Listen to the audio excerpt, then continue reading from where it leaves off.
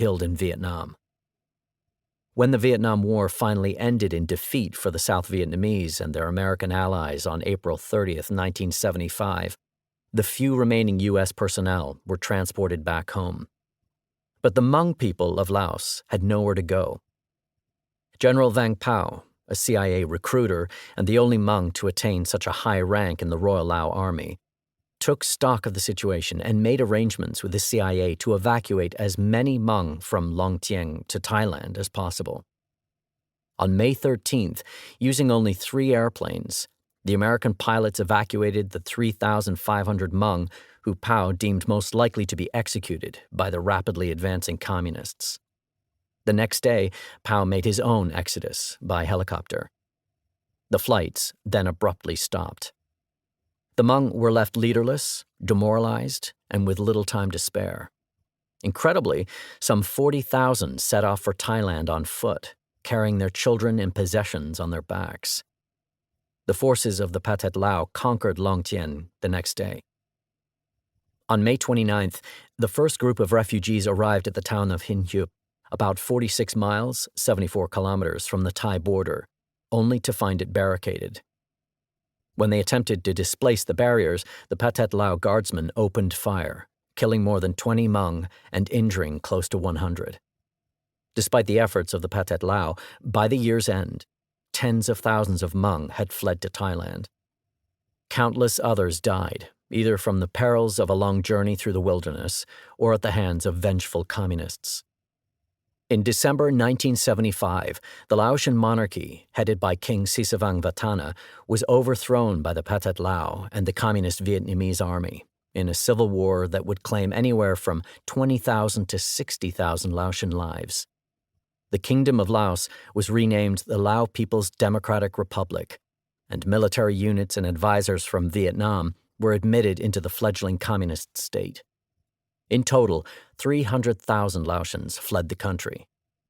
Within 2 weeks of marching into Long Tien, the Pathet Lao commanders began disarming all Hmong who remained and sending them to re-education centers.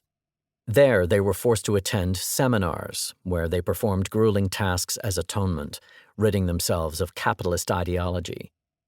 Officers were compelled to confess all the dates on which they had attacked their conquerors, to list the numbers of communist troops they had murdered, livestock they had slaughtered or stolen, and provide an overview of the amount of property damage they had caused. Then, based on the quality and quantity of their crimes, the commanding Pathet Lao officer would determine the duration of an individual's seminar. In some cases, it might last the rest of their lives. If the commanding officer doubted a captive's confession, he punished the group as a whole by reducing their rations. Within 6 months, these seminars left all the prisoners weak and emaciated. Most were worked to death or died of malnutrition. Public servants and leaders were subjected to the same re-education programs. But not every Hmong fighter submitted or fled.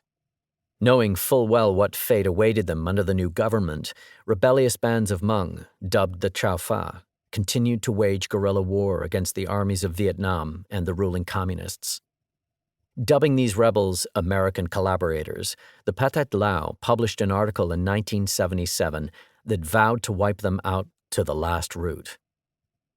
When conventional warfare proved insufficient, the communists resorted to a deadly cocktail of bombardment, scorched earth tactics, such as burning Hmong villages or spraying their crops with defoliants, and chemical warfare.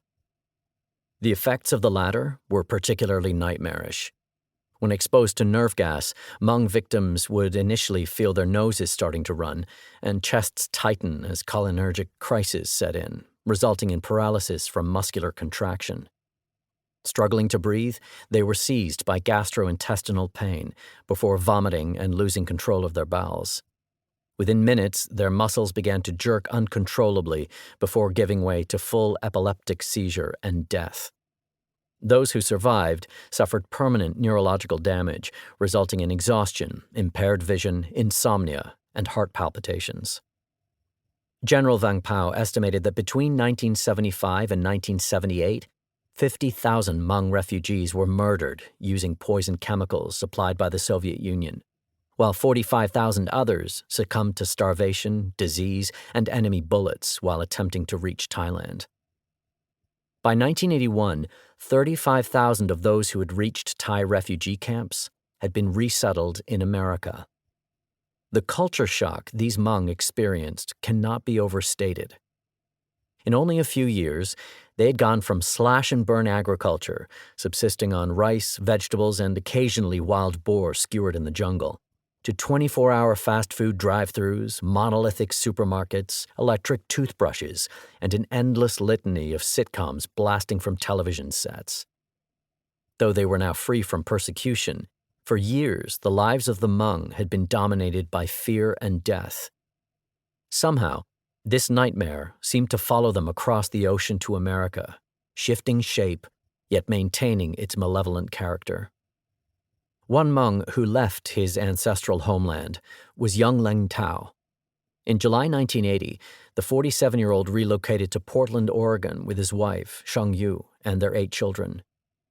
Less than a year later, on January 8, 1981, Tao was watching television after midnight. When he finally decided to turn in, he climbed into bed beside his wife, causing her to stir. But within seconds, the couple had drifted off to sleep. When Sheng woke again, it was to the sound of a man struggling to breathe. Panicking, she rolled over to rouse Tao and gasped. He was dead. When Multnomah County medical examiner Dr. Larry V. Lumen looked down at the middle-aged Asian man lying on his autopsy slab, it was like déjà vu. Only 3 days earlier, Shang Tu Shang, a seemingly healthy 29-year-old Hmong male, had died in his sleep under comparable circumstances. In both cases, despite detailed autopsies, toxicology tests, and microscopic tissue examinations, no cause of death could be determined. Completely at a loss, Lumen wrote pending on the report under cause of death. Soon after, Lumen discovered 2 additional inexplicable Laotian refugee deaths had occurred in the past 9 months. All were very, very similar. They were restricted to males, all relatively young, who died during their sleep. Lumen conceded, "I don't know what we've got." But the doctor was determined to find out.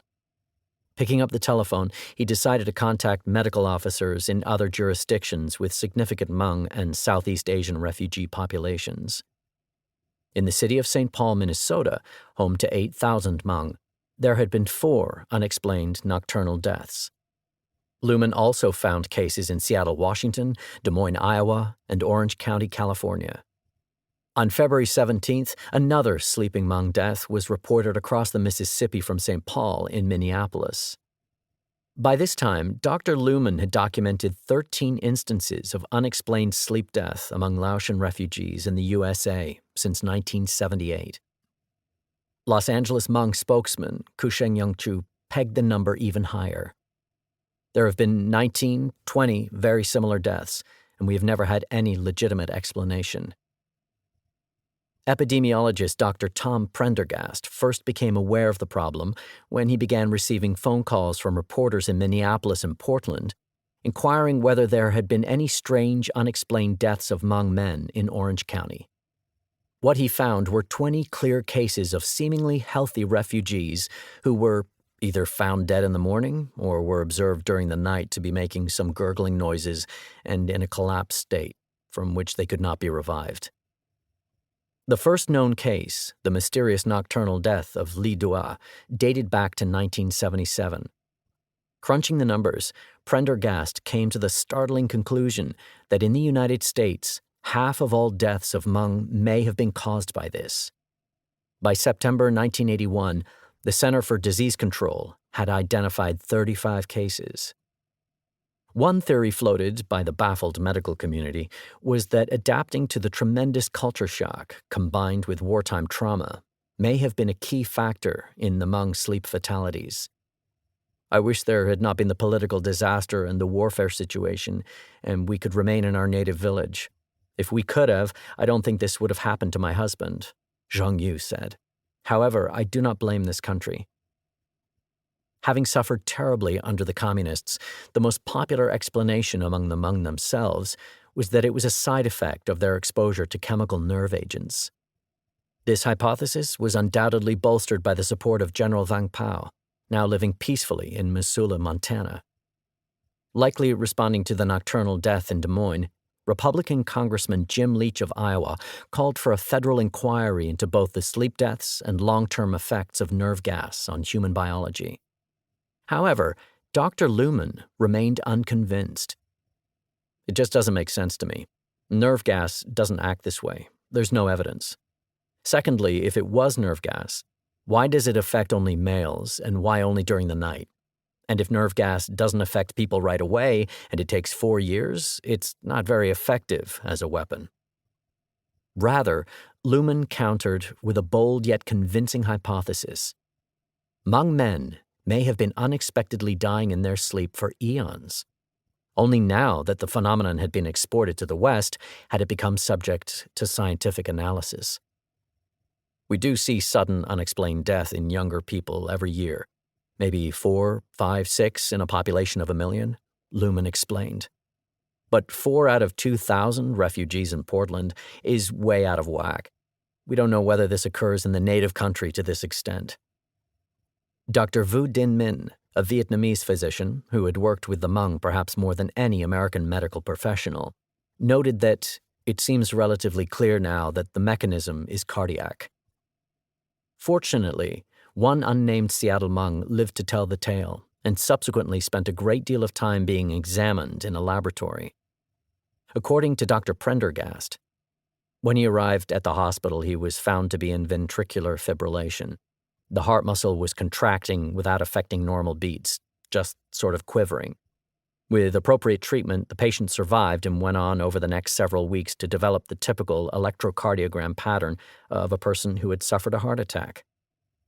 Prendergast hypothesized that the attacks entailed fluctuations in heart rhythm, such as spasms, which came and went so rapidly that autopsies would be unable to observe any permanent damage. If true, emergency cardiopulmonary resuscitation, accompanied by additional medical care, might save lives. Meanwhile, Dr. Luhmann was familiarizing himself with a similar condition in the Philippines, known as bangungot, nightmare syndrome. Filipinos believed bangungot was preceded by terrible nightmares and resulted from falling asleep after eating a large meal. The nation's medical doctors had a more specific hypothesis. The men had likely died by overdosing on large quantities of polypeptides, a toxin found in fish sauce. In mid-1983, both the Hmong affliction and bangungot were being linked with a Japanese disease called pokuri, an onomatopoeia for snap, as in sudden, which causes an estimated 500 to 1,000 sleeping deaths in Japan annually. As in the Filipino and Hmong populations, pokuri seemed to occur without warning in apparently healthy young men. Dr. Ikuo Ishiyama of Tokyo University was skeptical of the role external toxins played in pokuri, citing autopsy results. A specialist in forensic medicine, Ishiyama had discovered multiple incidences of tissue death in the heart muscles of those who had succumbed to pokuri. He proposed that this resulted from depleted myoglobin, an iron and oxygen-binding protein, which was causing coronary artery spasm. By this time, the phenomenon had been christened nocturnal death syndrome in the West. A number of Southeast Asian refugees had come forward to report that incidents had occurred in their ancestral communities long before they had made their way to America. In the wake of this new revelation, both the culture shock and nerve gas hypotheses were discarded. As of July 10, 1983, the unexplained nocturnal deaths of 72 Southeast Asians had been recorded in the United States.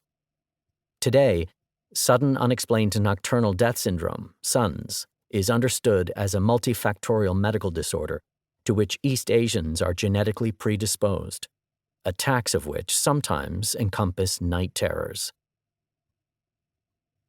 By the time a medical explanation for the sudden nocturnal deaths crystallized, they had long since caught the attention of filmmaker Wes Craven, who had read about them in the LA Times. Craven seems to have misremembered key details, though, saying none of these men were related by family or locale, though they all had similar events happen to them. They would have a disturbing nightmare that was beyond anything they'd experienced before. They would tell their families about it, and they would attempt not to sleep because they were too frightened to go back to sleep. And in each case, when they did go back to sleep, they died. At some point, while ruminating on possible causes for the deaths and thinking, what if the death was a result of the dream? What if the dreams were actually killing these men? And what if they were all sharing a common frightening dream? Craven heard Gary Wright's 1975 pop hit, Dreamweaver. With its inexplicably sinister synth intro, which directly inspired the music of A Nightmare on Elm Street, and chorus lyrics, Dreamweaver, I believe you can get me through the night, Craven went from constructing a villain that existed only in dreams to one that could weave and alter the very fabric of them. He also recalled experiencing a nightmare as a child, and upon waking, begging his mother to accompany him back into his dreams to protect him. This wasn't the only childhood trauma that would have an influence on Craven's movie. The iconic villain who would eventually star in Craven's A Nightmare on Elm Street first took shape on a dark night in Cleveland, Ohio, in the early 1950s. 11-year-old Wesley Earl Craven and his older brother Paul were asleep in their bedroom on the second story of their apartment when the future filmmaker was roused by a noise from outside. Rubbing his eyes, Wesley climbed out of bed and made his way over to the window to see what was going on in the street below. An ominous stranger in a slouch hat and overcoat was standing outside the entrance staring directly at him.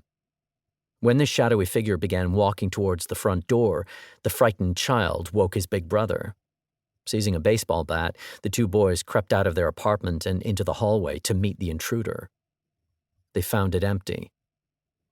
The guy was probably just a drunk, Craven later admitted, but I never forgot it. The potential that existed for an adult to take amusement from terrifying you. So that guy got the paradigm vote when it was time to create Freddy. Though the man in the slouch hat never appeared again, young Wesley was terrorized time after time by a boy who got his newspapers on the same corner and beat him up quite regularly during one particular year. I finally stood up to him and he vanished. The bully's name was Freddy. Many years later, around 1982, Craven read a story in Scientific American that argued the two most clashing colors to the human retina were this particular green and red. I wanted this costume that would be recognized if Freddy changed into any other thing in the room. For this reason, Freddy's trademark sweater bore red and green stripes. Finally, the name Elm Street. This particular street name was derived from a tree-lined stretch of Potsdam, New York, where Craven attended film school. Perhaps surprisingly, the street's name is actually never spoken in this classic horror. Chapter 11. The Serpent and the Rainbow, 1988. The Strange Tale of Clairvius Narcisse. After the massive, unanticipated success of A Nightmare on Elm Street, director Wes Craven's next foray into the horror genre, The Serpent and the Rainbow, moved away from the slasher, instead tackling zombies and the paranormal. Inspired by the book of the same name by Dr. Wade Davis, Craven's movie exploited the torrid imagery of Haitian voodoo with its zombies, rituals, and magic. In The Serpent and the Rainbow, anthropologist Dr. Dennis Allen receives funding from a pharmaceutical company to travel to Haiti in search of a drug rumored to be used in voodoo rituals for the creation of zombies.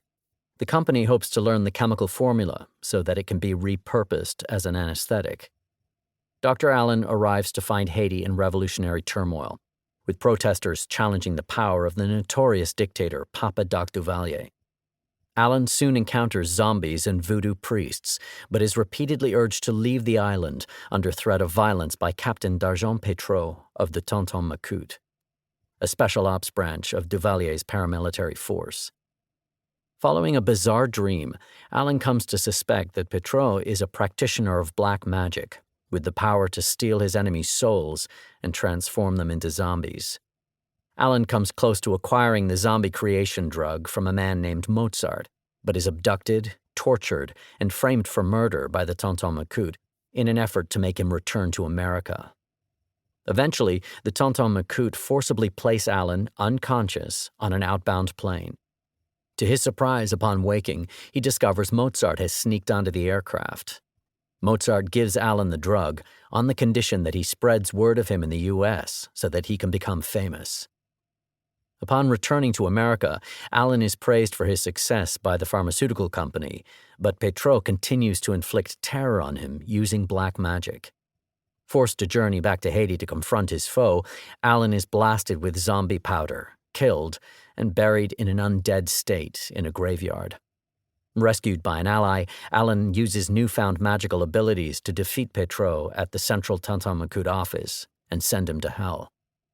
The film ends with the now liberated people of Haiti celebrating the news that Duvalier has fled the country. Craven's film is loosely based on the highly controversial non-fiction book The Serpent and the Rainbow, a Harvard scientist's astonishing journey into the secret societies of Haitian voodoo, zombies, and magic, by the Canadian ethnobotanist and anthropologist Dr. Wade Davis. Published in 1985, this bestseller details Davis's adventurous research into voodoo and toxicology in Haiti. Wade Davis was pursuing his undergraduate studies at Harvard when he first caught the attention of his professors. The strapping Canadian anthropologist not only had a keen intellect, he was obviously intrepid. He had successfully traversed the Darien Gap, a 150-mile, 240-kilometer stretch of roadless, hazardous rainforest between Panama and Colombia. After graduating, Davis took a 2-year break from studying, but returned to Harvard to pursue his master's degree under Dr. Richard Evans Schultes. A professor in anthropology, Schultes was a remarkable and eccentric figure in his own right, having once vanished into the Amazon rainforest for 12 years while taking a semester off from teaching in order to gather medicinal flora. One afternoon in 1982, the now 28-year-old Davis was summoned to Professor Schultes' office. Schultes passed him the address of a New York psychiatrist named Dr. Nathan Klein and asked Davis if he would be able to leave for Haiti within 2 weeks. Klein was a polarizing figure among academics. His research in psychopharmacology proposed that many, if not most, mental afflictions had neurochemical origins. Ultimately, this approach would result in nearly 80% of patients at American psychiatric facilities being prescribed medication and released onto the streets. Davis arrived at Klein's apartment in East Manhattan 2 nights later and met the bespectacled 66-year-old along with Klein's colleague, Professor Heinz Lehmann, a former head of psychiatry at McGill University. Lehmann was a pioneer of the pharmaceutical drug chlorpromazine, which was the first successful treatment for schizophrenia. "We understand from Professor Schultes that you are attracted to unusual places," Lehmann smiled. "We propose to send you to the frontier of death. If what we're about to tell you is true, as we believe it is, it means that there are men and women dwelling in the continuous present, where the past is dead and the future consists of fear and impossible desires." Klein and Lehmann expounded the medical field's difficulties in accurately diagnosing death, walking Davis through a history of accidental live burials and surprise reanimations on the mortuary slab, dating from Roman times to the present. Lehmann explained there were currently only 2 means of diagnosing death: a combination brain scan cardiogram, expensive and yet still fallible, or the lengthy process of waiting for the onset of putrefaction.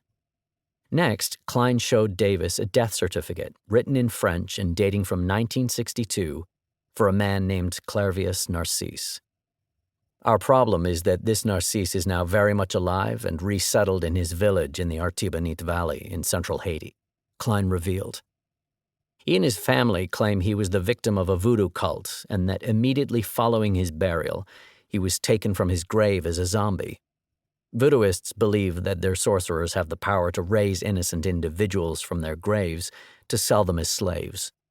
It is to prevent such a fate that family members may kill the body of the dead a second time, sometimes plunging a knife into the heart of the cadaver, sometimes severing the head in the coffin. Klein told Davis that Clervius Narcisse was merely one of several zombies, a body without character or will, that his former student, Dr. Lamarck Douillon, had encountered while working in Port-au-Prince, Haiti. However, Klein emphasized that the Narcisse case was particularly curious because Narcisse had been officially pronounced dead at the American-directed Albert Schweitzer Hospital, a thoroughly professional institution that kept meticulous records, at 1:15 p.m. on May 2, 1962. Narcisse's death had been witnessed by his sister Angelina, and he had been buried the following morning in a cemetery north of his family village of Lecter. A concrete slab bearing his epitaph was placed over his grave 10 days later. In 1980, 18 years after Clairvius had been buried, Angelina was approached by a man claiming to be her deceased brother and who knew intimate family details at a market in Lecter. The man told her that their younger brother had hired a sorcerer to turn him, Clairvius, into a zombie, following a land dispute between the two men. After his death, Clairvius had been unearthed from his grave, bound, and transported north, where he was forced to work on a sugar plantation alongside other zombies. 2 years later, Clairvius claimed, the zombie master had been killed, breaking whatever spell he had wielded over them. Afraid of his siblings' wrath, Clairvius had then apparently spent 14 years roaming Haiti until learning of his brother's recent death, upon which he had decided to return to Lecter. The story made headline news all over Haiti, and in 1981, the BBC produced a brief documentary on the case. Both Dr. Douillon and the BBC went to elaborate lengths to confirm that the zombie really was Clairvius Narcisse, and were completely convinced, as were the residents of Lecter. Relating the story to Davis, Klein compared the shunned state of zombies in Haiti to lepers. If it was a fraudulent claim, where was the benefit to the claimant? Narcisse's future had, to all intents and purposes, been destroyed. Klein and Lehman believed, largely through anecdotal evidence, that there was a Haitian folk poison that caused people to die, only for them to rise again and live out the rest of their days in a stupefied state, as zombies. 30 years earlier, when Klein himself had been to Haiti, he had heard rumors of a powder that turned people into zombies and had tried unsuccessfully to obtain a sample. According to an elderly Hungan, voodoo priest, the powder was sprinkled on the ground at the entryway to a victim's house and absorbed through their feet. This induced death, which then required a separate antidote to resurrect the victim. What excited Klein and Lehman was not the prospect of creating zombies. Neither man believed that zombification, in the Western sense of the term, was actually occurring, but that the properties of such a drug could be repurposed in the form of a revolutionary anesthetic. After all, they reminded Davis, most surgery-related deaths did not result from the procedure itself, but from the administration of these highly volatile drugs. A substance that lowered the metabolic state of a patient to the extent that they could medically be misdiagnosed as dead but still be alive would be perfect for these procedures. Naturally, it would have to be followed by the equally mysterious antidote. Dr. Douillon had even sent Klein and Lehman a sample of what he believed to be zombie powder. Unfortunately, lab studies had determined it to be ineffective. "What we want from you, Mr. Davis, is the formula for the poison," Lehman stated. Wade Davis was tasked with traveling to Haiti, tracking down the voodoo practitioners who had created the zombies, obtaining the drug and its antidote, learning how they prepared and employed it, and then returning to the U.S. with samples to be tested in a laboratory. It was a tall order. In return, they offered to cover his expenses and put him in contact with both Dr. Douillon and the BBC filmmakers. Davis enthusiastically agreed. Klein handed him an envelope containing an airline ticket to Port-au-Prince, cash, and a Polaroid photograph of Clairvius Narcisse. By April, Davis was on an airplane headed for Haiti, and he had already formulated an idea of where to begin. Within 2 days of landing in Port-au-Prince, Davis visited a man named Marcel Pierre, who had been referred to him by the BBC. The same organization had also called Marcel the incarnation of evil. A known Hungan, the scar-faced Marcel met Davis in a Hunfur, voodoo temple, behind his drinking establishment, the Eagle Bar. The two successfully negotiated a price for Davis to watch Marcel prepare the zombie powder and procure a sample. Though Marcel put together an elaborate concoction, Davis mistrusted the Hungan. Having conducted some botanical research before leaving the United States, Davis hypothesized that an infamously potent psychoactive plant, datura, the so-called holy flower of the North Star, was almost certainly an ingredient in the powder. Not only was the plant topically active, its poison works on contact with the skin, but 3 species grew in Haiti, the seeds having been brought over by slaves from Africa. According to a book Davis had consulted at Boston's Botanical Museum, one of these species, Datura stramonium, was known as the zombie cucumber by Haitians. Marcel had not incorporated datura into his preparation. Davis felt this was a dead giveaway. He was sure that the dark green powder Marcel had prepared was a sham. Next, Davis went to visit Klein's former student, the Haitian-born psychiatrist Dr. Lamarck Douillon, at his office. Douillon had completed his psychiatric residency under Dr. Lehman at McGill University, and observing the effects of psychotropic drugs on human subjects there, had been reminded of the tales of zombies he had heard as a boy. Utterly convinced that zombie powder existed, he had procured a vial of white powder from Marcel Pierre. This was the ineffective substance he had sent on to Dr. Klein. Zombies cannot be the living dead. Death is not merely the loss of bodily function, it is the material decay of the cells and tissues, Douillon told Davis. One does not wake up dead. However, those who have been drugged may revive. When Davis asked Douillon if he had any idea what ingredients went into the powder, the psychiatrist casually listed a number of animals rumored to be included, along with datura. Both men agreed that the zombie cucumber had to be the main ingredient in the mixture. When this conversation concluded, Douillon passed Davis a copy of a legal document detailing Article 249 of the Haitian Penal Code, which specifically prohibited the use of zombie powder to produce a near-death-like state, and stipulated that if such a victim was buried, the crime would be classified as murder.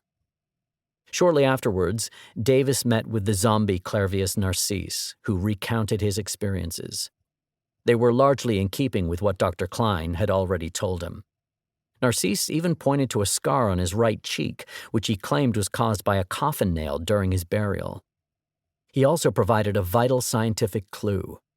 He had been conscious but immobile on his deathbed and had heard his sister crying and the doctor declare him dead. During his burial and in the time after, he had an out-of-body experience in which his soul hovered over his grave. After Clervius had been buried for 3 days, a motley band of men accompanied by a bokor, a male voodoo priest who practices black magic, had descended on his grave. Upon calling his name aloud, the ground suddenly opened, and he had heard drumming and the bokor singing. Eventually, he was resurrected, disinterred, whipped, bound, gagged, and enslaved on a plantation outside Ravine-Trompette by a bokor named Joseph Jean. Throughout this period, he had felt a profound sense of unreality, as if everything was moving at a slower pace and that he had no will or control. Years later, he had been freed when one of the captive zombies murdered the bokor using a farming tool. It wasn't until later that Narcisse discovered his brother had put a spell on him on Sunday, April 29th, 1962. This sorcery had made him queasy and weak, causing him to visit the hospital late on Tuesday and rendering him dead the next day. After escaping, Narcisse had avoided his brother, traveling south to live in Saint-Michel-de-l'Atelier for 8 years. When his brother died, he had returned to his home village of Lecter, only to find himself far from welcome. Narcisse ended their conversation with some cryptic remarks about having been taken for 8 days of judgment by a powerful cabal he dared not name. They are the masters of the country, and they do as they please. Traveling to Lecter to get the account of Narcisse's sister, Angelina, Davis learned that Clervius was apparently a disreputable character. Allegedly, he had impregnated numerous women throughout the Artibonite Valley, only to abandon them. This meant he had fewer financial obligations than others, a situation that gave him material benefits, such as putting a tin roof on his home, that more honorable men could not afford. He also refused to loan even small amounts of money to family members. For as long as Angelina could remember, Clervius had been at odds with their brothers, sometimes coming to physical blows. After their parents died, he had refused to split the land with his brothers, as was Haitian custom. Thus, his death was hardly mourned by his family or community. To the contrary, it had allowed them to get on with their lives and take over his fields. Unsurprisingly, when this dead man returned to Lecter in 1980, he had been told to leave and subsequently sought police protection. Davis learned that another documented zombie, a woman named Francina Tifam-Ileus, was also disliked in her community. She had a reputation for swindling, dishonesty, and swearing at strangers for no reason. Later, Davis befriended a knowledgeable Haitian man who provided him with a vital clue. In the belly of the nation, there is something else going on. Clairvius was not made a zombie by some random criminal act. He told you he was judged. He spoke about the masters of the land. Here, he did not lie. They exist, and these are the ones you must seek, for your answers will only be found in the councils of the secret society. In the 3 weeks since receiving the counterfeit zombie powder from Marcel Pierre, Davis had learned that Marcel was a member of the Tonton Macoute, a militia that swore allegiance to Haitian dictator François Papadoc Duvalier and his son and successor, Jean-Claude Babydoc Duvalier. Named after a cannibalistic Haitian bogeyman, the group had killed between 30,000 and 60,000 Haitians and raped countless others. Marcel had used his position of power in the organization to coerce Hungans into revealing their secrets to him. Though they had complied, he was subsequently poisoned, a fate which he had survived, albeit with horrible scarring. Davis met up with Marcel again at the Eagle Bar and told him that the powder had not worked. The two men became embroiled in a heated argument, during which Marcel exclaimed that if Davis did not think he made deadly poisons, he should drink one of Marcel's concoctions and see. "Marcel, it is not a question of whether or not you make good poison," Davis said coolly. "I know that you can. That is why I came 1,000 miles to get it. All I'm telling you is that what you made me is worthless. You may think that the money I paid you was a lot, but for me it was nothing, for it wasn't my money. To my backers, it was so little money that they will not even notice that it's gone. But if you send me back to New York with that useless powder, you will lose the potential to make thousands and thousands of dollars from us in the future." The scarred Hungan got the message, and within a few days met up with Davis once more to show him how to gather ingredients and prepare the real poison. On a moonless night, Marcel and his assistant Jean led Davis up to a graveyard north of Saint Marc. There, they unearthed a child's coffin, which they brought back to the Eagle Bar, burying it in front of Marcel's Hunfor, temple. The next morning, Jean took the child's bones out of the casket and placed them on the ground next to a grill. Opening a sack, Marcel's assistant also removed 2 colorful lizards, both recently slaughtered, a dried flattened toad which Davis took to be a booga, with a shriveled polychaete worm entangling its leg, 2 marine fish, and the plants albizia and pois gratte. While Jean waited for the animals and child bones to roast on the grill, he ground pieces of a human tibia into a tin cup using a metal grater. Once the animals had become oily and the child's bones were nearly charcoal, he removed them from the grill into the mortar, along with the fragments of tibia in the plants. He then ground the ingredients into a powder using a pestle. Finally, they buried the powder in the child's coffin outside Marcel's Hunfor, saying it would be ready in 3 days. Later, as Marcel Pierre and Wade Davis chatted over a plate of rice and beans at the Eagle Bar, Marcel instructed the young anthropologist on how to properly apply the poison. While it could be sprinkled in a crucifix formation in a victim's doorway, it could also be secreted inside their shoes or scattered down their backs. In short, the substance was topically active, confirming Davis's initial presumption. However, Marcel was adamant that only the power of a Bokur's black magic could resurrect a zombie, and the closest thing to an antidote was a substance that protected against the powder. He ground and mixed this mostly floral counteragent, consisting of aloe vera, Guaiacum officinale, Cedrela odorata, Capparis cynophalophora, Amarys maritima, Capparis, seawater, crushed mothballs, cane liquor, perfume, shaved animal bones, talc, match heads, sulfur powder, and a mysterious solution known as magie noire, black magic, into a green ammonic liquid for the anthropologist. Davis noted that Jean and Marcel had been rubbing this substance all over their bodies while mixing the poison. 3 days later, the zombie powder was ready. Marcel dug it up and handed it to Davis in a sealed jar. On the evening before he flew back to the United States, Davis stumbled upon an entire field of datura plants in the Artibonite Valley. So far, this part of his hypothesis seemed to have been incorrect. There still did not appear to be any datura in Marcel's real zombie powder. Either way, Davis would soon find out. On April 11, 1982, Wade Davis arrived at New York's Kennedy Airport carrying a tin suitcase filled with dead lizards, tarantulas, a polychaete worm, and 2 marine fish, all preserved in alcohol. Dried flora, necklaces made of seeds, a jar of poison powder covered in red satin, 2 rum bottles filled with the supposed antidote, human tibia bones, a skull, a dozen powders, and a cardboard box full of herbs, which covered a duffel bag containing a live booga toad. When he failed to contact Dr. Klein, Davis caught the next flight to Boston, where he dropped off the animal specimens with the experts at the Museum of Comparative Zoology and took the plants to the Botanical Museum. A few days later, the zoological experts informed Davis that the booga toad stores vast amounts of venom, bufotenine, in the parotoid glands on its back. According to Marcel, the function of the polychaete worm was simply to enrage the toad. Placing the 2 live creatures together in a jar served to agitate the toad, heightening the potency of its poison. This dried, toxic compound was so lethal that if half a gram touched someone's skin, it would instantly triple their blood pressure, potentially causing heart failure. Apparently, human subjects exposed to bufotenine experienced fiery sensations, convulsive muscle spasms, a severe headache, long-term paralysis, nausea, a prickly feeling in the face, breathing difficulties, hallucinations, delirium, and purple skin. These effects in themselves would seem to account for Clairvius narcissus' reported hypertension, bluish complexion, paresthesia, prickling of the skin, and acute state of confusion.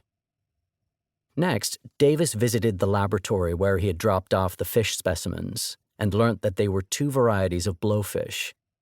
Their skin and internal organs contained vast reservoirs of tetrodotoxin, a fatal neurotoxin 500 times more potent than cyanide. A lethal dose could fit on a pinhead. Inside B.W. Halstead's Poisonous and Venomous Marine Animals of the World, Davis found a summary of the effects of tetrodotoxin poison. The onset and types of symptoms in puffer poisoning vary greatly depending on the person and amount of poison ingested. However, symptoms of malaise, pallor, dizziness, paresthesias of the lips and tongue, and ataxia develop. The paresthesias, which the victim usually describes as a tingling or prickling sensation, may subsequently involve the fingers and toes, then spread to other portions of the extremities, and gradually develop into severe numbness.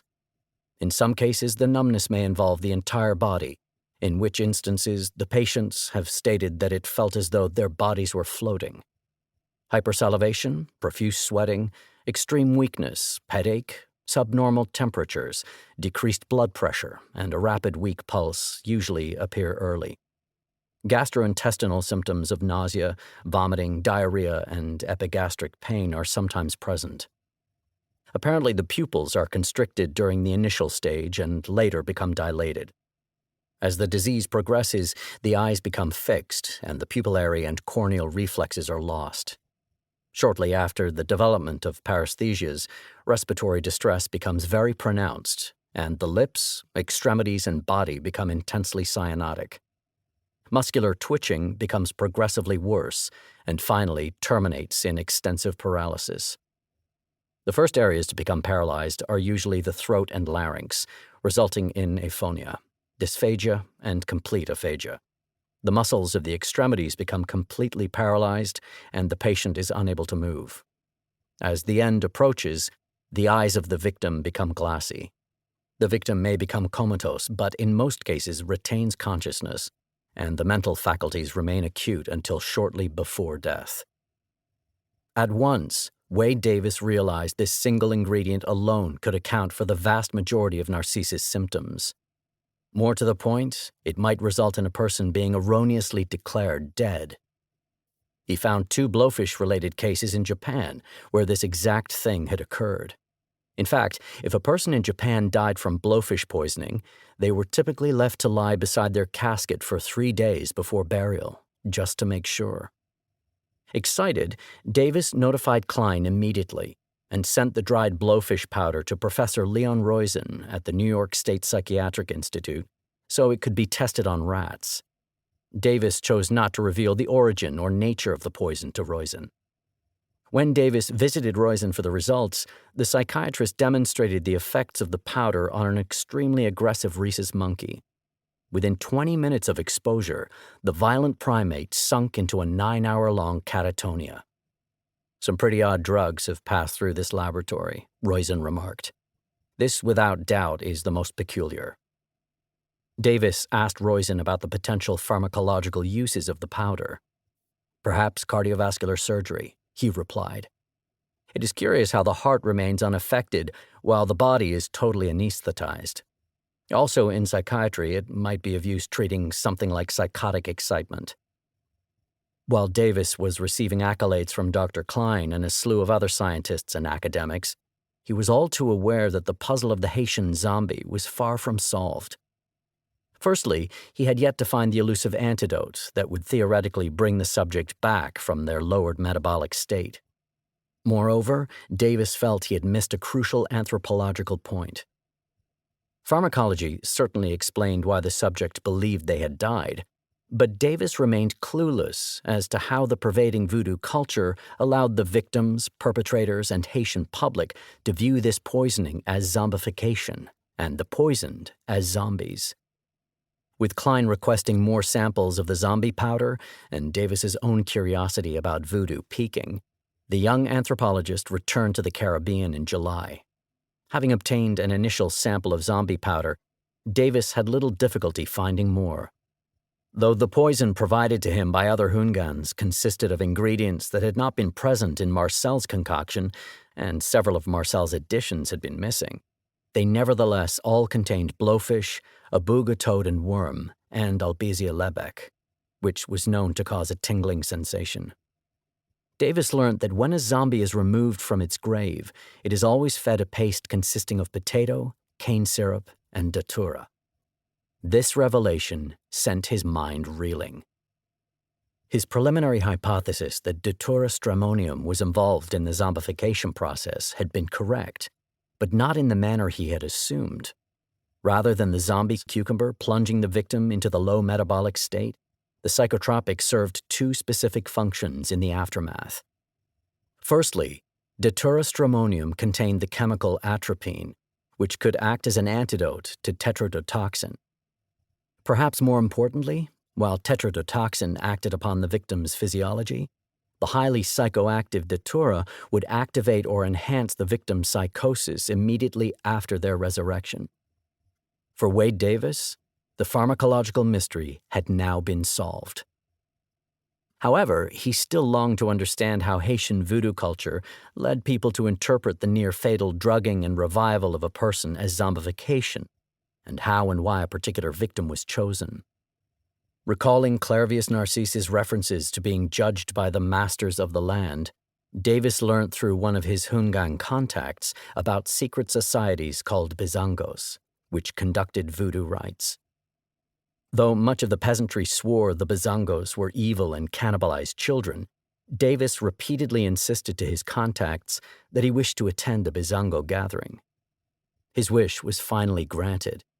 To his surprise, he was generally treated hospitably and wowed by a cavalcade of pageantry, hypnotic drumming, dancing, singing, and chanting.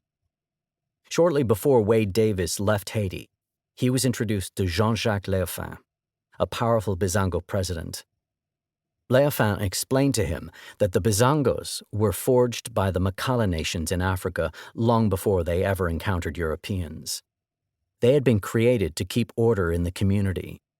Anybody who belonged to a Bizango fell under its protection, as did their families, effectively meaning that the Bizango watched over everyone.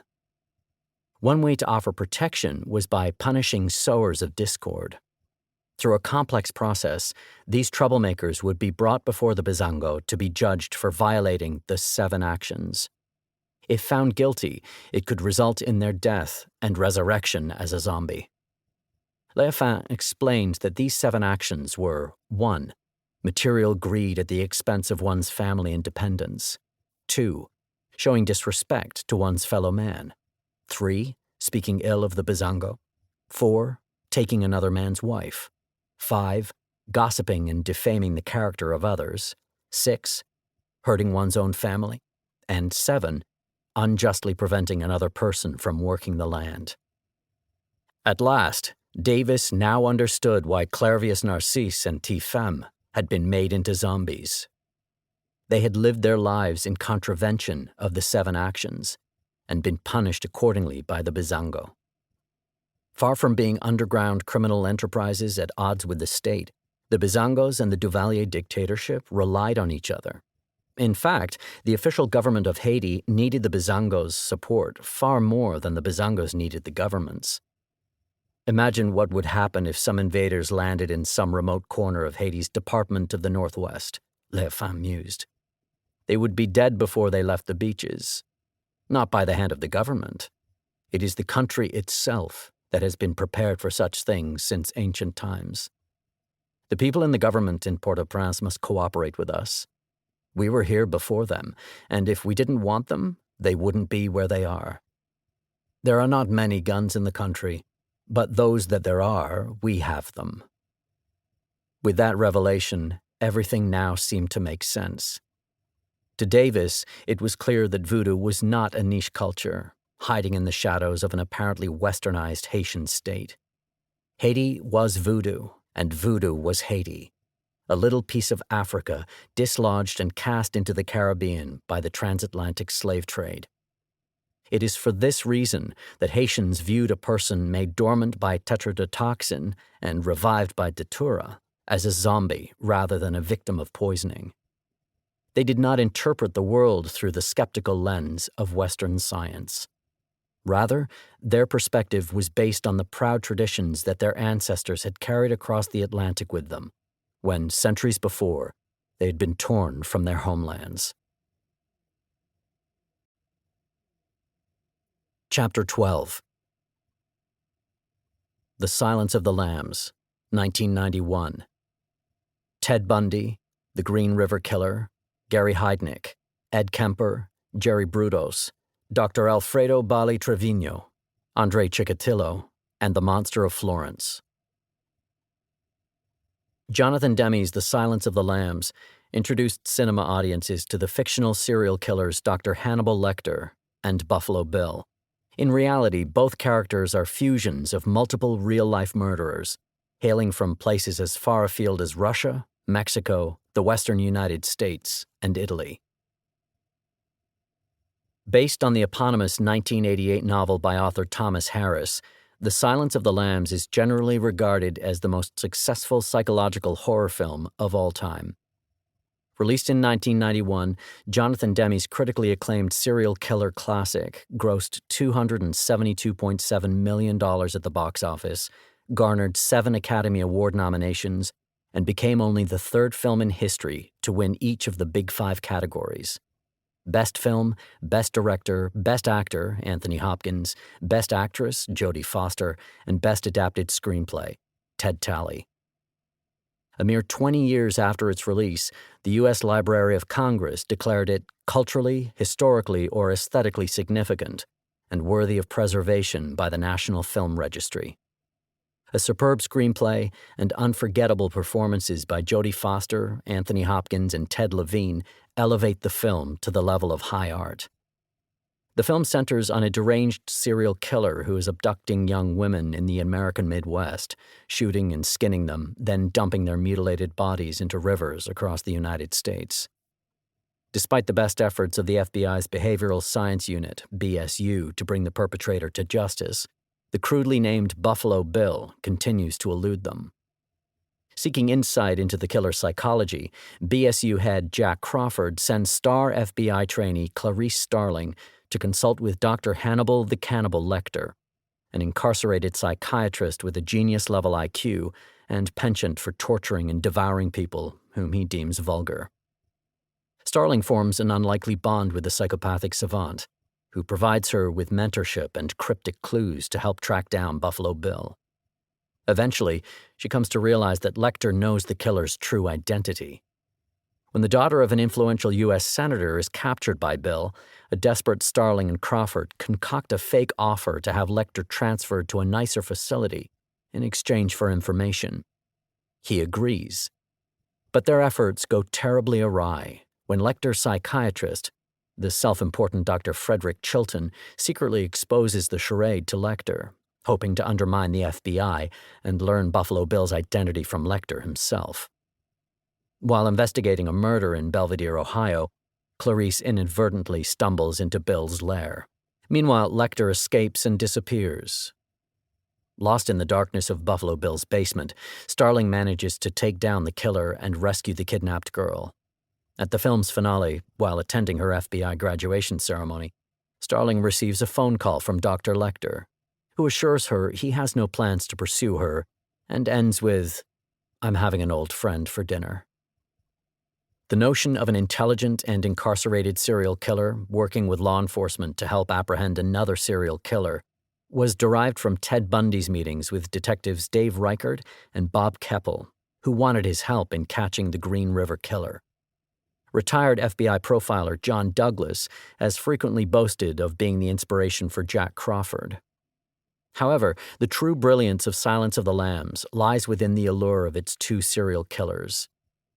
Jamie Gum, better known as Buffalo Bill, is a nightmarish combination of 6 real-life murderers. Ed Gein, whose fascination with human skin was previously discussed in Psycho. Ted Bundy, who used ruses to capture his victims. The Green River Killer, who dumped his victims in rivers. Gary Heidnik, who trapped his victims in a pit in his basement. Edmund Emil Kemper III, who blamed his crimes on childhood abuse. And Jerry Brudos, whose murders included transvestic elements. Aside from playing the part of Bundy in the Killer Hunts Killer narrative, Dr. Hannibal Lecter is based on 3 additional killers. The intellectual murderer Dr. Alfredo Bali Trevino, the elusive monster of Florence, and the cannibalistic Rostov Ripper, Andrei Chikatilo. These last 2 influences are woven into Lecter's backstory, and their profound impact on the character's psychology and behavior are made clear in Thomas Harris's subsequent novels Hannibal, 1999, and Hannibal Rising, 2006, both of which were later turned into eponymous movies in the Hannibal Lecter franchise. The first of the murderers to have inspired the character of Buffalo Bill is arguably the most infamous serial killer in American history. Theodore Robert Bundy, who sexually assaulted and murdered at least 30 young women and girls from 1974 to 1978. Bundy was a highly organized and mobile offender, claiming victims in Washington, Oregon, Idaho, California, Utah, Colorado, and Florida. While his modus operandi evolved over 3 distinct stages, his use of elaborate ruses, starting with the March 1974 abduction and murder of Donna Gale Manson in Olympia, is generally considered the apex of his criminal sophistication. Frequenting university and college campuses after dark, Bundy relied on props, such as crutches and casts, to feign temporary disability. Then, positioning himself within walking distance of his tan Volkswagen Beetle, he waited for an attractive young lady to emerge. Once he spotted a suitable victim, he began his routine, struggling to carry a stack of books to his car in an intentionally pathetic display. Inevitably, a female target would take pity and offer to assist him, a selfless proposition that Bundy accepted with feigned gratitude. The moment the victim reached his car, Bundy would bludgeon her with a tire iron, bundle her unconscious form into the back of the Beetle, and drive out into the American wilderness. After he finished sexually assaulting and murdering his victim, he would decapitate them with a hacksaw, then drive back to Seattle, leaving their body in the pines. A necrophile, Bundy kept the severed heads in his home, periodically returning to the wilderness to further abuse the mutilated corpses. In August 1974, Bundy was accepted at the University of Utah Law School. He moved from Seattle to Salt Lake City, Utah, but continued to kill. After a string of murders that spanned the neighboring states of Utah, Idaho, and Colorado, Bundy was finally arrested in Granger, Utah. But more were to die at Bundy's hands before he was stopped for good. Following 2 successful escapes from custody in Utah, he found himself on the FBI's 10 most wanted list. He was swiftly recaptured after the first escape, but after the second, he stole a car and eventually made his way to Tallahassee, Florida, arriving on the morning of January 8, 1978. Whether unwilling or unable to suppress his homicidal urges, within a week of renting an apartment, he rampaged through the Chi Omega sorority house at Florida State University, murdering Margaret Bowman and Lisa Levy and wounding 2 other sorority sisters. Bundy then headed east to Lake City, where he raped and killed 12-year-old Kimberly Leach, leaving her body in a shed. His reign of terror finally came to an end at 1 a.m. on February 15, 1978, when policeman David Lee pulled over his stolen Volkswagen Bug in Pensacola, Florida. The two physically struggled, but Bundy was eventually cuffed, arrested, and transported to the local jail.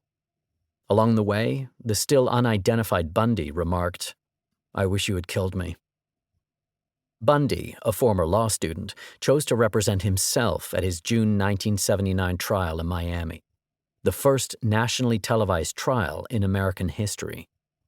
There, his psychopathic grandstanding and contempt for authority were on full display. Damned by forensic odontology and eyewitness testimony, he was convicted by a jury after less than 7 hours of deliberation and sentenced to die by electrocution for the murders of Lisa Levy and Margaret Bowman. 6 months later, he received a third death sentence after a separate trial in Orlando convicted him of killing Kimberly Leach. While awaiting his execution on Florida's death row, Bundy met with investigators from various police departments, offering droplets of information about his crimes, in the hopes that his death sentence might be commuted if he proved more useful to the criminal justice system alive than dead. When another particularly elusive and prolific serial murderer emerged in Washington state in 1982, Detective Dave Reichert and former Bundy sleuth Detective Robert Keppel seized the opportunity to visit and converse with Bundy on a regular basis. Though they privately doubted the prisoner could provide much useful insight into this new predator, Keppel hoped Bundy would inadvertently open up about his own murders during the process. Ironically, some of Bundy's investigative suggestions would later prove to have been accurate. Not that he was able to gloat. On January 24, 1989, Theodore Robert Bundy met his end in Florida's electric chair, never having learnt the identity of the man the media had dubbed the Green River Killer.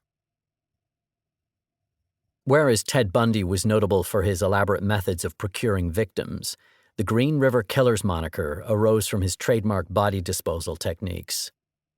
On July 15, 1982, 2 young boys in Kent, Washington looked into the Green River, only to discover the corpse of 16-year-old sex worker Wendy Lee Cofield, caught against the pilings of the Peck Bridge. She'd been strangled to death. This grim revelation was followed on August 12th by the discovery of another missing sex worker from the Seattle suburb of SeaTac, Deborah Lynn Bonner, 23. Bonner had died from strangulation, and her body was found snagged on branches in the Green River, a quarter of a mile, 0.4 kilometers south of Cofield's. Though the Green River was beginning to give up its macabre secrets, it wasn't until the fateful day of August 15, 1982, that the King County Sheriff's Office came to the grim realization that they had another Bundy on their hands. Rafting down the Green River in search of bottles, a local man spotted the bodies of Marcia Faye Chapman, 31, and Cynthia Jean Hines, 17, floating just below the surface. The treasure hunter alerted the police immediately, and Detective Dave Reichert, Patrol Officer Sue Peters, and Major Dick Kraske soon arrived at the scene. Reichert and Peters began carefully treading down the muddy, overgrown riverbank to get a better look at the bodies.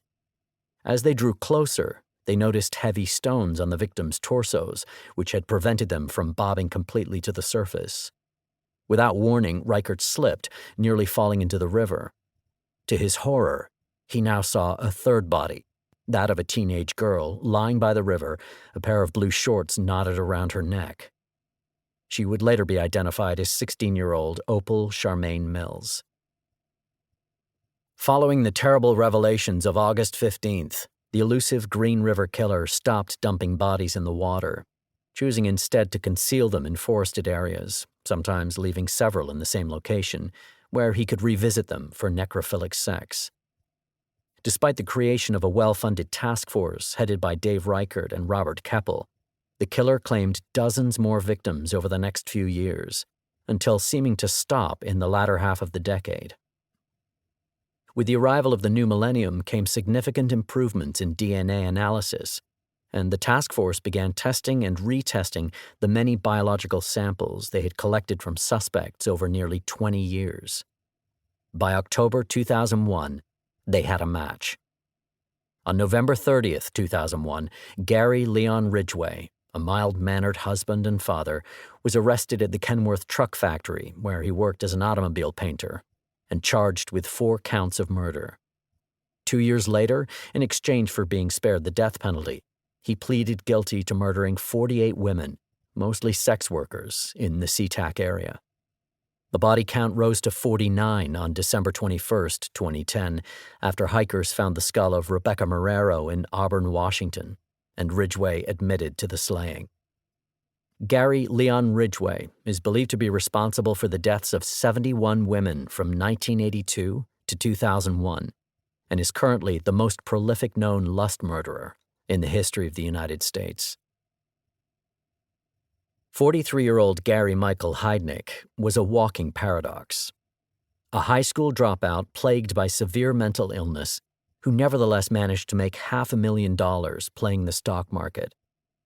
But for Heidnik, money was simply the means to a greater end. Obsessed with building a harem of African-American sex slaves, Heidnik dug a pit in the basement of his Philadelphia home at 3520 North Marshall. Beginning with the abduction of Josefina Rivera on November 25, 1986, over the next 2 months, Heidnik added 5 more women to his subterranean pit. Keeping his captives on a starvation diet, he raped and tortured them on a routine basis, meting out severe punishments for insubordination. He encouraged the women to inform on each other, with some success, in exchange for preferential treatment. When Sandra Lindsay unexpectedly perished after a violent re-education session, Heidnik dismembered her body with a power saw, sliced off her flesh, boiled her head in a pot, cooked the remains, and fed them to his dogs. In another fatal disciplinary exercise, Heidnik chained 3 of the prisoners in the pit and filled it with cold water. Next, after stripping the insulation from an extension cord to expose the wire, he pressed it to their chains, shocking them with the electrical current and fatally electrocuting 23-year-old Deborah Dudley. Heidnik transported Dudley's body to New Jersey, where he concealed it in the Pine Barrens. During her 3 months of captivity, Josefina Rivera cooperated with Heidnik, even aiding him in the abduction and torture of the other women. By doing so, she slowly gained his trust. On March 24, 1987, Rivera convinced Heidnik to let her pay a brief visit to her family. He agreed, telling her to return promptly, and waited for her in a nearby car park. Rivera calmly walked to a phone and dialed 911. Gary Michael Heidnik was arrested on the spot, his home raided, and surviving captives freed. Convicted on 2 counts of first-degree murder on July 1, 1988, he died by lethal injection in the State Correctional Institution at Rockview on July 6, 1999. Having recently returned to the public imagination by way of the hit Netflix series Mindhunter, Edmund Emil Kemper III remains one of America's most notorious serial killers. Standing 6 feet 9 inches, 2 meters tall, Big Ed preyed on female hitchhikers over a period of 11 months in and around Santa Cruz, California. As the majority of his victims were students at Fresno State University or the University College of Santa Cruz, he was christened the Co-Ed Killer. Unsurprisingly, given the circumstances of his crimes, Kemper is remembered as a lust killer. He mutilated his victims' corpses, engaged in post-mortem sex with their remains, and even dabbled in cannibalism. Yet none of this would have transpired if he had remained incarcerated for a comparatively mundane double homicide he had committed in 1964. Ridiculed and derided by his alcoholic mother, Clarnell, a sick, angry woman, 14-year-old Ed had gone to live with his paternal grandparents at their ranch in the mountains of North Fork, California. Unfortunately, he found his grandma Maud every bit as emasculating as his allegedly man-hating mother. On August 27, 1964, the two became embroiled in a bitter argument at the kitchen table, and Ed stormed out in a huff. Seizing a hunting rifle his grandfather had given him, he returned to the kitchen and shot her in the back of the head before firing 2 more bullets into her torso. Knowing that his grandfather would soon return home to find his wife dead on the kitchen floor, Ed intercepted him in the driveway and murdered him in similar fashion.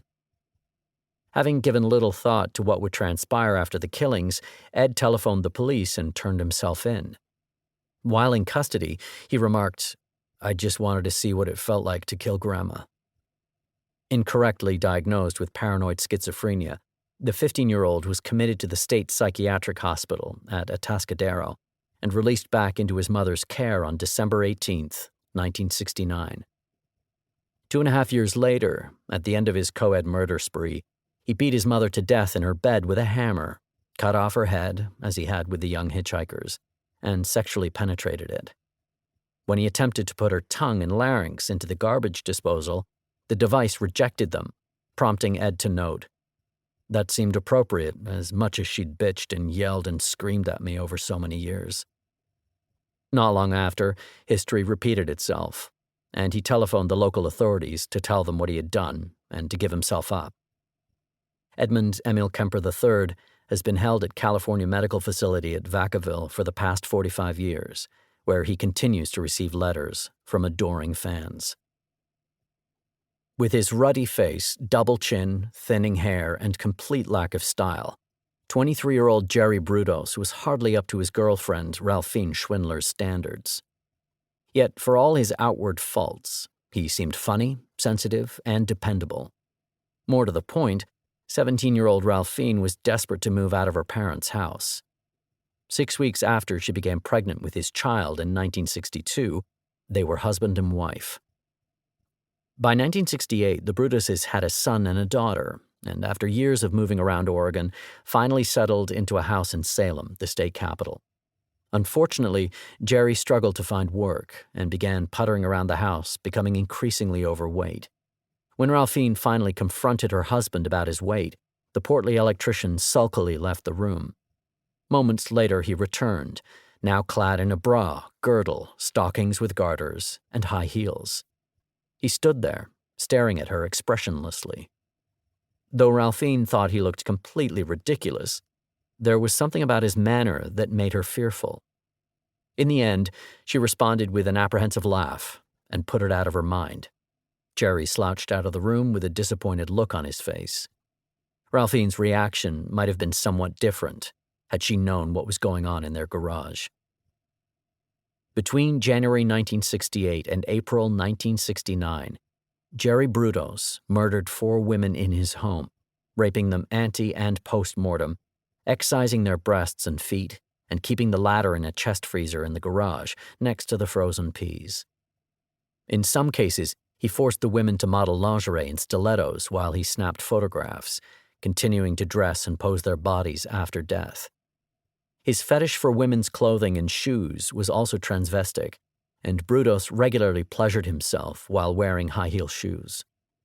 14 years before Gary Ridgway made national headlines dumping bodies in the Green River, Brudos was doing a much more effective job sinking his victims in the nearby Williamette.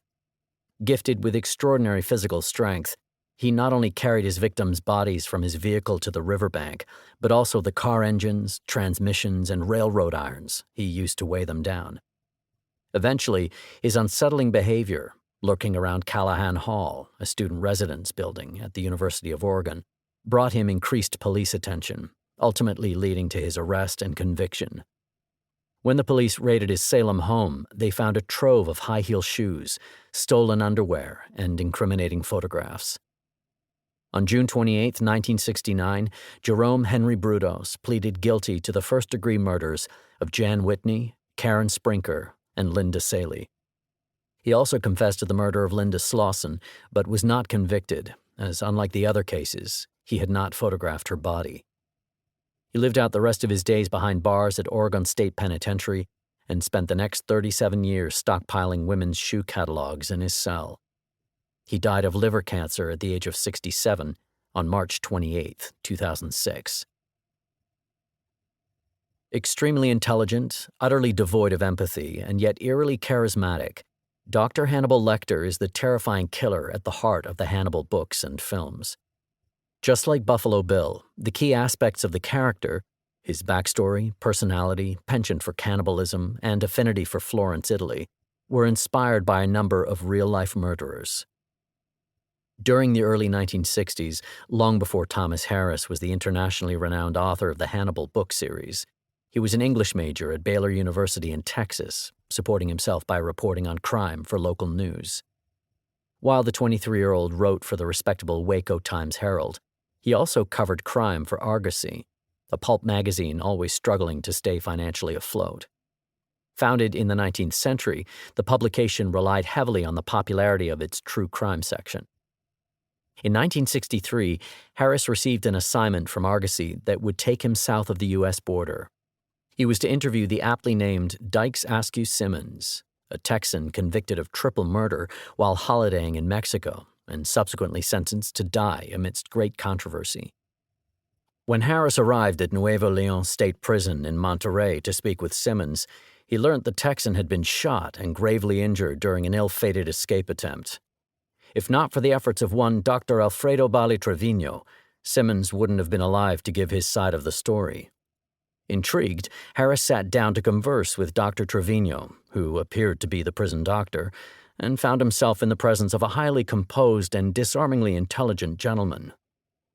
A small, lithe man with dark red hair, Trevino rested his jaw elegantly on steepled hands as they spoke, probing Harris with incisive questions, almost as if he were psychologically examining the young reporter. Trevino even offered Harris advice on how to put Simmons at ease. Eventually, Trevino excused himself, saying he had patients to attend to, impoverished villagers brought in by the guards. Harris had enjoyed the good doctor's company so much that he invited him to lunch if Trevino ever found himself in Texas. "Certainly I will, when next I travel," he answered sincerely. It was only after Trevino's departure that Harris learned he was not a prison doctor at all. He was actually an inmate who had been convicted of murder. The prison warden described Trevino as an insane surgeon who had used his medical knowledge to fit his victim's remains inside a tiny box. According to the Mexican crime writer Diego Enrique Osorno, Trevino was once known as the werewolf of Nuevo Leon. In 2013, many years after using the doctor as inspiration for Hannibal Lecter, Harris recruited Osorno to uncover as much detail about the doctor's crimes as possible. It transpired that as a young medical intern, Trevino had slashed his lover Jesus Castillo Rangel's throat with a scalpel in what had been called a crime of passion. Then, using his significant surgical skills, he had dismembered Rangel's corpse, crammed the pieces into a small box, and buried it. The remains were later uncovered by Trevino's uncle, leading to the doctor's arrest. Dr. Alfredo Bali Trevino died in 2009, aged 81, likely never suspecting he had inspired one of the most infamous villains in cinematic history. Setting aside the intricate dismemberment along with his elevated social status and intellect, his crime was actually all too typical. By all accounts, the disgraced doctor spent the remaining years of his life trying to put his dark past behind him and treating the indigent at the poorest barrio in Monterey. Born on October 16, 1936, in Ukraine, then part of the USSR, Andrei Romanovich Chikatilo's childhood was deformed by the horrors of communist economic policy. Thanks to Joseph Stalin's mandatory collectivization of agriculture, the Ukrainian people suffered terribly during the Holodomor, or Great Famine, of 1932-33, which claimed the lives of between 3 and 12 million citizens. While the worst had passed by the time of Chikatilo's birth, food remained relatively scarce in Ukraine, and sometimes his family resorted to eating grass and leaves. Ukraine had once been known as the breadbasket of Europe, but Chikatilo claimed to have tasted bread for the first time when he was 12. From his earliest memories, he recalled his mother Anna telling him of how his 4-year-old brother Stepan had been murdered and cannibalized by their starving neighbors. Regularly beaten and shamed by Anna for repeated bedwetting, young Chikatilo's life became even worse when Hitler's armies rolled into Ukraine in the summer of 1941. His father, Roman, was conscripted into the Red Army and shipped off to fight the Germans, leaving 5-year-old Andrei and his mother to fend for themselves. During this important formative stage of his development, Chikatilo saw countless people shot, incinerated, and blown to pieces by the invading forces. He often hid for hours or days at a time in darkened cellars or ditches to avoid being killed, once watching helplessly as his family's hut was burned to the ground. It has been speculated that he may have even witnessed his mother being raped by a German soldier as she gave birth to a daughter, Tatiana, in 1943. In September 1944, as the German armies retreated, Chikatilo began attending school. While he was a keen and intelligent student, he was bullied relentlessly due to his small stature, poor eyesight, and timidity. His situation did not improve after the war, when he learned that his father had been wounded and captured by the Germans in 1943. Falling into enemy hands rather than fighting to the death was considered treachery in the Soviet Union and cast a pall over his family. Worse, Ukraine was plunged into a second famine, which left Chikatilo so starved that his belly swelled up and he began passing out from hunger. While many of his peers endured these same horrible conditions, upon reaching puberty, Andrei Chikatilo realized that he also suffered from a uniquely humiliating and endlessly frustrating condition: chronic impotence.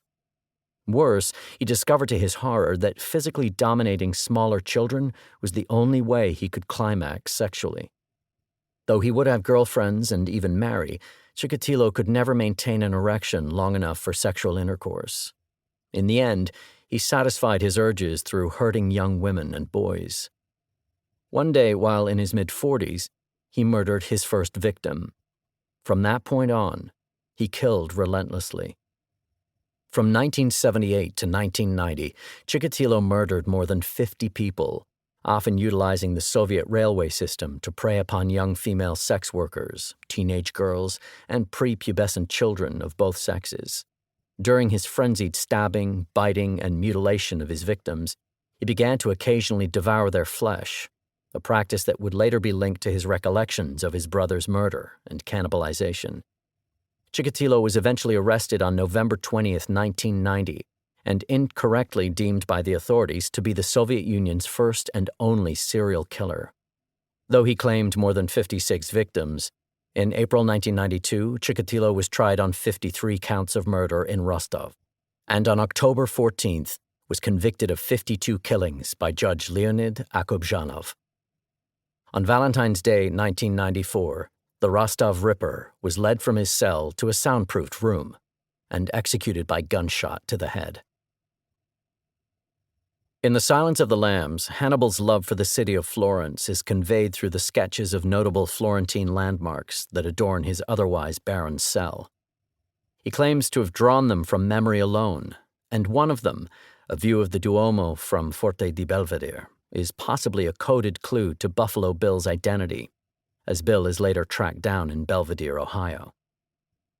The links between Hannibal and Florence are further expanded upon in the sequel book and film, Hannibal. For more than 500 years, Florence has been associated with beauty and the pinnacle of human achievement.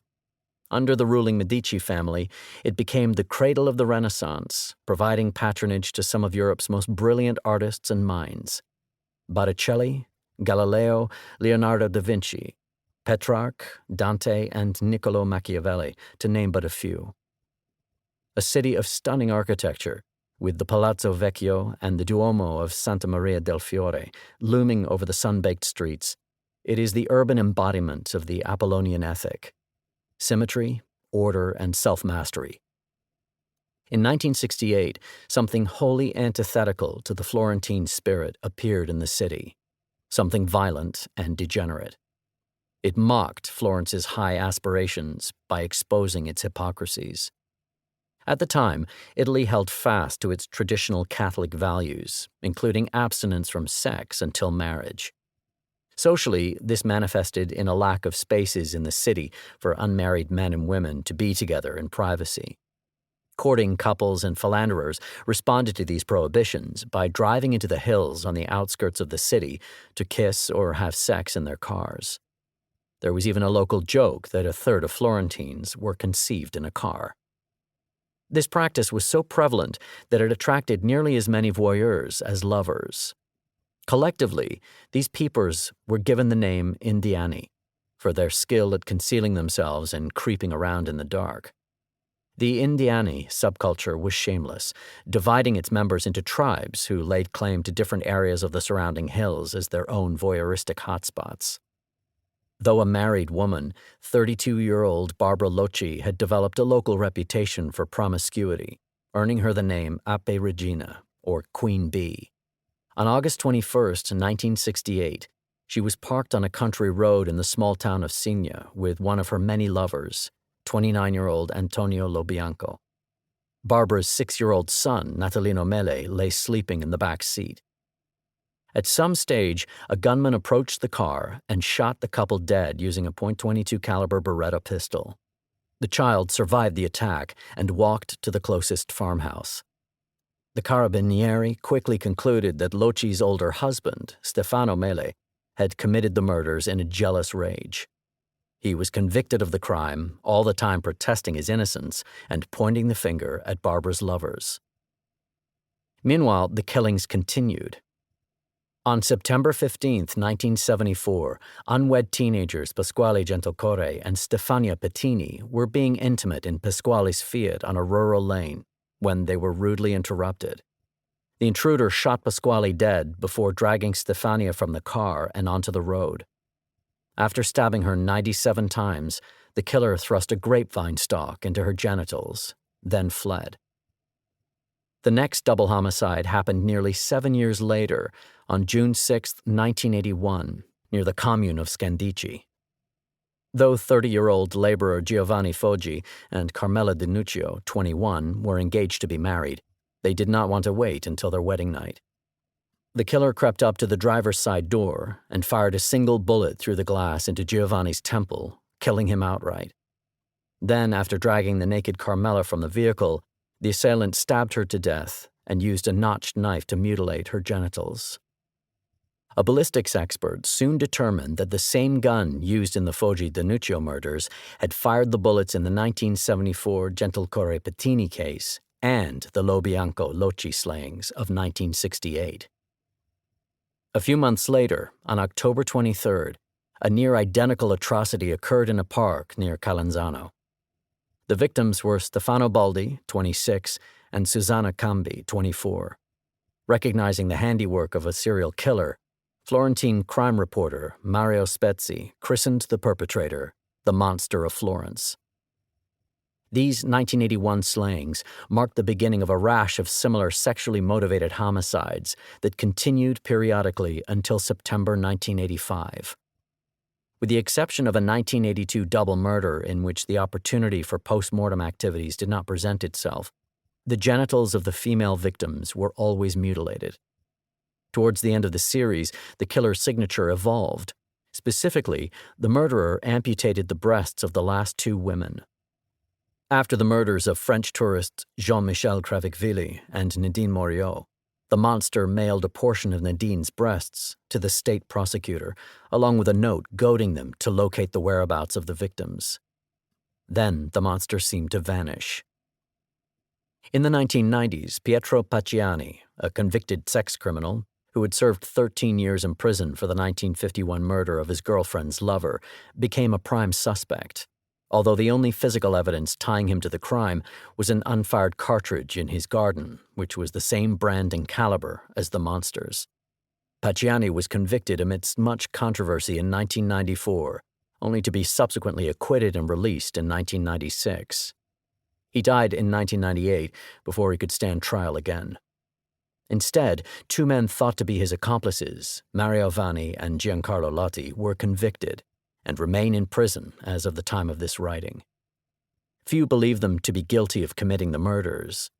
Meanwhile, empty rumors of satanic cult activity and links to San Francisco's Zodiac Killer have emerged to fill the void.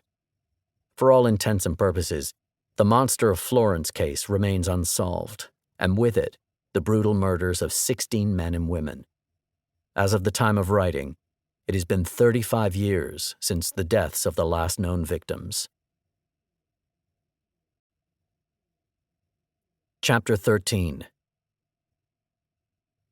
Scream, 1996. The Murder of Janet Christman and the Crimes of the Gainesville Ripper.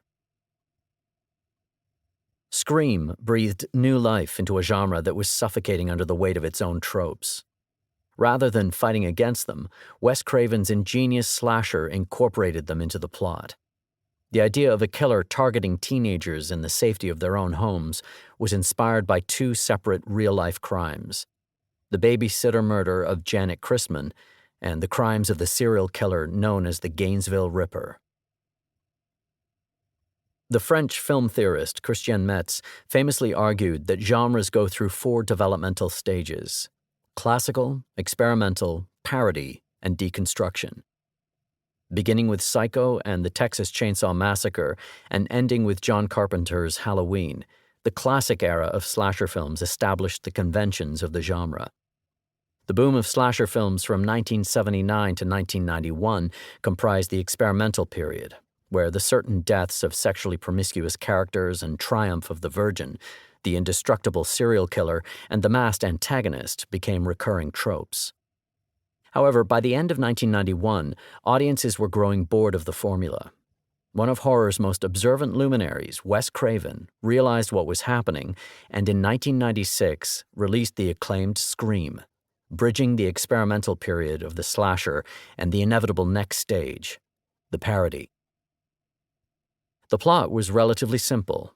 Ghostface, a masked knifeman who harasses his victims with phone calls prior to attacking them, murders high schoolers Casey Becker and her boyfriend, Steve Orth, before making a failed attempt on the life of their fellow student, Sidney Prescott, the protagonist.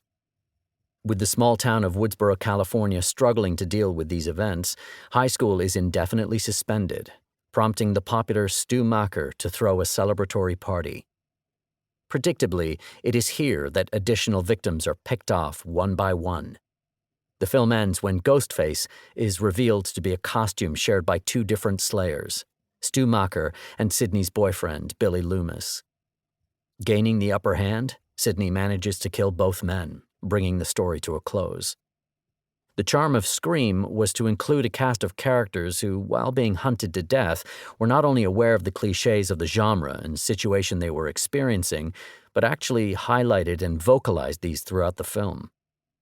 One of the most terrifying aspects of Scream is that the victims are often attacked in the apparent safety of their homes. This element was inspired by two separate real-life incidents: the murder of babysitter Janet Christman in Missouri in the spring of 1950, and a series of brutal killings that occurred in the city of Gainesville, Florida, in August 1990, the crimes of the so-called Gainesville Ripper. Stylistically, another key inspiration for the movie was Edvard Munch's iconic painting The Scream, which influenced the spine-chilling mask worn by the film's villain. At 7:30 p.m. on March 18, 1950, Janet Christman arrived at the home of Ed and Ann Romack on the outskirts of Columbia, Missouri. She was there to babysit their son, Gregory, while they attended a card game. For Janet, babysitting for the Romacks was becoming a semi-regular affair. She also sometimes babysat for another local couple, the Muellers. It was a Saturday night, and while her fellow grade 8 students at Jefferson Junior High were throwing a party, Janet decided to take the opportunity to earn some money to help pay off her newly purchased burgundy suit. Though only 13 years old, she had matured faster than her peers, both emotionally and physically. Now she was beginning to attract the attentions of older men. In fact, Robert Mueller had recently made some inappropriate comments about her to Ed Romack, even speculating on whether she was still a virgin. When Janet arrived at the Romax house, 3-year-old Gregory was already fast asleep. Anne explained that the boy liked to listen to the radio while his mommy and daddy were out, while Ed showed Janet a shotgun in the hallway closet and showed her how to use it in case of an emergency. He instructed her to keep the front and back doors locked. In the unlikely event that someone paid a visit to their little bungalow on the hill, she was to flip on the porch light and only answer the door to people she knew. Ed and Anne Romack then drove out into the wind and sleet to meet their friends. It was now 7:50 p.m. Despite the miserable weather, childminders were in high demand that Saturday evening. After Janet left for the Romax, Robert Mueller phoned the Chrisman residence to ask if Janet was available to babysit. A family member politely informed him of her prior arrangement with the Romax. Meanwhile, on the other side of town, Janet's best friend, Carol Holt, was also babysitting a sleeping child. Looking back 60 years later, she would recall the blustery evening as eerie. For Officer Ray McCowan of the Boone County Sheriff's Department, the bad weather made for a pleasantly dull shift. Few people were braving the storm. However, at 10:35 p.m., his phone suddenly rang. Picking up the receiver, Officer McCowan was greeted by a series of horrific screams and a shrill plea to come quick before the line went dead. McCowan was shaken. The voice had been female, there was little doubt about that, but the caller had provided no clues as to her whereabouts or identity. Worse, as there was nobody at the telephone company staffing the test board at this hour, tracing the call was impossible. Thunder was rumbling in Boone County. Concerned that it may have awoken little Gregory, Anne Romack called home to speak with Janet and was greeted by a busy signal. Around midnight, Janet's friend, Carol, had an odd sense that something strange was happening and went to check on the child in her own care. When Ed and Anne Romack returned home at 1:35 a.m., they were shocked to discover their living room window smashed, the front porch light glaring, and both front and back doors unlocked. They entered the dwelling to find Janet Chrisman lying dead on a shag rug beside the living room piano, surrounded by blood. A length of cord cut from a nearby iron was cinched around her throat. Her partial state of undress seemed to indicate that she had been the victim of a sexual assault. Gregory was still sound asleep in his bed, though the radio had stopped broadcasting. The Romax rushed to telephone the police. Arriving on the scene, investigators from the Boone County Sheriff's Department found evidence of a violent struggle that had spilled out of the kitchen, through the hall, and into the living room. The front window had been shattered from the outside, with shards of glass littering the living room interior. However, the Venetian blinds, fixtures, and furniture were all undisturbed. Considering this forensic inconsistency, along with the glowing front porch light and unlocked doors, the police formed the following conclusions. 1. The crime scene was staged, that is, deliberately arranged to mislead the authorities. Specifically, the front window had been shattered to make it appear that it was the killer's point of entry. However, as the porch light was blazing, and Ed Romack had instructed Janet to switch it on if somebody came calling, the front door was unlocked, and the Venetian blinds remained perfectly aligned. The offender seemed to have gained entry to the home via the front door. 2. The victim likely knew the offender. Not only did she open the door to them, but the physical attack on her seemed to have begun in the kitchen, implying that she may have willingly let her killer enter the residence. 3. The offender seemed to be familiar with the layout of the bungalow and had found the murder weapon, the iron power cord, in a bedroom adjoining the living room. A garden hoe used to shatter the front window lay in the flower bed. As Deputy Julius Wiedemeyer put it, the murder had all the characteristics of an inside job. After collecting a series of bloody fingerprints, the investigators summoned hounds from Algoa Correctional Center and managed to track the killer's trail through dense brush to the corner of West Boulevard North and West Ash Street, where the dogs lost the scent. A medical examination of Janet Chrisman revealed that she had been raped and beaten. She had also suffered multiple tiny round punctures to the head from an unidentified metal instrument. Her death had occurred sometime between 10 p.m. and midnight. Asphyxiation via ligature strangulation. Her face had been scratched, and there were traces of skin, almost certainly belonging to her attacker, under her fingernails. On Sunday, March 19th, Carol Holt was readying herself for church when she received a phone call that would change her life. Her friend Janet had been brutally murdered. But Carol wasn't the only one to receive an unexpected call that morning. The Romacks were still struggling to deal with the horrific events that had just occurred under their roof when the telephone rang in the kitchen. Ed answered, only to hear the voice of his boyhood chum, Robert Mellor, offering to pop by to help clean up the mess. Ed thought this was strange, as word of the murder had yet to spread. It isn't known whether Ed Romack asked Mellor flat out, or Mellor offered the information himself, but according to trial transcripts, Mellor told Romack that he did not have an alibi, but added, "I don't have no scratches." At this time, the results of the autopsy, including the skin found under the victim's nails, had not been made public. Although the crime had occurred in Boone County, the investigation was complicated by interference from the Columbia Police, who repeatedly and unapologetically impinged upon the Boone County Sheriff's Department's jurisdiction. With his city of 31,000 souls plunged into a panic in the wake of the Chrisman murder, Chief E.M. Pond of Columbia PD sought to calm public fears. He immediately ordered the 3132 emergency number to be switched to 112, a crucial time saver back in the age of rotary telephones. He assigned all of his officers to 12-hour shifts. He employed local businessmen to patrol the streets after dark, and he hired 4 new patrolmen. Among the new recruits was Paul Chevens, whose first assignment was to spend a dozen 6 p.m. to 6 a.m. shifts at 1015 Stewart Road, in case Janet Chrisman's killer should return to the scene of the crime. Rather than culminating in an arrest, these invasive stakeouts only served to escalate pre-existing interdepartmental tensions. While Chief Pond and his men paraded around Columbia nightly, looking for shady characters and jotting down rumors, Sheriff Glenn Powell of Boone County was busy gathering and eliminating suspects. As the list became narrower and narrower, it became abundantly clear that Robert Mellor was their number one suspect. On the surface, the 27-year-old World War II veteran seemed like an exemplary American citizen. During the war, Mellor had distinguished himself as a captain in the U.S. Air Force. When the conflict ended, he received an honorable discharge and returned to Columbia, where he married, started a family, and resumed his friendship with his old schoolmate Ed Romack. However, Robert Mellor's friends knew him to be hypersexual. Aside from his comments about Janet Chrisman's precocious development, he frequently spoke to Ed Romack of trying to get a virgin and suggesting going to Hinkson Creek, a popular local spot for student picnics, to get a nice young girl. 2 days before Janet's murder, he had run his hand over Anne Romack's dress while they were alone. Anne had often found Mellor's behavior unsettling, and she had no hesitation in confiding her suspicions that he was the only family friend who could have murdered Janet Chrisman to local law enforcement.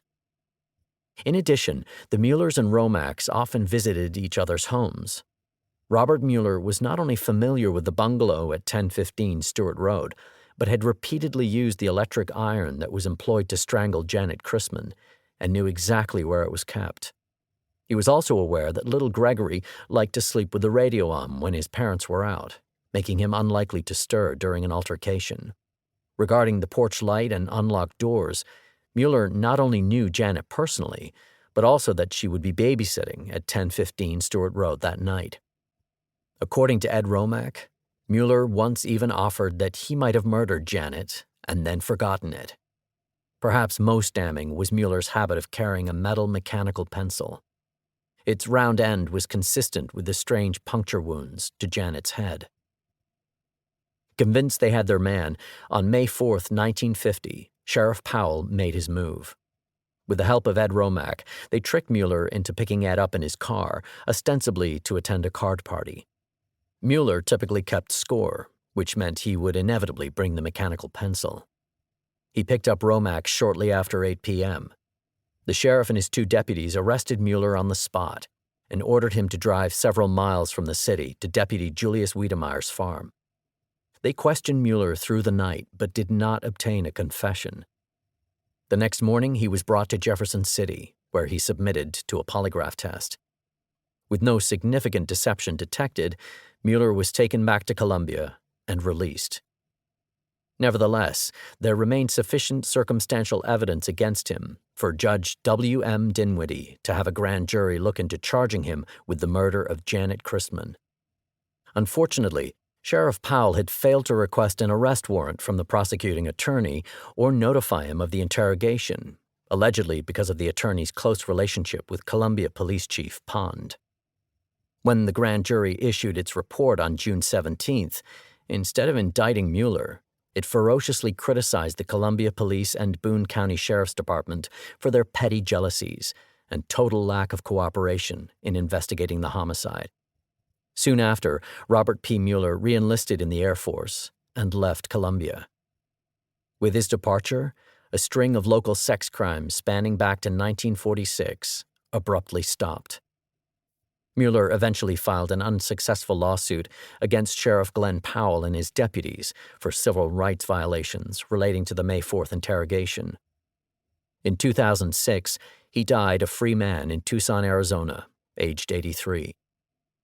The late Sheriff Powell's nephew, Wayne, informed a reporter for the Columbia Daily Tribune that his uncle remained convinced that Mellor was responsible for the Christman murder until his dying day. Powell was haunted by the suspicion that the suspect's family connections had helped him evade justice. The still unsolved murder of Janet Christman is now widely believed to have inspired the babysitter and the man upstairs urban legend, which formed the basis for the trailblazing horror films Black Christmas, 1974, and When a Stranger Calls, 1979. Paying homage to these classics, the opening scene of Scream, in which a babysitter is attacked and murdered, is yet another fictionalized retelling of the chilling events that unfolded at 1015 Stewart Road on March 18, 1950.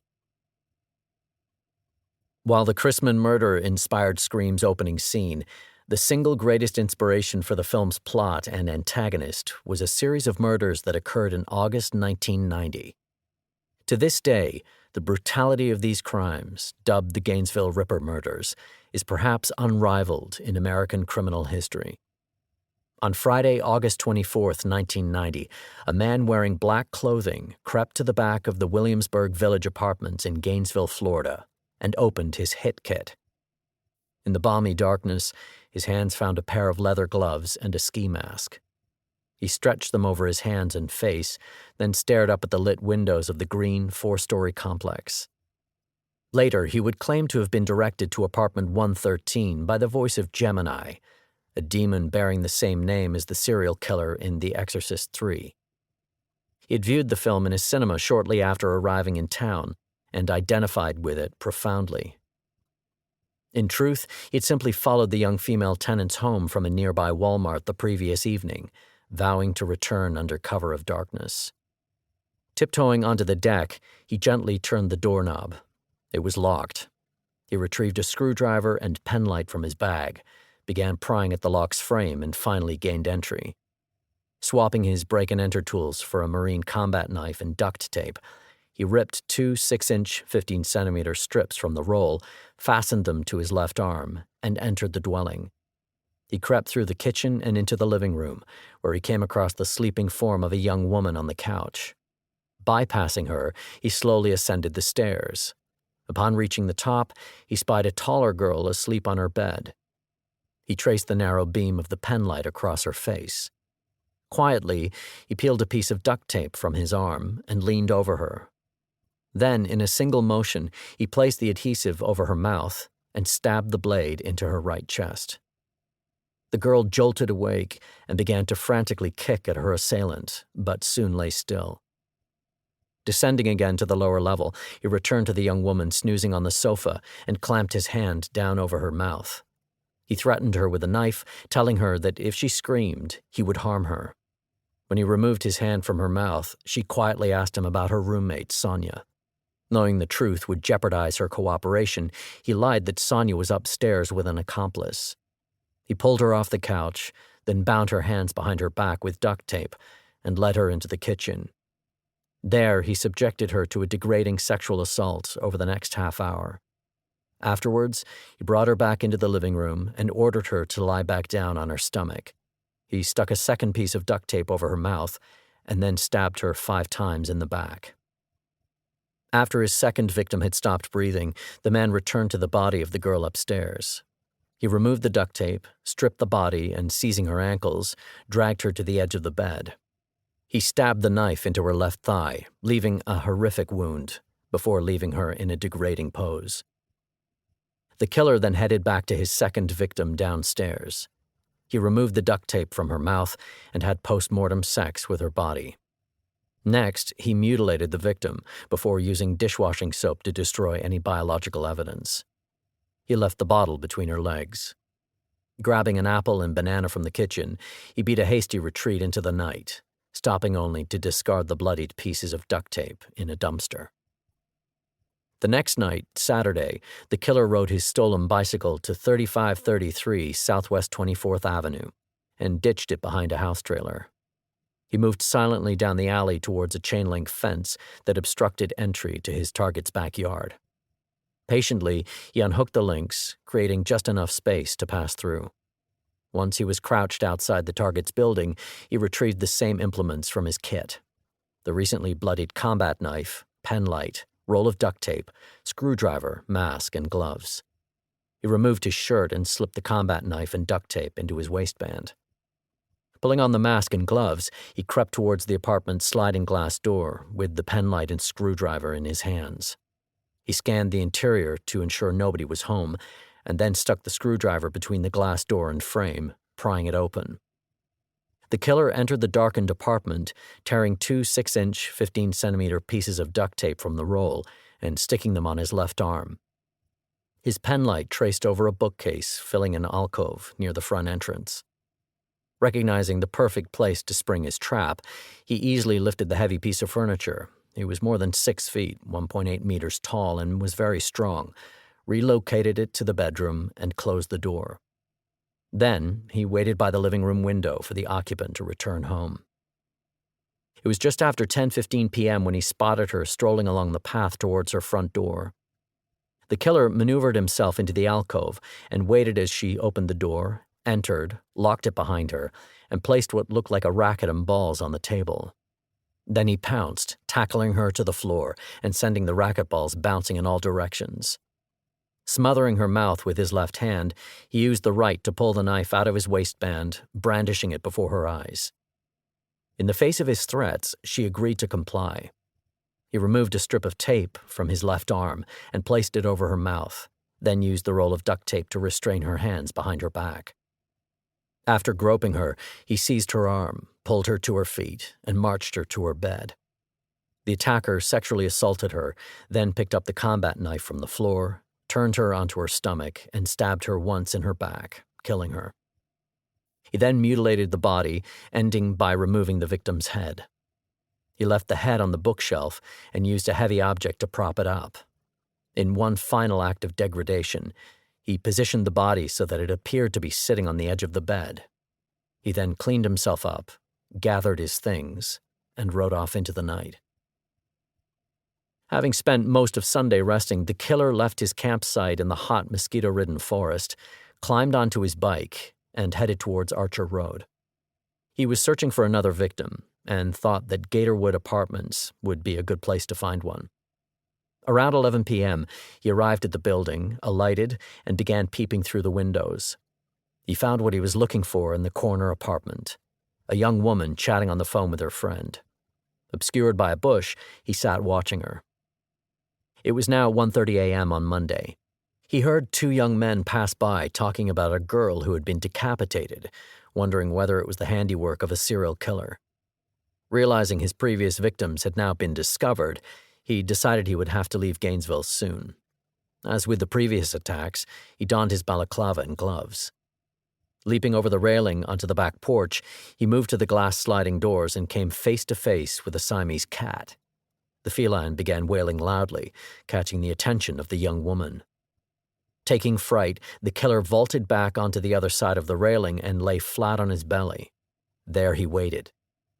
At 3 a.m., he unzipped his bag and retrieved the same items he had used in the killings of his first 3 victims. Wedging his screwdriver between the seam and frame of the locked door, he began to jimmy it and soon gained access to the apartment. He crept towards the woman's room, but stopped. Through an open doorway, he saw the sleeping form of a large athletic man, a potential problem. The killer slipped soundlessly into the room and closed the door. Raising the combat knife, he aimed right at the man's solar plexus and brought it right down. The young man instantly awakened, and his fists flew up to strike his assailant, but the knife continued to rain down into his torso, striking his hands, arms, legs, and face. The victim shouted and then was still. The attacker was soaked in blood. He walked down the hallway to the kitchen and began to rinse off his hands, forearms, and blade in the sink. The girl's bedroom door squeaked open, catching his attention. She entered the hallway holding a curling iron and locked eyes with the blood-soaked stranger. Screaming, she dove back into the bedroom, quickly locking the door behind her. But the man had size and aggression on his side. With one heavy kick, he smashed the door open, threw the woman onto her bed, and then used the same tactics as always, a knife and some strong warnings to ensure obedience. He taped her hands behind her back, but not her mouth, then forced her to recite a degrading form of script as he sexually assaulted her. Finally, he drove the knife into her back 3 times. Wiping the blade on the bedsheets, he pulled the body into the hallway just outside the bathroom. He soaked a towel, covered it in liquid soap, and attempted to wash away any clues on the body. However, he was getting careless. He left a piece of duct tape on her bedroom curtain and his combat knife sitting on top of the television. On Saturday, August 25, 1990, the seemingly safe little college town of Gainesville was thrown into disarray with the discovery of 2 murdered University of Florida freshmen. The bodies of 18-year-old Sonia Larson and 17-year-old Christina Powell were found in apartment 113 of the Williamsburg Apartments. Police found the body of a third teenager, 18-year-old Krista Hoyt, a student at Santa Fe College, the very next day, murdered and mutilated with such brutality that it eclipsed even the horrific treatment of Christina Powell's body. The community experienced mass panic, and on August 27th, 2 more victims, 23-year-old seniors Manuel Taboada and Tracy Paulus, were found stabbed to death at the Gatorwood Apartments. The deaths of Taboada and Paulus signaled not only that the so-called Gainesville Ripper had no intention of stopping, but that even the presence of a physically powerful male wasn't adequate defense against the killer. Students fled the town in droves, many never to return, replaced by members of the national news media, all struggling to keep pace with the crimes and anticipating more headline-grabbing homicides. But it soon became apparent that the killings had ceased.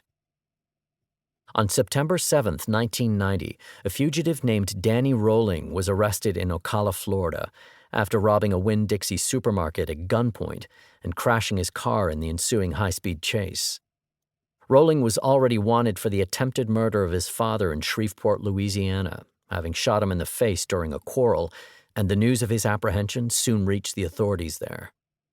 A disturbingly violent crime had occurred in Shreveport on November 4, 1989, when 55-year-old William Grissom, his 24-year-old daughter Julie, and 8-year-old grandson Sean were murdered in their family home.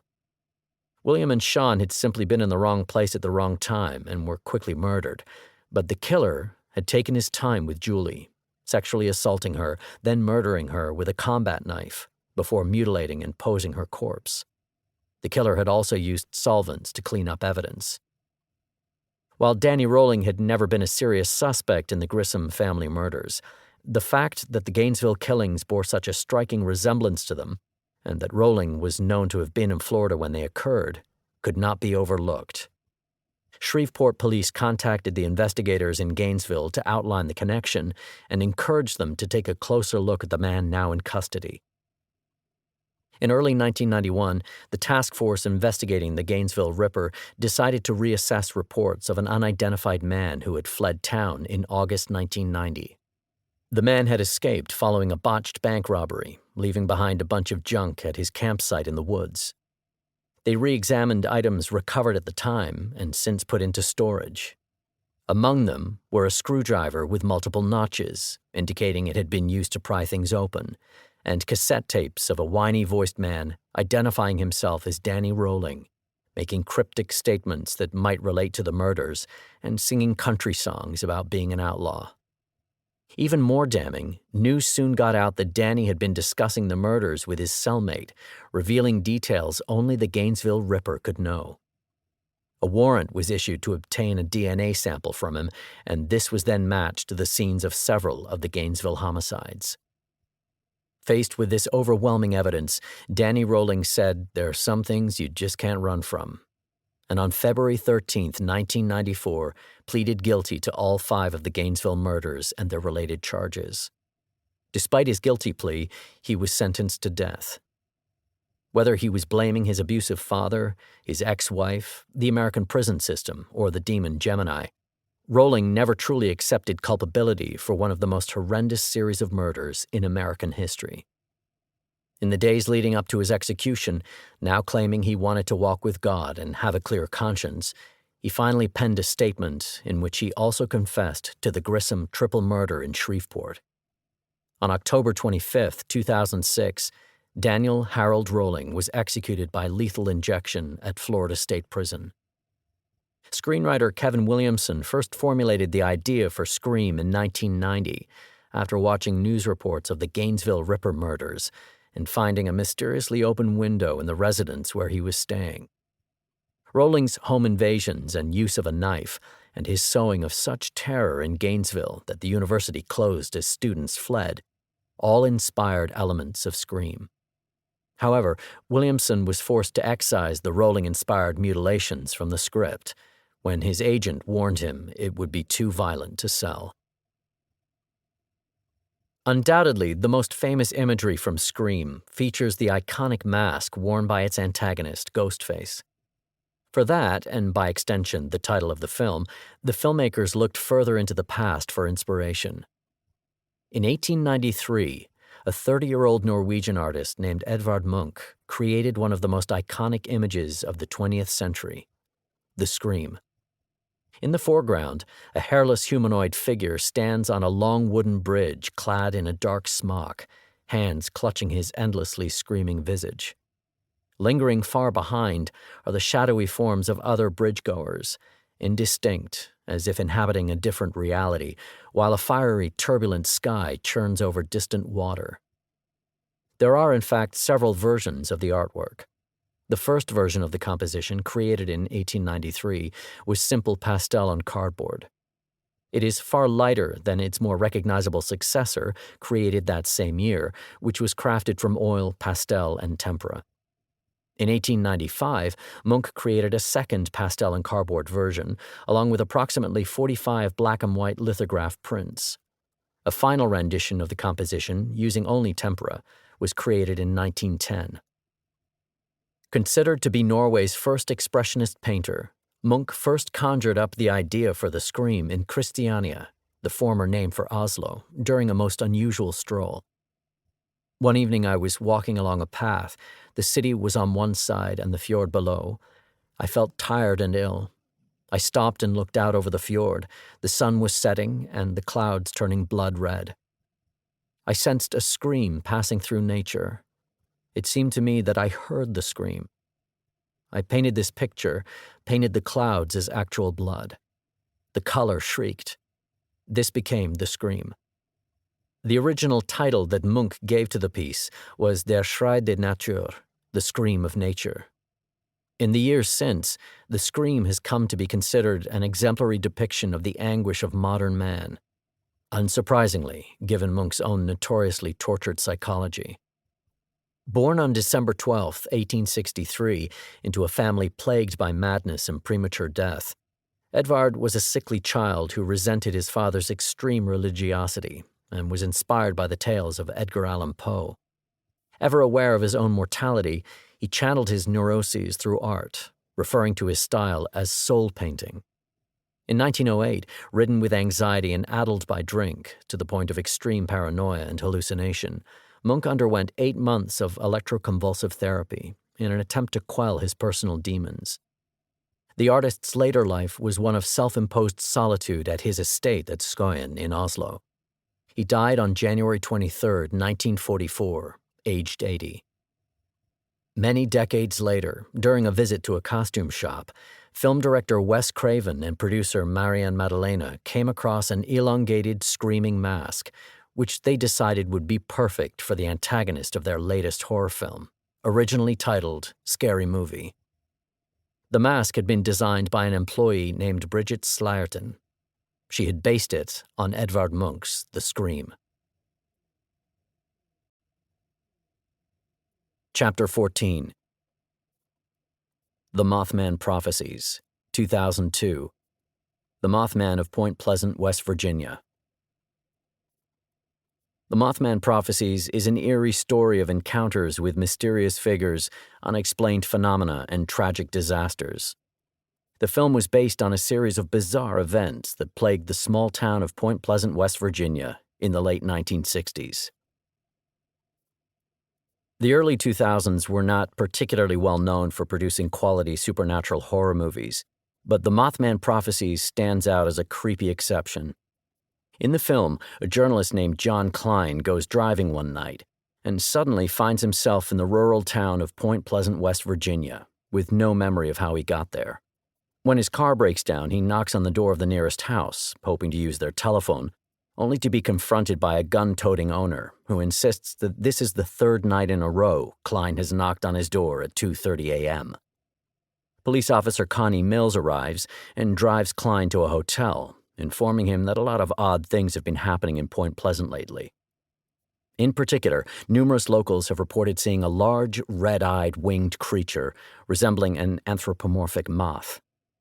As Klein lingers around Point Pleasant to chronicle the situation, he learns that the residents are receiving messages telepathically or in their dreams, warning them of impending disasters. He begins to receive regular calls at his hotel room from a being referring to itself as Indrid Cold, who provides him with secret information that convinces Klein that Cold is not of this world. In one call, Cold reveals to Klein that there will be a horrible disaster on the Ohio River. Obsessed with learning more about the enigmatic Mothman, Klein contacts researcher John Leake, who tries to warn him of the perils of going down the Mothman rabbit hole. On Christmas Eve, John Klein watches as a heavily trafficked bridge over the Ohio River suddenly collapses, and dozens of vehicles plunge into the freezing water below. Though he manages to rescue Mills, he realizes that Indrid Cold's prophecy has indeed come to pass. The Mothman Prophecies was based on ufologist John Keel's eponymous 1975 book and its predecessor, Operation Trojan Horse.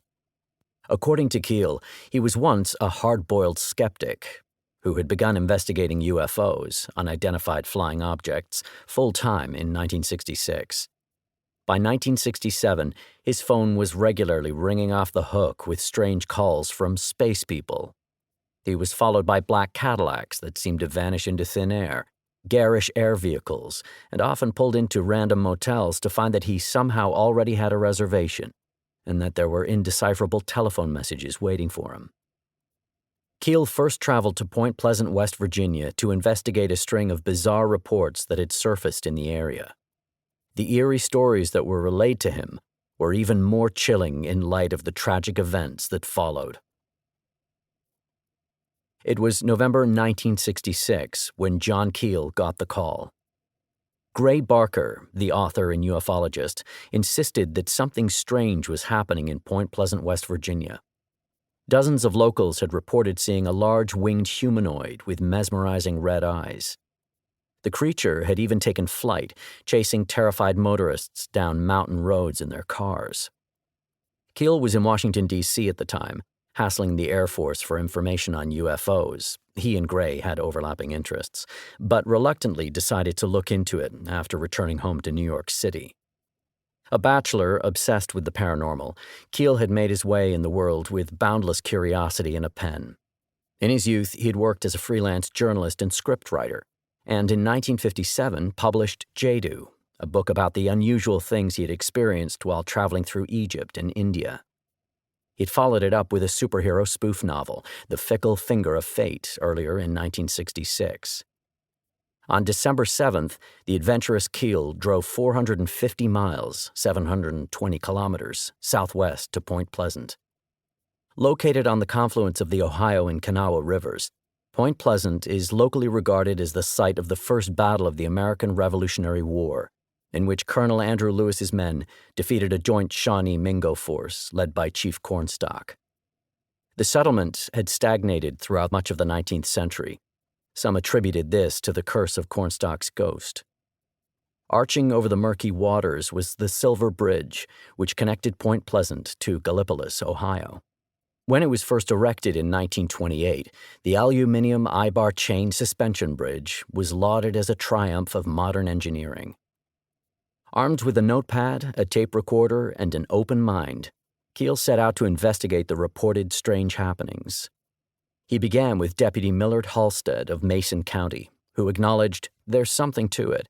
The people who have seen this bird were all mighty scared. They saw something. I don't know what. Some say it's just a crane." When asked, Halstead denied there had been any reported UFO activity.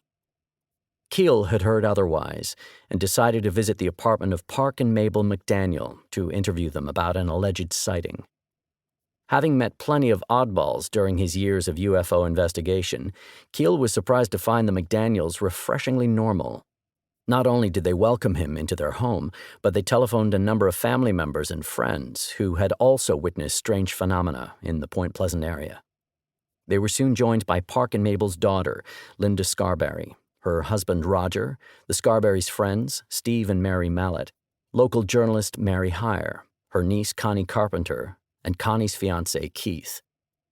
The McDaniels recounted how they had watched a round object hovering over Tiny's restaurant across the street from their home. Numerous customers at Tiny's, among them a local police officer's wife, also saw the UFO, but didn't bother to report it. Mary Heyer, a journalist for The Messenger based across the river in Athens, Ohio, told how she too had seen a UFO while driving along the west bank of the river that summer. "At first I thought it was a plane. Then I got a better look at it. It was perfectly round. I couldn't make out what it was, but I didn't give it any thought at the time." The experiences of the Mallets and the Scarberrys were even stranger. 3 weeks previously, on November 15, 1966, the two couples had gone out for a drive, hoping to bump into some friends. 18-year-old Roger Scarberry was driving his '57 Buick around an abandoned explosives factory. Keel subsequently referred to this as the TNT area, when his wife, Linda, spotted a pair of glowing red eyes in the darkness. She had screamed, prompting Roger to slam on the brakes. A gray humanoid, 6.5 or 7 feet tall, with big wings folded against its back and eyes like automobile reflectors, was shambling on powerful legs towards the ruins of the generation plant.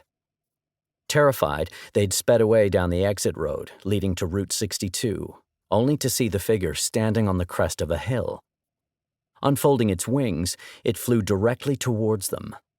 Though Roger was pushing the Buick to 100 miles per hour, 160 kilometers per hour along winding back roads, they were unable to shake their winged pursuer.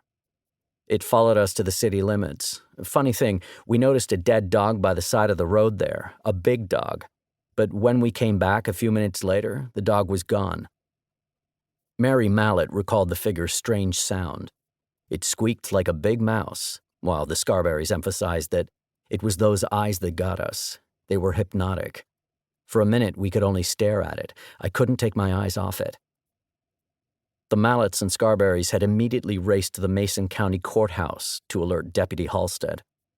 The lawmen accompanied them back to the generation plant. There was no sign of the monster, but when Halstead attempted to radio the dispatcher in Point Pleasant, an ear-piercing screech emitted from the speaker, disrupting the communication. Sheriff George Johnson held a conference for the media the following morning, and reporters eagerly took statements from Roger, Linda, Mary, and Steve. Mary Heyer had wired the story to the Associated Press, and suddenly, all of Point Pleasant was talking about the Mothman, as the creature had been rechristened by an imaginative copy editor. More recently, Connie Carpenter, Heyer's 18-year-old niece, was driving home from church on Sunday, November 27th, when she saw a massive gray humanoid with blazing eyes near a golf course.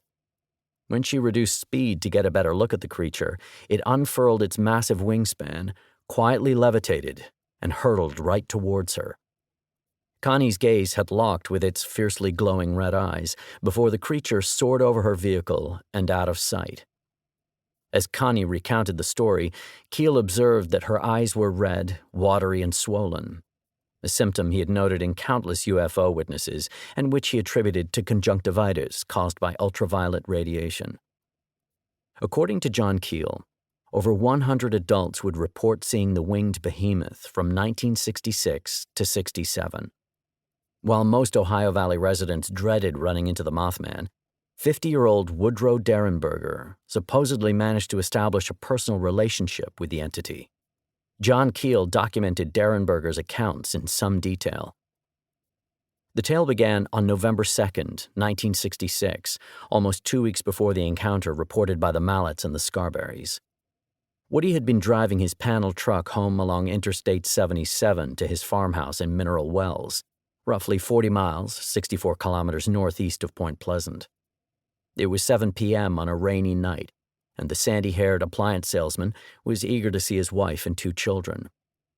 He became aware of a vehicle behind him, and entertaining the possibility it could be a police cruiser, slowed down. To his astonishment, the charcoal gray vehicle flew past, cut him off, and quickly reduced its speed. Woody's eyes struggled to comprehend what they were witnessing. An old-fashioned kerosene lamp chimney, flaring at both ends, narrowing down to a small neck, and then enlarging in a great bulge in the center. Suddenly, the craft turned 90 degrees, blocking the road. Woody hit the brakes and came to an abrupt halt within 10 feet, 3 meters of the object. As he sat behind the wheel, heart racing, the craft's door opened, and a grinning man stepped onto the highway. He stood about 5 feet 10 inches, 1.78 meters tall, with black hair, tan skin, and a thin dark overcoat. His arms were crossed, hands buried in his armpits. Woody sensed the man wanted him to roll down his window, and complied. As the figure drew nearer, he spied what appeared to be pseudo-metallic green clothing beneath his coat. "Do not be afraid." Somehow, Woodrow Derenberger knew the grinning man's thoughts. "We mean you no harm. I come from a country much less powerful than you. What's your name?" "Woody." "My name is Cold. I sleep, breathe, and bleed even as you do." According to Derenberger, the craft was now hovering 40 to 50 feet, 12 to 15 meters above the highway. Cold, the grinning man, then gestured to the lights of distant Parkersburg, West Virginia. He wanted to know what it was. Woody told him it was a city. The grinning man replied that where he came from, they called these gatherings. After some further telepathic chit-chat, Cold urged Woody to inform the police about their meeting and promised to see him again soon. The craft then returned to gather Cold and sped soundlessly into the night. By the time he arrived home to his farmhouse in Mineral Wells, Woody Derenberger was visibly distressed. Observing her husband's state and learning of his strange experience, Woody's wife encouraged him to call the Parkersburg police. Astonishingly, they heard him out, processed his report, and inquired as to whether he would like to see a doctor. The next morning, he was questioned by local and state police. Within 24 hours, Woodrow Derenberger's encounter with the entity Cold was reported by newspapers, TV, and radio stations all over the Ohio River Valley. Numerous witnesses came forward to describe passing Woody and the grinning man during the encounter. Overnight, the Derenberger farmhouse in Mineral Wells became a favorite haunt for skywatchers. It also began receiving threatening phone calls, instructing Woody to keep his mouth shut. On November 4th, Cold resumed communication with Woody, telepathically blasting into his mind while he rode in the passenger seat of a workmate's car. Cold explained he lived on Lanulos, a planet similar to Earth in the Ganymede, or Ganymedes, galaxy. Like Woody, he had a wife, Kimmy, and 2 sons. The inhabitants of Lanulos lived for 125 to 175 years. Famine, poverty, violence, and despair were non-existent. Then, as soon as Cold had entered Woody's consciousness, he was gone, leaving nothing but a stabbing headache. On another occasion, a black Volkswagen pulled up outside the Derenberger farmhouse, seemingly unnoticed by the skywatchers, and a man in a black suit alighted. Woody had since learned the man's first name, Indrid. Indrid Cold spoke with Woody for a few minutes, then handed him a vial of medicine for his stomach problems. Derenberger claimed that the medicine worked. At the insistence of a UFO research group named the National Investigations Committee on Aerial Phenomena, NICAP, Derenberger traveled to St. Joseph's Hospital in Parkersburg to be assessed by a psychiatrist and EEG technician. In summary, they found Mr. Derenberger to be normal. Soon after, the Parkersburg psychiatrist claimed they had begun to hear a mysterious voice emanating from their television. Sometime later, Derenberger would assert that a Captain Bruce Parsons, claiming to be from the NASA security police, arrived at Mineral Wells to invite Woody and his family for a week in Cape Kennedy. After Christmas, the Derenbergers supposedly traveled to the Florida Space Program Station and were treated to a grand tour of the facilities. In the evenings, Woody was transported to a secret location on the Cape, where he was questioned extensively about his interactions with Indrid Cold. One of his interrogators, a man named Charlie, actually claimed to be the head of NASA. As the week neared its end, they explained to Woody that they had interviewed other contactees who had given near-identical accounts of their communications with extraterrestrials. Then, pointing to a star on a map, they told him, "That's where they're from." When the Derenbergers returned to Mineral Wells, Woody came bearing photographs of Cape Kennedy and spacesuit material, reminiscent of the metal-like clothing Cold had worn during their first meeting. Soon, Indrid Cold and several other Lanulos would meet Woody's wife and children. Unlike her husband, Mrs. Derenberger found their presence to be chilling and felt that their intentions were malevolent. During an interview with John Keel, she reported they were so similar to humans that she suspected they might be blending slowly into the population. When the Skywatchers finally dispersed from the Derenberger farm in March 1967, Indrid Cold supposedly landed his spacecraft in the field and invited Woody aboard. During this first trip, Woody claimed that Cold flew him to Brazil and back, though eventually he was taken to Lanulos. Subsequently, Woody would wait by a highway for Cold's black Volkswagen to pick him up and drive him to the location of the spacecraft. Though the Lanulos took Woody on routine runs to the Ganymede galaxy, he conceptualized them as time travelers rather than spacemen, because despite traveling through space for what seemed like days at a time, upon returning to Earth, he always found only a couple of hours had passed. Woody asserted that he was also introduced to Indrid Cold's extraterrestrial entourage, Ardo, Kleinel, Hassan, Kemi, and Kletlaw, who granted him peculiar favors. For instance, immediately after two young Skywatchers had spotted a cluster of red, white, and green illuminations from their parked car on Bogle Ridge, they were accosted by a telepathic man with a strange red light. He ordered the male out of the car, led him into the nearby forest, and robbed him of his watch, socks, and shoes. Familiar with Woody Derenberger's extraterrestrial run-ins, the next day the couple drove to his Mineral Wells farmhouse and informed him of the incident. That night, Woody led them back to the exact same area of Bogle Ridge to meet Indrid Cold, Carl Ardo, and Demo Hassan. The Lanulos informed them they had fallen prey to humanoid thieves and were fortunate not to have suffered a worse fate. Cold, Ardo, and Hassan vowed to find the culprits and return the items. The following day, the male found his freshly shined shoes, clean socks, and watch rolled up inside his morning newspaper. In light of the countless independent Mothman and UFO sightings, when a rumor began to spread around the Ohio Valley that Woodrow Derenberger had been impregnated in an extraterrestrial experiment, rather than being met with derision, it was generally accepted. Within a year, the region had become so accustomed to utterly bizarre, widespread phenomena that nothing seemed impossible anymore. Taking stock of the totality of Woodrow Derenberger's accounts, Keel ultimately concluded that either he was the world's most convincing liar and had somehow trained his wife, children, and friends to back up his lies, or he had a very special set of experiences beyond the limits of ufology. In 1971, Woodrow Derenberger self-published Visitors from Lanulos through Vantage Press, detailing his experiences with Indrid Cold. At present, there are believed to be no more than half a dozen copies of the original printing in existence. Before and during John Keel's investigations in Point Pleasant, he accrued a whole network of contactees who, like Woody Derenberger, telephoned him on a regular basis, passing along messages from the entities.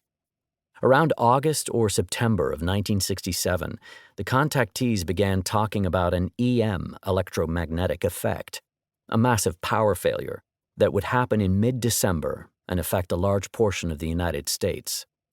Other predictions included the devaluation of the dollar and China's admission to the United Nations, along with cryptic warnings about how Senator Robert Kennedy should avoid hotels and that mankind must abandon its attempts to reach the moon. They even prophesied that dozens of people would perish in a terrible tragedy on the Ohio River, alluding to a catastrophic factory explosion. Indeed, by late 1967, the residents of the Ohio River Valley were eerily cognizant that something awful would befall their little community.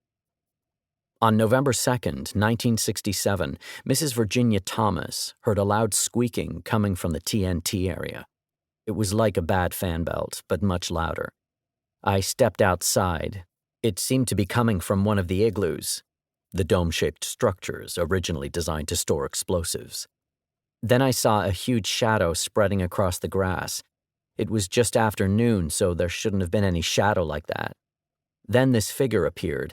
It walked erect like a man, but it was all gray, and it was much bigger than any man I ever saw. It moved very fast across the field and disappeared into the trees. It didn't seem to be walking exactly. It was almost gliding, faster than any man could run. It was the hunting season, so I knew it wasn't a hunter. No hunter in his right mind would dress in gray. Around here they all wear red coats and red caps. And it wasn't a bear or anything like that. It really scared me. Though she hadn't been physically harmed by the creature, Thomas was haunted by horrific nightmares in the aftermath. She dreamed of trucks carrying strange people across the Silver Bridge to the Point Pleasant side of the Ohio River. Once there, they descended upon the TNT area, forcing her to evacuate with her children.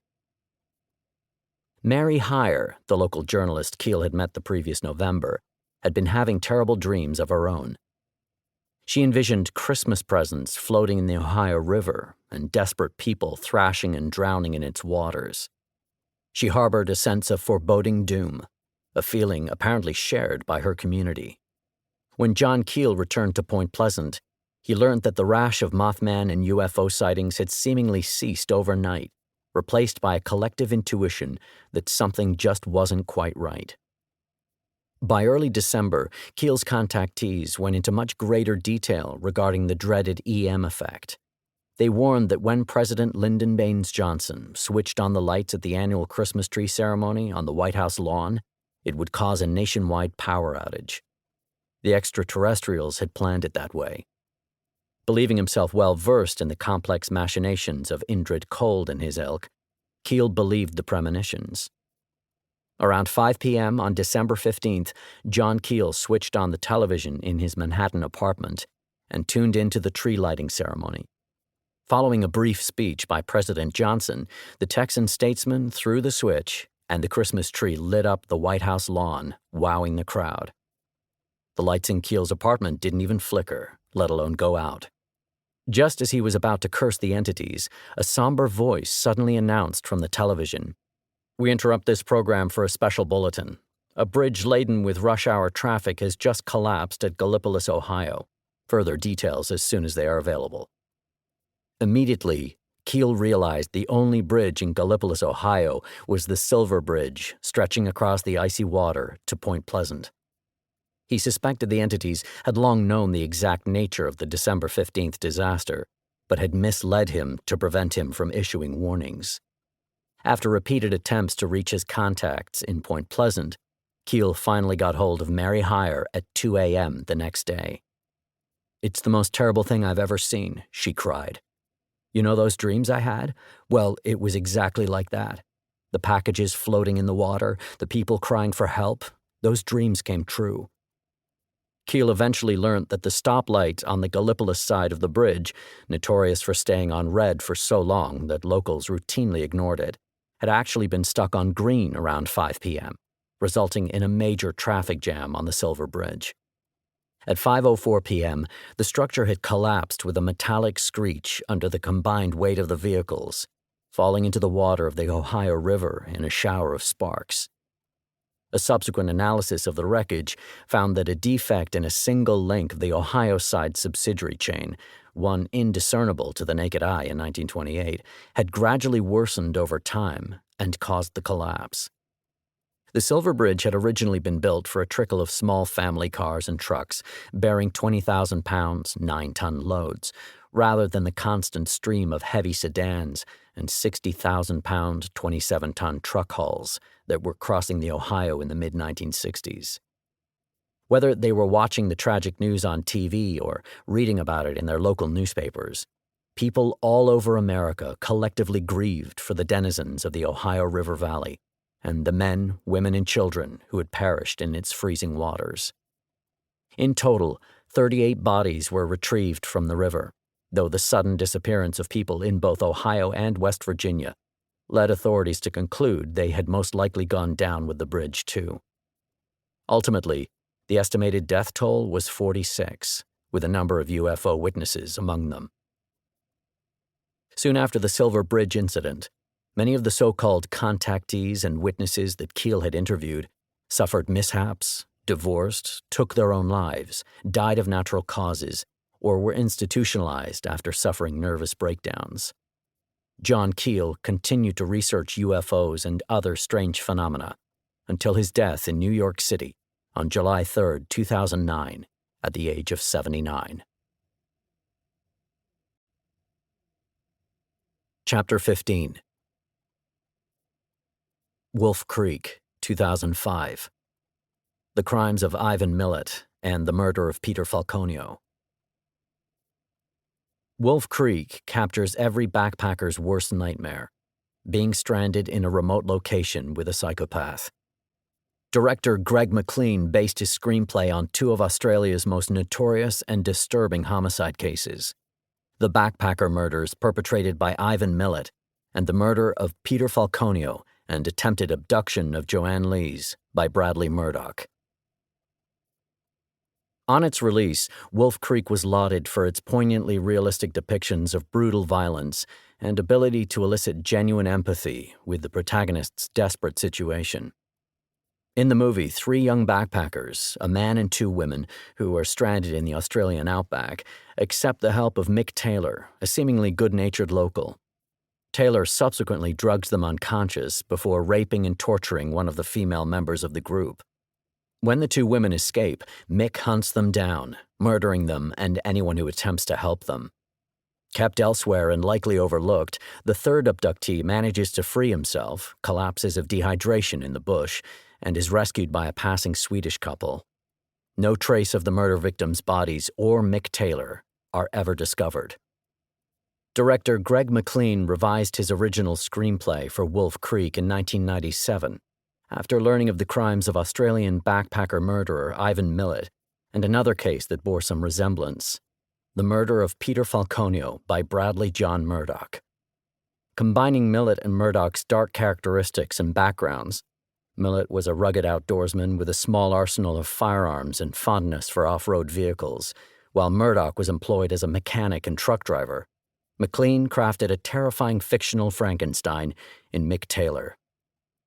Completed before Murdoch's trial, Wolf Creek was released in theaters all over Australia on November 3, 2005, except for cinemas in Northern Territory, where an injunction was placed on the film to prevent it from influencing Murdoch's ongoing trial. 40 days later, on December 13, 2005, Murdoch was convicted of the murder of Peter Falconio and the assault and attempted kidnapping of Joanne Lees. On January 25, 1990, Englishman Paul Onions took the train from Sydney, Australia, to the nearby suburb of Liverpool, planning to hitchhike to Melbourne down the Hume Highway. After reaching the suburb of Casula, He stopped to purchase a drink at a shop where he was approached by a black-haired man in his early 40s with a handlebar mustache. Likely noticing Onion's cumbersome backpack, he asked the traveler if he needed a ride. The man stood nearly 6 feet, 1.8 meters tall, with a muscular build. In some ways, he reminded Onions of the Australian cricketer Merv Hughes, but seemed friendly enough. Onions affirmed that he was trying to get to Melbourne, and the man offered to take him as far as Canberra, nearly a third of the journey. Onions enthusiastically agreed, and together they headed to a white Toyota Land Cruiser 4-wheel drive in the car park. The mustachioed man introduced himself as Bill. Onions hoisted his backpack into the rear of the vehicle, then hopped into the passenger seat, and together they sped off south. At first, Bill was genial, asking Paul about his travels and what he did for a living. Over the course of their conversation, Bill claimed he worked for the Roads and Traffic Authority in Liverpool and regularly traveled around southeastern Australia. About 45 minutes into their journey, the atmosphere in the Land Cruiser started to change. When Onions innocently expressed his surprise at Sydney's large Japanese population, Bill's demeanor darkened. "We shouldn't have all of them in the country," he scowled. "It's the same with you Brits. You shouldn't be in Northern Ireland either." Taken aback, Onions attempted to steer the discussion away from immigration, but Bill only grew angrier. For 15 minutes, there was a tense silence in the Land Cruiser. Having become increasingly wary, Onions noticed the driver's eyes repeatedly flitting to the rearview mirror. The vehicle started to slow. Bill pulled over to the side of the road, muttering something about wanting to grab some cassettes from under the front seat. Noting that there were already tapes within reach, Onions became increasingly nervous. Bill climbed out of the vehicle and began rooting around under the driver's seat. Suddenly, he was holding a length of rope and pointing a black revolver in Onion's face. "This is a robbery," he barked. The passenger started frantically unfastening his seatbelt. Onions had previously served in the Royal Navy, and his military training now proved crucial. Bolting out of the car, he ran in a zigzag pattern into the oncoming traffic. "Stop or I'll shoot! Stop or I'll shoot!" he heard Bill screaming. Then the crack of a gunshot. Multiple cars swerved to avoid him, but not one of them stopped to help. Looking over his shoulder, he saw Bill chasing him. "Get back in the car! Get back in the car!" As they reached the grassy stretch of land splitting the highway, Bill seized him by the right sleeve, ripping his shirt. Realizing the danger he was in, Onions darted onto the eastern side of the highway, vowing to stop the next passing vehicle, whatever it took.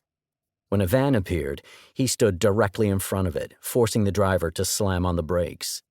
Dashing to the passenger side sliding door, Onions wrenched it open, climbed inside, and hastily locked it. When he looked up, a puzzled female face was staring at him from the driver's seat. "He's got a gun! He's got a gun!" Onions pointed to the man on the grass. The driver immediately made a U-turn and started heading in the opposite direction. Onions watched through the window as Bill hurried back to the Land Cruiser and continued towards Canberra.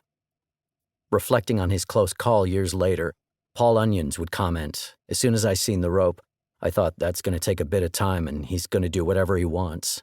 I just thought this is it, run or die. So I undid my seatbelt and jumped straight out of the vehicle and ran."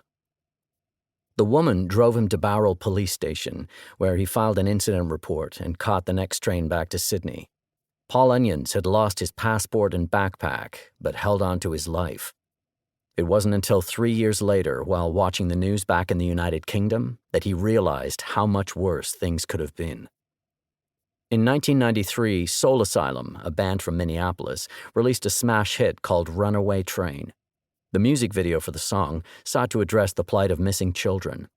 Beginning with the title, there are over 1 million youths lost on the streets of America. The footage featured the names, photographs, and disappearance dates of 36 missing American children and teens. Alternate versions were made for the United Kingdom and Australia, displaying pictures and information related to missing youths in those countries. Among those featured on the Australian video were 19-year-olds Deborah Everest and James Gibson, who had vanished on December 30th, 1989, while hitchhiking south from Sydney to a music festival in Albury. Within months of the video's release, the pair would resurface under some of the most gut-wrenching circumstances imaginable. Roughly a year earlier, on September 19, 1992, two men were orienteering near the Longacre Fire Trail in Belanglo State Forest when they were struck by a foul stench emanating from beneath a rocky ledge. Peering under the rocks, they spotted a bone and some clothes shoddily buried beneath sticks and leaves. The men immediately contacted the Barrow police. Arriving on the scene, investigators uncovered the decomposing remains of an adult female. The garrote beside her body left little doubt she had been the victim of foul play. A closer inspection revealed she had been stabbed a minimum of 14 times in the neck and torso. The following morning, a police search team discovered the body of a second woman just 30 yards, 27 meters from the first victim, similarly concealed by deadfall. Red cloth had been wrapped twice around her head, obscuring her face. An examination of her corpse revealed she had been shot 10 times in the head with a .22 caliber rifle, a finding supported by a cluster of spent Winchester cartridge casings found approximately 4 yards, 3.6 meters away.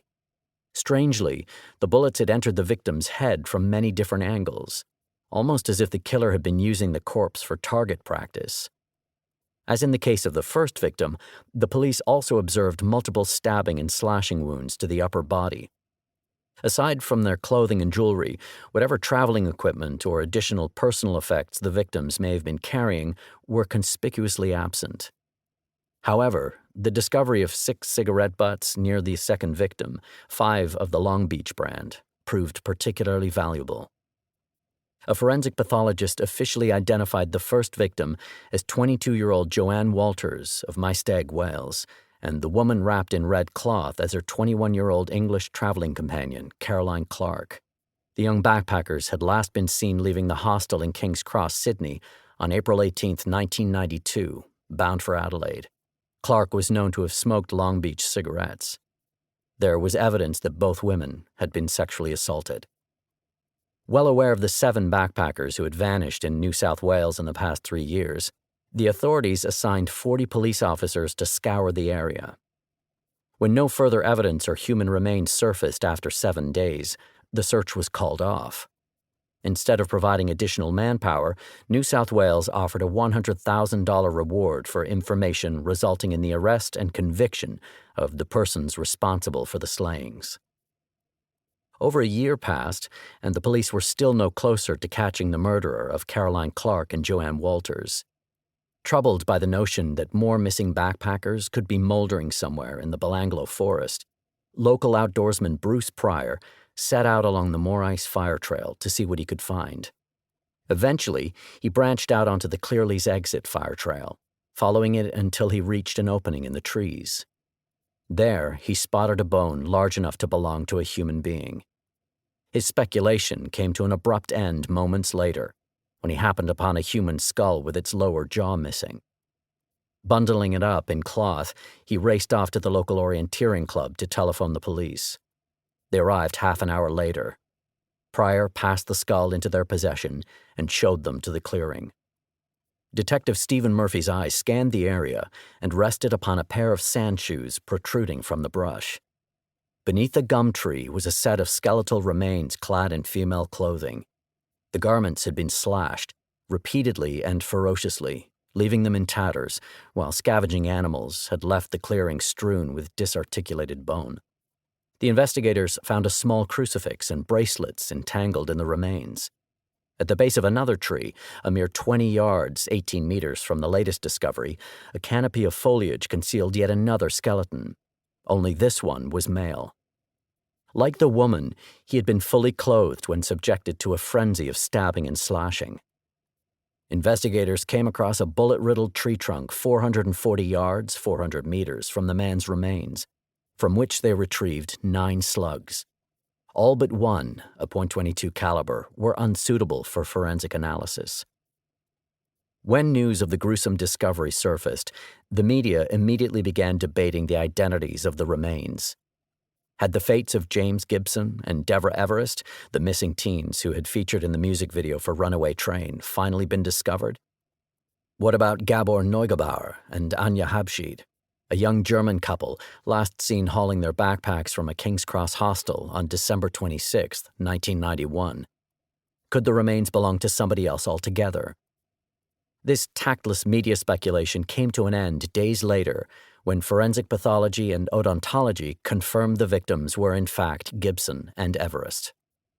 With 4 victims recovered from the Belanglo forest in 13 months, and potentially countless others concealed in the more than 9,000 acres of pine, Detective Clive Small created Task Force Air, comprising 33 detectives, 11 intelligence analysts, and a myriad of forensic specialists to apprehend the predator and restore order to the community.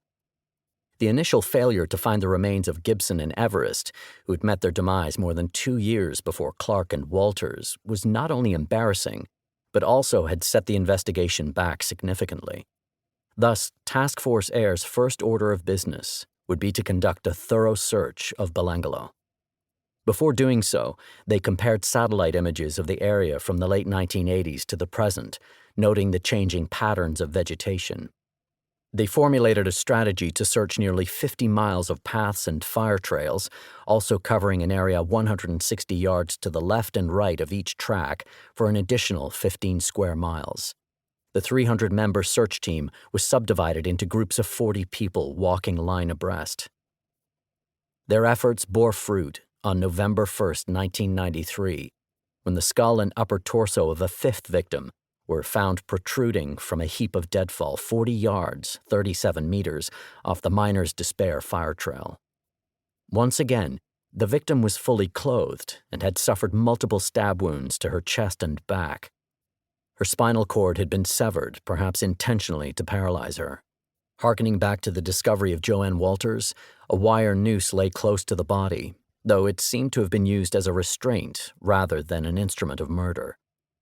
Searchers located the victim's jewelry, clothes, and backpack contents nearby, along with a red T-shirt which had been sliced open from the front. As with the British and Australian couples, the backpack itself was nowhere to be found. The victim was Simone Schmiedel, another missing German backpacker, first identified informally by the distinctive headband round her forehead, then officially through forensic pathology and odontology. Simi, as she was known to her friends, had parted ways with her traveling companion Jeanette Mellor in Sydney on the morning of January 20th, 1991. Despite Jeanette's warnings, Simi had assured her all Australians were warm and friendly, and that she always carried a knife for self-defense. The tall girl with the dreadlocks and headband was last seen by motorists standing on the side of the highway at Casula. On November 3rd, a stray leather sandal in the Belanglo led the search team to 2 additional human skeletons, concealed in a now all-too-familiar fashion. 21-year-old Gabor Neugebauer and his girlfriend Anja Habschied, 20, had finally been located, though Anja's head remained missing. Like Joanne Walters and Simone Schmiedel, she had been stabbed and slashed to death through her pink top. A 5-yard, 4.5-meter blue and yellow rope looped at either end, presumably to restrain the victim, was discarded in the immediate vicinity, along with Anja's wristwatch and ankle bands. Gabor Neugebauer, on the other hand, had been used as target practice. A cloth gag was still clenched between the teeth of his bullet-riddled skull. A thorough search of the area uncovered a sealed plastic bag with plane tickets bearing his name and a money belt with the couple's international student cards, traveler's checks, and cash. 20 yards, 18 meters from the money belt, lay another makeshift loop restraint, consisting of a black plastic zip tie, black insulation tape, cord, and a leash. A cartridge holder, built for 50 rounds, was located approximately 200 yards, 182 meters from Gabor's corpse, along with Anja's pink jeans and 2 empty cardboard packs of .22 caliber ammunition. The first was for Winchester brand, and the second for Ely subsonic hollow points. The medical examiner removed 4 .22 caliber bullets from Gabor's skull, though there were 6 points of entry in total, and a 5th from his upper chest. Furthermore, investigators had extracted 6 bullet fragments from tree trunks in proximity to his body. The search continued for 12 more days before Detective Small was satisfied the Belanglo forest had given up all of its secrets. But how long would it be before the killer returned to replenish its stock of horrors? From now on, the investigation would have to be proactive. The reward for information was increased to $500,000. Within 24 hours, the task force had received over 5,000 calls. 3 phone calls would prove instrumental in bringing the Belanglo Forest killer to justice. The first came on November 9th from a Miss Joanne Barry of Canberra, who had been driving on the Hume Highway near Berrima in January 1990, when a young man forced his way into her van shouting, "Help me, he's got a gun." Spotting an older man in pursuit, she had sped off. Along the way to Bowral Police Station, the escapee had told her his name was Paul Onions and that he'd accepted a ride while hitchhiking, only to have the driver pull a gun on him. Paul Onions called the task force from England just 2 days later. Reports of the horrific revelations from the Belanglo Forest had reached the UK and were being widely reported in the media. Recalling his near brush with death in New South Wales, Onions thought it crucial to relay his experience. He described his attacker as a male in his early 40s, fit-looking, about 5 feet 10 inches tall, with a Merv Hughes mustache and black hair, driving a white Toyota Land Cruiser 4-wheel drive with woolly seat covers.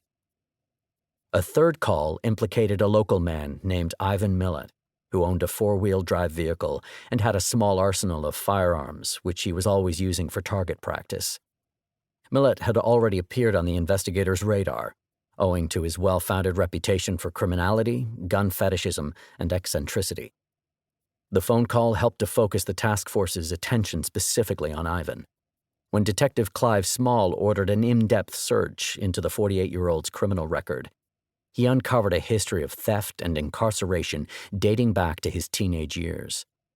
His crimes had worsened as he grew older, graduating to charges for armed robbery and rape. A 1991 photo of Ivan confirmed he had owned a silver-white Nissan 4-wheel drive until September 1992 and had changed vehicles around the same time as the discovery of the bodies of Caroline Clark and Joanne Walters. The Nissan bore a striking resemblance to a Toyota Land Cruiser. Ivan was also known to use the alias Bill and worked for the Roads and Traffic Authority, both details consistent with Onion's story. He'd been charged with picking up and raping 2 female hitchhikers at knife point in April 1971. The modus operandi and victimology foreshadowed those of the Belanglo Forest killer. Moreover, he had not been at work during any of the dates of the murders. On February 26, 1994, Ivan Millett was placed on round-the-clock surveillance to ensure he did not commit any further crimes or destroy evidence.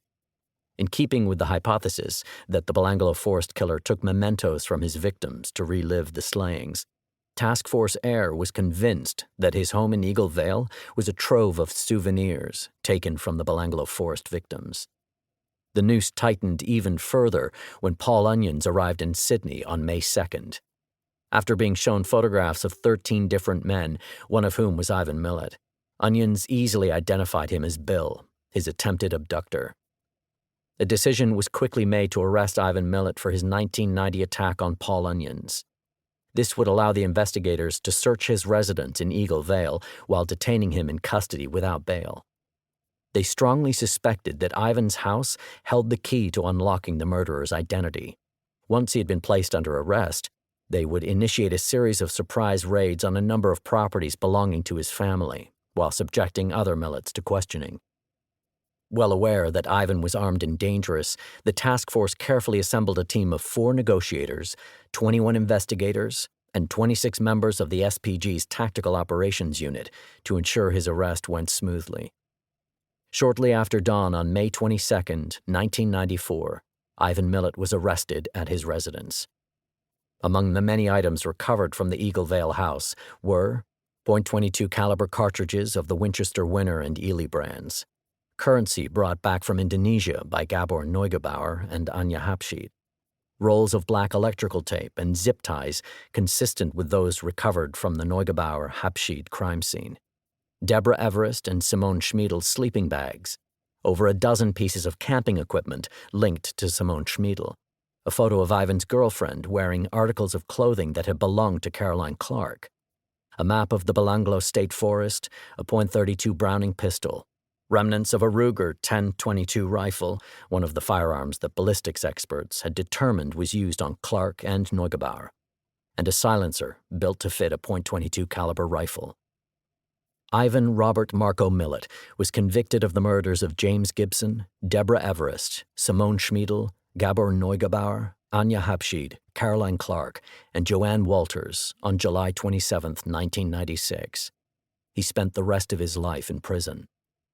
On October 27, 2019, after a short battle with esophageal cancer, he died on the hospital wing of Long Bay Correctional Center, having never admitted to the Belanglo Forest murders or any of the dozen others of which he was suspected.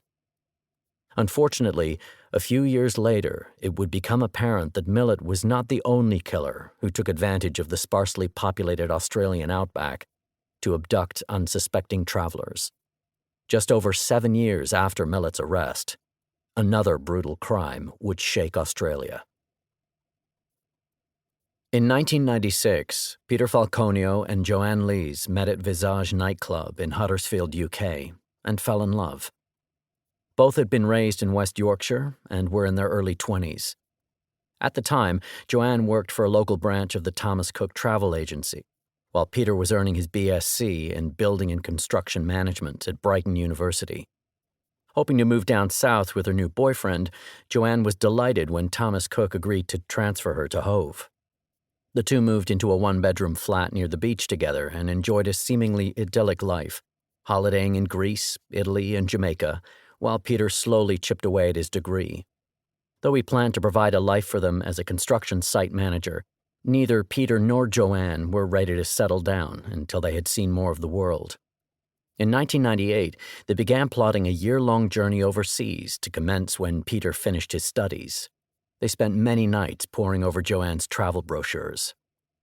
Peter graduated in 2000, and by mid-November, the couple had landed in Kathmandu. They spent the next 2 months on an adventure through the snow-capped Himalayas, eventually flying to Singapore. From there, they traveled by bus through Malaysia into southern Thailand. The couple had been so enamored with Nepal's monasteries and the resplendent temples of Thailand that they longed to see the Buddhist remnants of the Khmer Empire in Cambodia. Young and fearless, they caught a flight to Phnom Penh, the Cambodian capital. It took less than 2 days for a pickpocket to relieve them of their cash, plane tickets, and traveler's checks. Luckily, they managed to borrow enough money from a fellow tourist to return to Bangkok. Their time in Southeast Asia had been transformative, but the couple realized they'd pushed their luck too far. It was time to head to Australia. As Peter told Joanne, "We might as well continue. We're over the worst that can happen." After securing a working visa, on the morning of January 16, 2001, Peter Falconio and Joanne Lees boarded a plane. When they alighted, they were in beautiful cosmopolitan Sydney in the middle of the Australian summer. They found a flat in North Bondi Beach and both promptly found work. Joanne was smitten with the city and wanted to stay as long as possible. Peter thought the real allure of Australia lay within its vast and surreal tracts of wilderness. While Joanne explored, Peter set about looking for a vehicle for the next leg of their journey. He found it at King's Cross Car Market, an orange Volkswagen Combi pop-top van with a built-in fridge, gas cooker, CD player, and sink. And after managing to talk its former owners, two fellow British tourists, down from $3,000 to $1,200, he bought it on May 24th. Peter spent the next month tinkering with it, knowing Joanne was reluctant to leave the harbor city. But eventually, it was time to see the rest of the country. On the morning of June 25, 2001, they waved goodbye to their Sydney friends and set off south through the Blue Mountains in the puttering orange wreck. Over the next 2 weeks, they passed through Canberra and into Melbourne before veering west towards South Australia and the state capital of Adelaide. Next, they headed north along the Stuart Highway, aka the Track, right along the center line that splits Australia into east and west, and entered the Northern Territory. With a population of approximately 200,000 Territorians scattered across 520,000 square miles, it was essentially a sparsely inhabited wilderness of rock and scrub, fractured by the occasional canyon. Dangerous, perhaps, in its emptiness. By Wednesday, July 11th, Peter Falconio and Joanne Leese had reached Uluru Karajuta National Park, home to the sacred monolith of Uluru. Like the thousands who had come before them, it left them awestruck, possessing a kind of spiritual resonance they had not felt since Thailand. They befriended a group of Canadian backpackers and offered them a lift north in the combi. The group continued along the track, stopping at Kings Canyon, before heading to Alice Springs, where they parted ways. Peter and Joanne spent the night sleeping in the combi on the edge of the town. They remained in Alice Springs through Thursday and into Friday, visiting the hiking trails and gorges, purchasing plane tickets, and catching up on their emails at the local library. This little town of 20,000 residents would be the closest thing to civilization until they reached Darwin, 800 miles, 1,287 kilometers, to the north. On the afternoon of July 14th, they attended the annual Camel Cup in Blatherskite Park, where they watched the humpbacked creatures gallop clumsily around the dusty racetrack. They left Alice Springs in the combi soon after, continuing their odyssey along the track.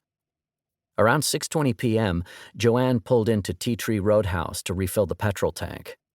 They lit a joint, passing it back and forth as they watched the sun set slowly on the dry scrubland. Sydney was exciting, but the last few days had been nothing short of magical. Within half an hour, they were back on the road. Night had fallen, and the petty thievery they had encountered back in Cambodia was about to be overshadowed by something far worse. At 7:30 p.m., Peter was driving along an isolated section of the track when headlights appeared in the rearview mirror. To their surprise, a white pickup truck drew up beside them, almost running parallel. The interior light was on, and the driver, a man with a black baseball cap and mustache, was signaling for them to pull over. While Joanne was nervous about stopping in the outback at night, Peter concluded it was obviously important. The vehicles parked on the side of the highway. Peter exited and approached the pickup truck, a Toyota. Watching through the window of the combi, Joanne could see a dog in the passenger seat. Peter and the motorist were discussing sparks shooting out of their exhaust pipe. Peter returned to the van and explained to Joanne that they were going to check the exhaust and needed her to rev the engine. Joanne nodded and slid into the driver's seat. Grabbing his pack of cigarettes, Peter circled around to the back of the combi with the other motorist. As she pressed her foot on and off the accelerator, she heard a loud bang and wondered if the van had backfired. Suddenly, the man in the black baseball cap was standing outside the driver's side window, brandishing a silver revolver. He ordered her to turn off the engine. When her trembling hand struggled to complete this simple task, he climbed into the van beside her and did it himself. Pressing the muzzle to her temple, he instructed her to place her hands behind her back and keep her head down. The man secured her wrists together with cable ties, then forced her out of the passenger side door onto the ground. Straddling her, he attempted to bind her ankles with rope, but she flailed her legs, kicking out wildly at him. Angered, he punched her in the head, leaving her stunned. He picked her up by the scruff of her neck, and she cried out to Peter, but to no avail. Dragging her over to his white Toyota, the man tried to tape her mouth shut. Somehow, she managed to resist his efforts while continuing to scream for help. Her attacker instead pulled a sack over her head and pushed her into the passenger seat of the vehicle. Once she was inside, he removed the sack. Joanne's eyes settled on the black and white dog sitting on the driver's seat. She turned to her abductor and got a good look at his face. Judging by his lined brow, graying mustache, and collar-length hair, he looked to be in his mid-40s, with droopy, deep-set eyes and sunken cheeks. An ill-fitting checked shirt, dark tee, and thick trousers hung from his tall frame. Next, he grabbed her and shoved her under the canopy in the back of his truck. Joanne tried to speak with him, but he threatened to shoot her if she didn't shut up. She heard him move away from the vehicle towards the combi, followed by the sound of something heavy being dragged across the ground. Seeing her chance, Joanne wriggled her way onto the truck's tray, placed her legs over the side, and slipped onto the road. As soon as she felt her feet touch down, she sprinted towards the bush. The dry branches tore at her as she crashed blindly through the scrub. Once she was far enough away from the road, she crouched behind some tall bushes and went still. Out on the road, she could hear her assailants' movements. A torch scanned the tangled scrubland looking for her, then eventually went out. After a few minutes, she heard a vehicle door open and slam shut, followed by an engine's roar. Headlights illuminated the highway momentarily, then shot off down the road. Wisely, Joanne remained in hiding. Sometime later, she heard the man return to the crime scene to remove the second vehicle. When he had disappeared once more into the night, she tried unsuccessfully to free her hands from the zip ties. Exhausted, she staggered up to the roadside and collapsed. Uncertain as to whether the man in the baseball cap would revisit the area yet again, she chose to remain lying in the grass, waiting for the first road train. Cars were too risky. She had no idea what vehicle her attacker might be driving. With the appearance of a road train, she stumbled out into the road and flagged it down. While the two men who occupied the vehicle, Vince Miller and Rodney Adams, used a tool to remove the zip ties, she recounted her experience to them and stressed the need to find her missing boyfriend.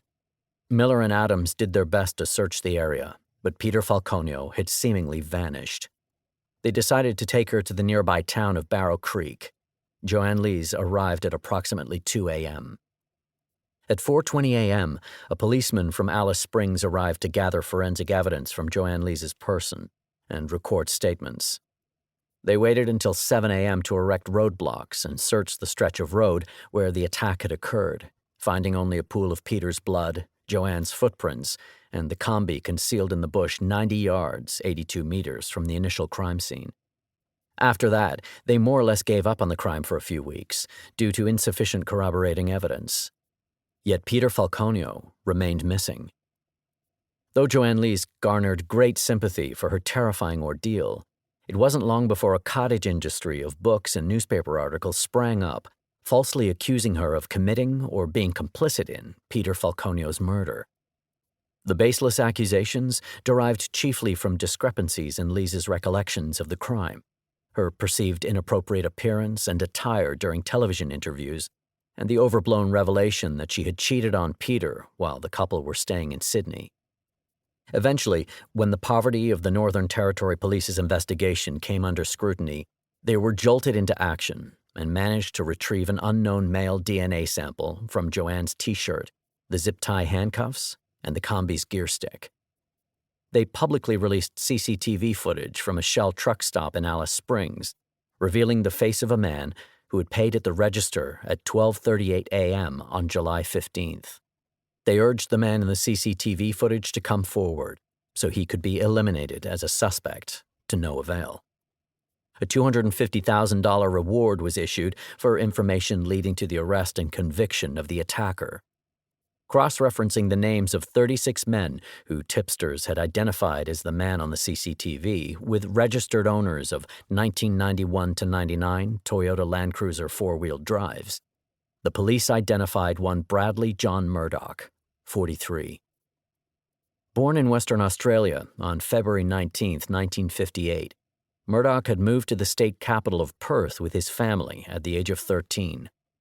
A known thug and bully, he dropped out of high school at 15, started a trucking company, and joined an outlaw motorcycle gang, the Coffin Cheaters.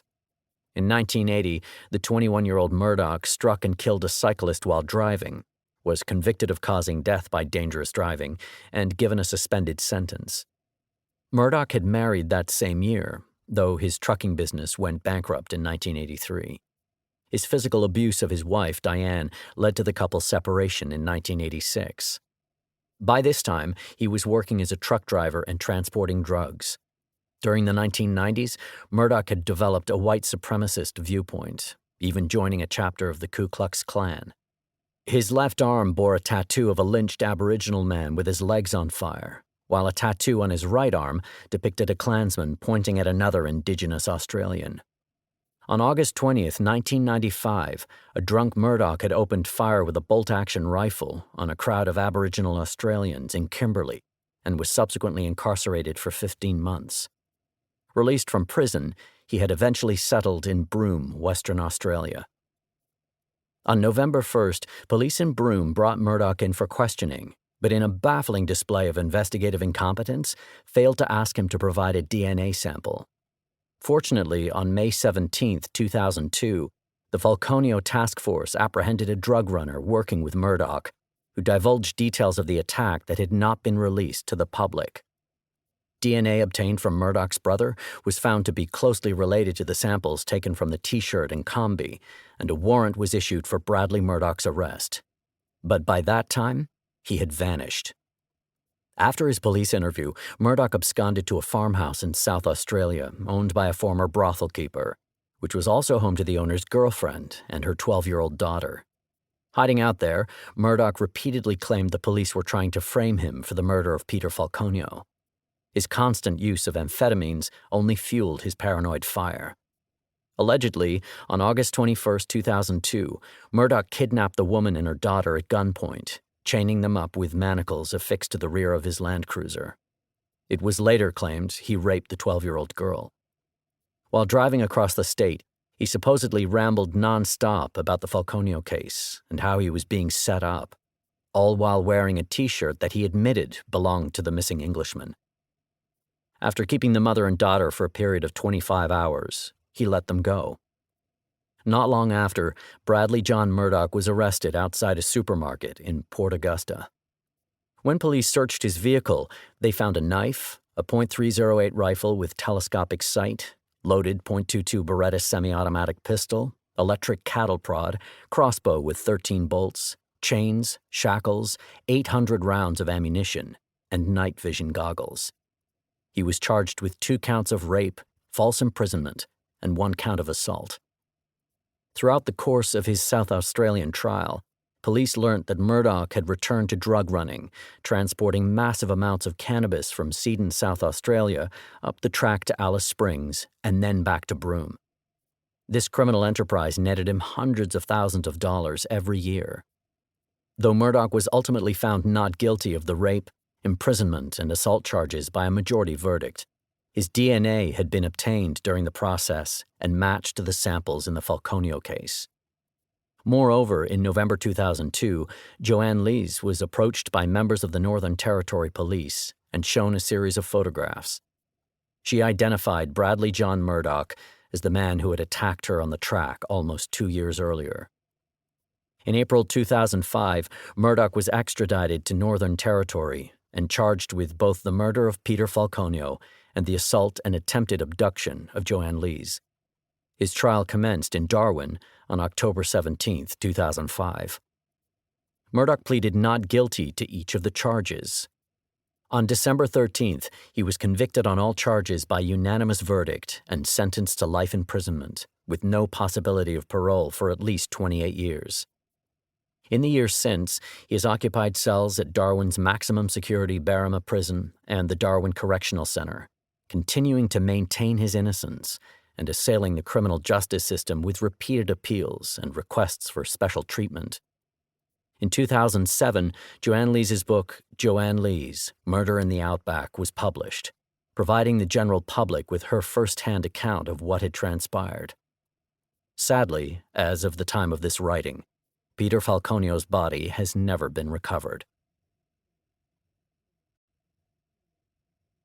Chapter 16. The Conjuring, 2013.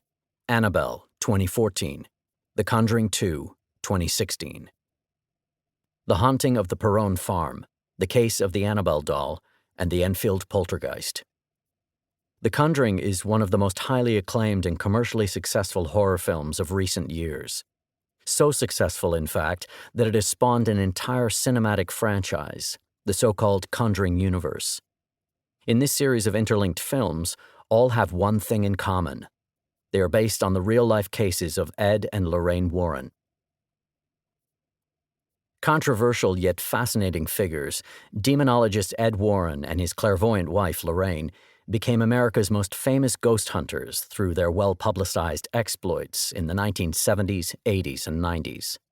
Director James Wan took great creative liberties with their case files to create the most successful horror franchise of the 21st century, the Conjuring universe. His first offering, The Conjuring, made a whopping $319.5 million. Its spin-off, Annabelle, was another success, making $257 million on less than a third of its predecessor's budget, while The Conjuring 2 also put on a great showing, raking in a record $320 million. Every installment in the series has chilling moments, from the iconic hide and clap scene in The Conjuring to the emergence of the Crooked Man in The Conjuring 2.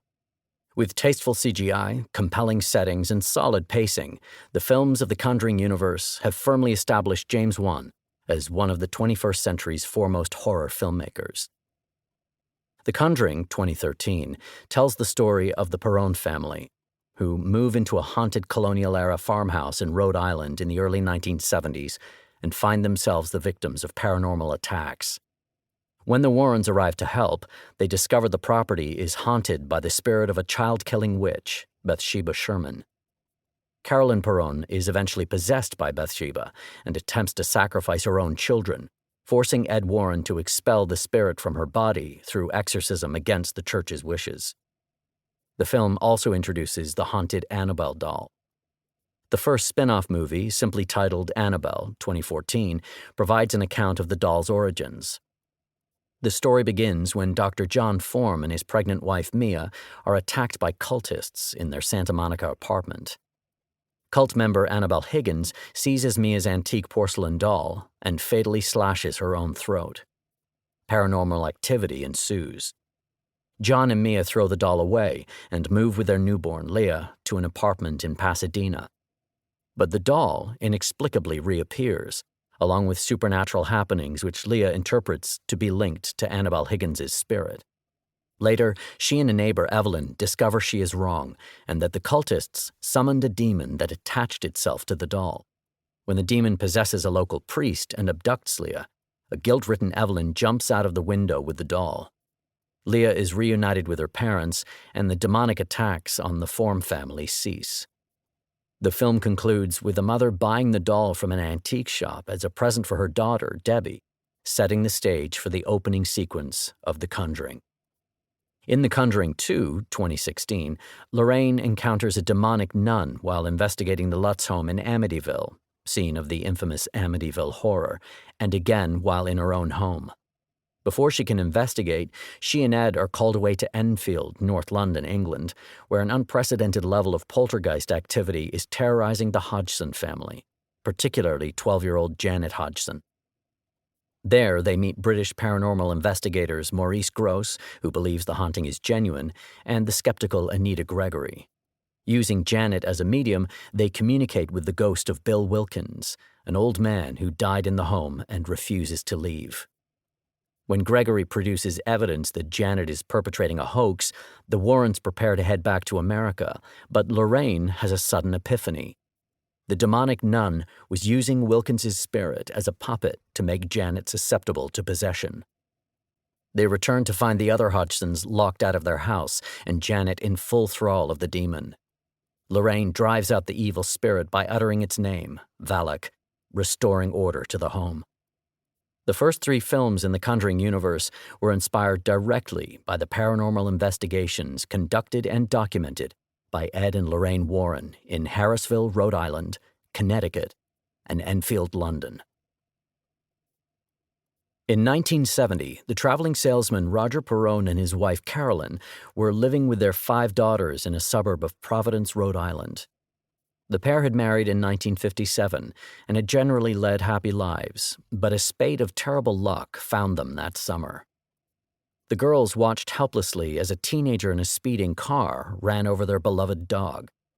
Gangs sprang up in the neighborhood, and the family returned home from a vacation to find their house ransacked and their 3 cats slaughtered. After the eldest Perron daughter, 12-year-old Andrea, attacked the boy she thought was responsible, she found herself in court. Though the charges were dropped, the family's summer of misfortune continued when a neighbor suffered a heart attack and crashed his truck on the Perron's lawn. To make matters worse, the man's wife accused Carolyn, a lapsed Catholic, of causing his death through witchcraft.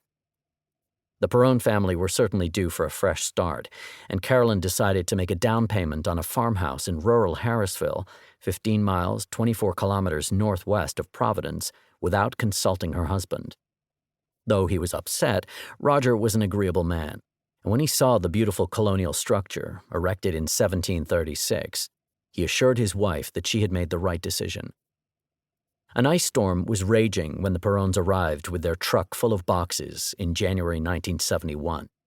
Roger passed a box to Andrea and instructed her to bring it to Carolyn, who was in the kitchen.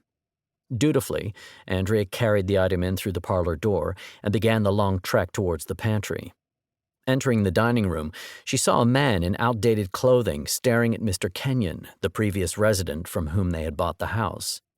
A polite girl, Andrea bid the stranger good morning, but he did not respond. Shrugging, she continued on to the pantry.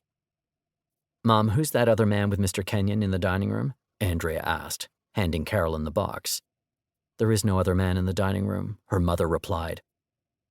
As if on cue, the other 4 girls, Nancy, 10, Christine, 9, Cindy, 7, and April, 5, entered and exclaimed, "That man in the dining room just disappeared."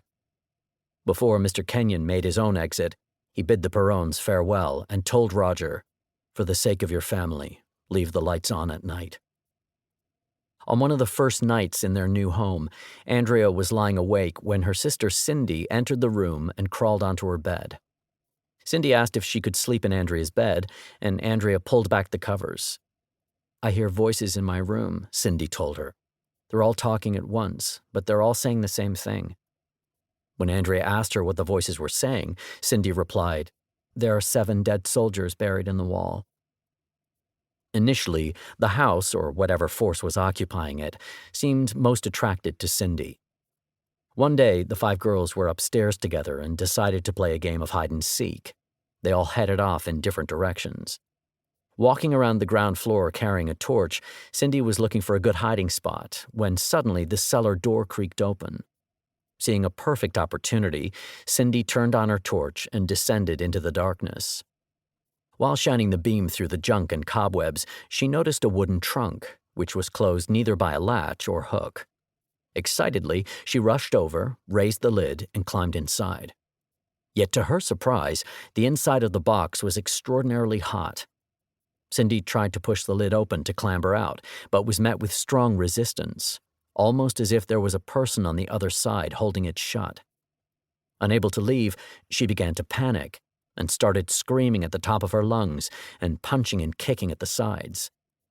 As the air inside ran low, she found herself praying for her sisters to come save her.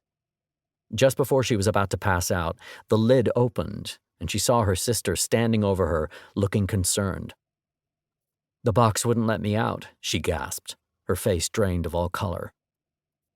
9-year-old Christine was the second member of the Perron family to have an unsettling encounter involving the cellar. Tasked with washing the dishes, she was standing at the sink one evening, looking out of the window into the night. Without warning, she felt a cold draft encircling her ankles and heard the creak of hinges from behind. Looking over her shoulder, she saw the cellar door had opened. But when she turned back to the window, she jumped back in fright. She thought she had seen a human face reflecting back off the glass, meaning somebody was standing right behind her. Spinning back around, she saw only the open cellar door and darkness beyond. The final incident with the cellar came when Andrea Perron found herself alone in the house, a rare treat for the eldest daughter of a large family. She was sitting on her bed completing her homework when she heard a baby crying. This was baffling. There was nobody else home at all, let alone an infant. Yet the wailing continued, seemingly luring Andrea out of her room and down the stairs in the direction of the cries. They seemed to have a pained quality, as if the baby was in agony. Suddenly, the cellar door swung open, and the temperature plummeted to the point where she could see her breath. The door then slammed shut, and Andrea started screaming. About that time, Roger came home to find his terrified daughter in the hallway. She explained what had happened, and he decided to examine the door. Despite his daughter's claims that it had opened on its own, it could not be pulled open unless one first raised the latch, and the latch was in good condition. Opening the door, Roger decided to explore the cellar. As he was making his way through the darkness, he felt a hand brush his back from right to left and believed it was his wife's. However, when the sensation stopped, he turned around to find himself alone in the cellar. Though he had no idea what was going on, Roger Perron had no doubt that whatever had happened to him was out of the ordinary, and it was probably no coincidence that his daughter had been similarly unsettled. He went back upstairs, closed the door firmly, fetched a hammer and some nails, and sealed off the cellar. Andrea Perron was having a terrible dream. She was standing in the corner of her parents' bedroom, paralyzed by fear, as an old woman with sticks in place of hands hovered over her mother. Roger lay beside his wife, torn up as if mauled by a savage beast. Though Andrea did not move or make a sound, the woman eventually sensed her presence and turned to face her. Andrea snapped out of the dream in a cold sweat. She took a moment to compose herself before rising and making her way downstairs. When she reached the table, she saw her mother scratching on a piece of paper with a pencil. Leaning over to pick up Carolyn's cup of coffee, she caught sight of the image on the page and froze. It was a portrait of a woman with wood protruding from her sleeves, the same hag Andrea had seen hovering over her mother in her nightmare. Andrea told her mother about the dream and asked if the assault had actually happened. Carolyn replied that it had. At that moment, Roger Perron came down the stairs shirtless. Both Andrea and Carolyn noticed lacerations across his back, almost like claw marks, and brought them to his attention. They explained to Roger what had happened to them the night before, but despite being shaken by his own injuries, he thought their claims were far-fetched. Instead, he racked his brains for a reasonable explanation to the past few hours' events. He drew a blank. Several nights later, Carolyn awoke from her slumber once again. The bedroom stank of smoke. When she saw two tall men standing next to the doorway, she felt her body clam up in fear. Before she knew what was happening, a dark woman walked into the room carrying a large flaming torch. As she neared the bed, she began to bang the end of the torch on the floor in a primitive rhythm, chanting hypnotically. Carolyn got the sense that she was trying to summon something evil from another realm. Then, Carolyn felt something stab her leg. When she threw the covers off to take a look, the figures disappeared. In that instant, Roger also awakened. He asked her what had happened. Looking down at Carolyn's leg, they could both see a needle-thin puncture wound, oozing blood. There was no denying it anymore. Whatever was happening to them in their dreams was harming them in their waking life. From that day onwards, Carolyn Perron was not the same. Overnight, her appearance changed from that of a woman in her early 30s to someone decades older. It was as if some other entity was sapping her life force. Realizing that whatever evil was plaguing their Harrisville home was linked to its history, Carolyn's obsession with the past began. Delving into the local historical archives, Carolyn learned that her home had been the site of countless tragedies. A Mrs. John Arnold had apparently hanged herself in the barn at the age of 93, just one of a number of suicides, drownings, and other fatalities which had occurred on the property over the centuries. But the sum total of all these findings paled in comparison to the tale of Bathsheba Sherman. Born to the same Arnold family who had once occupied the property, Bathsheba had supposedly been both beautiful and extraordinarily cruel. Carolyn learned that a number of children had once been left in Bathsheba Sherman's care, during which time an infant perished.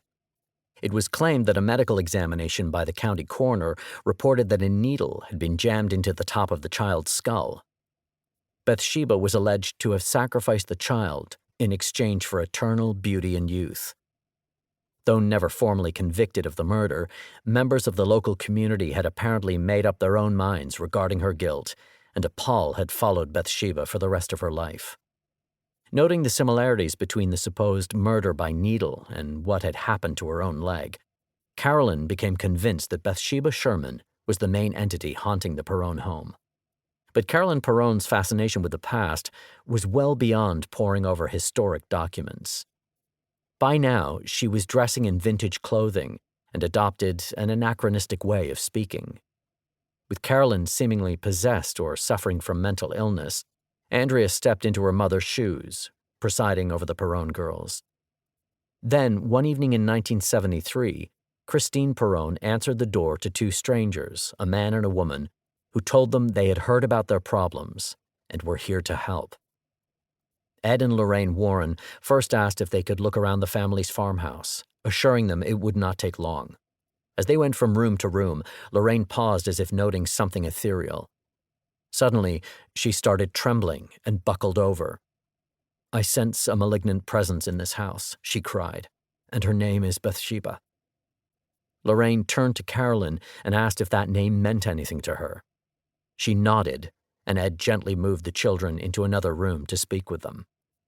Despite their previous assurances, the Warrens would end up conducting a 1.5-year-long investigation, which came to a dramatic ending when Lorraine explained to Roger and Carolyn, "You've got the devil living in your house, and we'd like to perform a seance." Though the long-suffering Carolyn welcomed help of any kind, Roger sensed that nothing good would come of the idea. Eventually, he gave in and agreed. Not long after, the Warrens entered the home with a priest, medium, and camera operator to film the events. While all of the children were given strict instructions to stay on the upper floor, 15-year-old Andrea and some of the sisters crept downstairs, peering through the crack in the dining room door at the 6 adults seated around the table, clasping each other's hands. Lorraine began by calling upon any spirits in the home to come forward and allow their grievances to be heard. 2 minutes passed, and then the house started shaking. The Perrons watched in disbelief as the table slowly hovered off the floor. As it rose, Carolyn's eyelids lowered, and her form slumped as if all the energy were draining from her body. Her face contorted, at first in a pained wince, but then transforming to take on the appearance of someone entirely different. As it did, her knees curled into her chest, her anatomy coiling into an impossible shape that in a normal situation would have broken her bones. The hideous form levitated in its chair, its mouth spewing words in a tongue that was both unfamiliar and indecipherable to those in attendance. Suddenly, she flew 20 feet, 6 meters, backwards into the adjoining parlor. Her skull hit the floor with a tremendous crack, and she collapsed limp on the floorboards. Roger shouted that the Warrens had killed his wife and ordered them to get out of the house immediately. As the Warrens fled the home, Andrea and Cindy rushed into the room. Both daughters and Roger held on to Carolyn, trying to shake her back to life and begging her not to leave them. Against all odds, it worked. Carolyn would later describe the experience from her perspective. "It took every ounce of my strength, my heart. It was the will of my children, I'm sure, that brought me back, but I was so gone." The Perrons believed that whatever demon the Warrens had inadvertently invited into their home scared many of the other spirits inhabiting the house into silence. Months of peace went by, but then, gradually, the unusual events resumed. Finally, one night, Carolyn walked into the parlor and heard voices emanating from the closed dining room. Turning towards them, she saw a large family around a completely different table, as a woman cooked a meal for them in a fireplace that had long since been sealed. As she instructed the children to take their seats, one of the men in the room glanced into the parlor and straight into Carolyn's eyes. Peculiarly, he nudged another man beside him and pointed in Carolyn's direction. In that moment, Carolyn Perron had an epiphany. The colonial farmhouse was actually a portal between time and space, and now she was being viewed as an apparition by 2 men in the past. Later, she would claim that this revelation helped her come to terms with what was happening. In June 1980, the Perron family finally sold their Harrisville home and relocated to Georgia, where their lives apparently improved, though Roger and Carolyn would eventually divorce. Perhaps predictably, the footage of the seance was mysteriously destroyed during the ritual, barring any outsider scrutiny of the Perrons and Warrens' claims. However, there were other, subtler means of disassembling their grand narrative, and these lay in the same historical documents Carolyn Perron claimed to have so meticulously pored over during her obsession with the house's past. Upon the release of The Conjuring in 2013, Norma Sutcliffe, the owner of the Perron farmhouse for 33 years, found her life turned upside down as paranormal tourists embarked on pilgrimages to the secluded and once serene property at all hours of the day and night. Annoyed by these incursions, Sutcliffe, a lifelong skeptic, joined forces with journalist Kent Spotswood to investigate the Perron family's claims. Their research revealed a complete lack of evidence that Bathsheba Sherman was ever suspected of killing a baby in a satanic sacrifice. Furthermore, they learned that Andrea Perron, author of 3 colossal volumes detailing her family's paranormal experiences, had lied about consulting with the local historian, who had purportedly confirmed this information. Andrea tried to recast the Bathsheba Sherman myth as purely the Warrens' theory, instead offering the ghost of Mrs. John Arnold, who had supposedly hanged herself at a barn on the property in the 1700s, as the malevolent spirit who had terrorized the family. This new idea foundered once more when it was revealed that Mrs. Arnold had actually hanged herself in a house a mile away in 1866. This begged the question: if the Warrens were incorrect about Bathsheba Sherman and the Perrons about Mrs. John Arnold, how could any of the proposed narratives of what befell the Perrons be true? Moreover, this would make anyone claiming to be a psychic or medium who arrived at these conclusions inaccurate at best, but more likely a fraud. Such a deception would be made worse by the fact that the Warrens and Perrons may have accused a seemingly innocent woman without any evidence to justify proposing her connection to sorcery or murder. Whatever the truth of the matter, for as long as she continues to be remembered, Bathsheba Sherman's name will be associated with evil, selfishness, and malice. The story of the Annabelle doll also began in 1970 and concerns 2 young nurses, Donna Jennings and Angie Stapleton, who were living together as roommates in Connecticut. For Donna's birthday that year, her mother gifted her an adorable Raggedy Ann doll, telling her that it would lighten up her apartment. Surprised and delighted with the gift, Donna would make her bed each morning and place the toy on top, its arms resting at its sides and its legs pointing straight out. The first sign of anything amiss came when Donna began arriving home to find the doll's arms were folded and its legs crossed. After a week of this strange occurrence, Donna and Angie decided to perform an experiment. If they left the doll with its arms and legs already crossed, what would happen? To their astonishment, whenever they returned home after posing the doll this way, they found not only that its arms and legs were unfolded, but it was in dozens of strange, contorted positions. The toy now began appearing in other areas of the apartment, despite the fact that Donna always left it in her room with the door closed. One evening, they returned home to find it sitting on the living room sofa. On another, they opened the front door and were startled to see it kneeling on a chair, staring directly at them. Despite repeated attempts, it proved impossible to keep the doll naturally seated in this position. It just kept toppling over. When Angie's fiancé, Lou Carlo, learned about the strange happenings, he immediately voiced his disapproval of the doll. It had a mind of its own. In his opinion, it was a damn voodoo doll. And it wasn't cute, it was just plain creepy. Soon, Donna and Angie found little notes, handwritten in pencil, awaiting them when they got back from work. Scrawled on parchment in a childish hand, they contained curt and worrying phrases such as "help us" or "help Lou."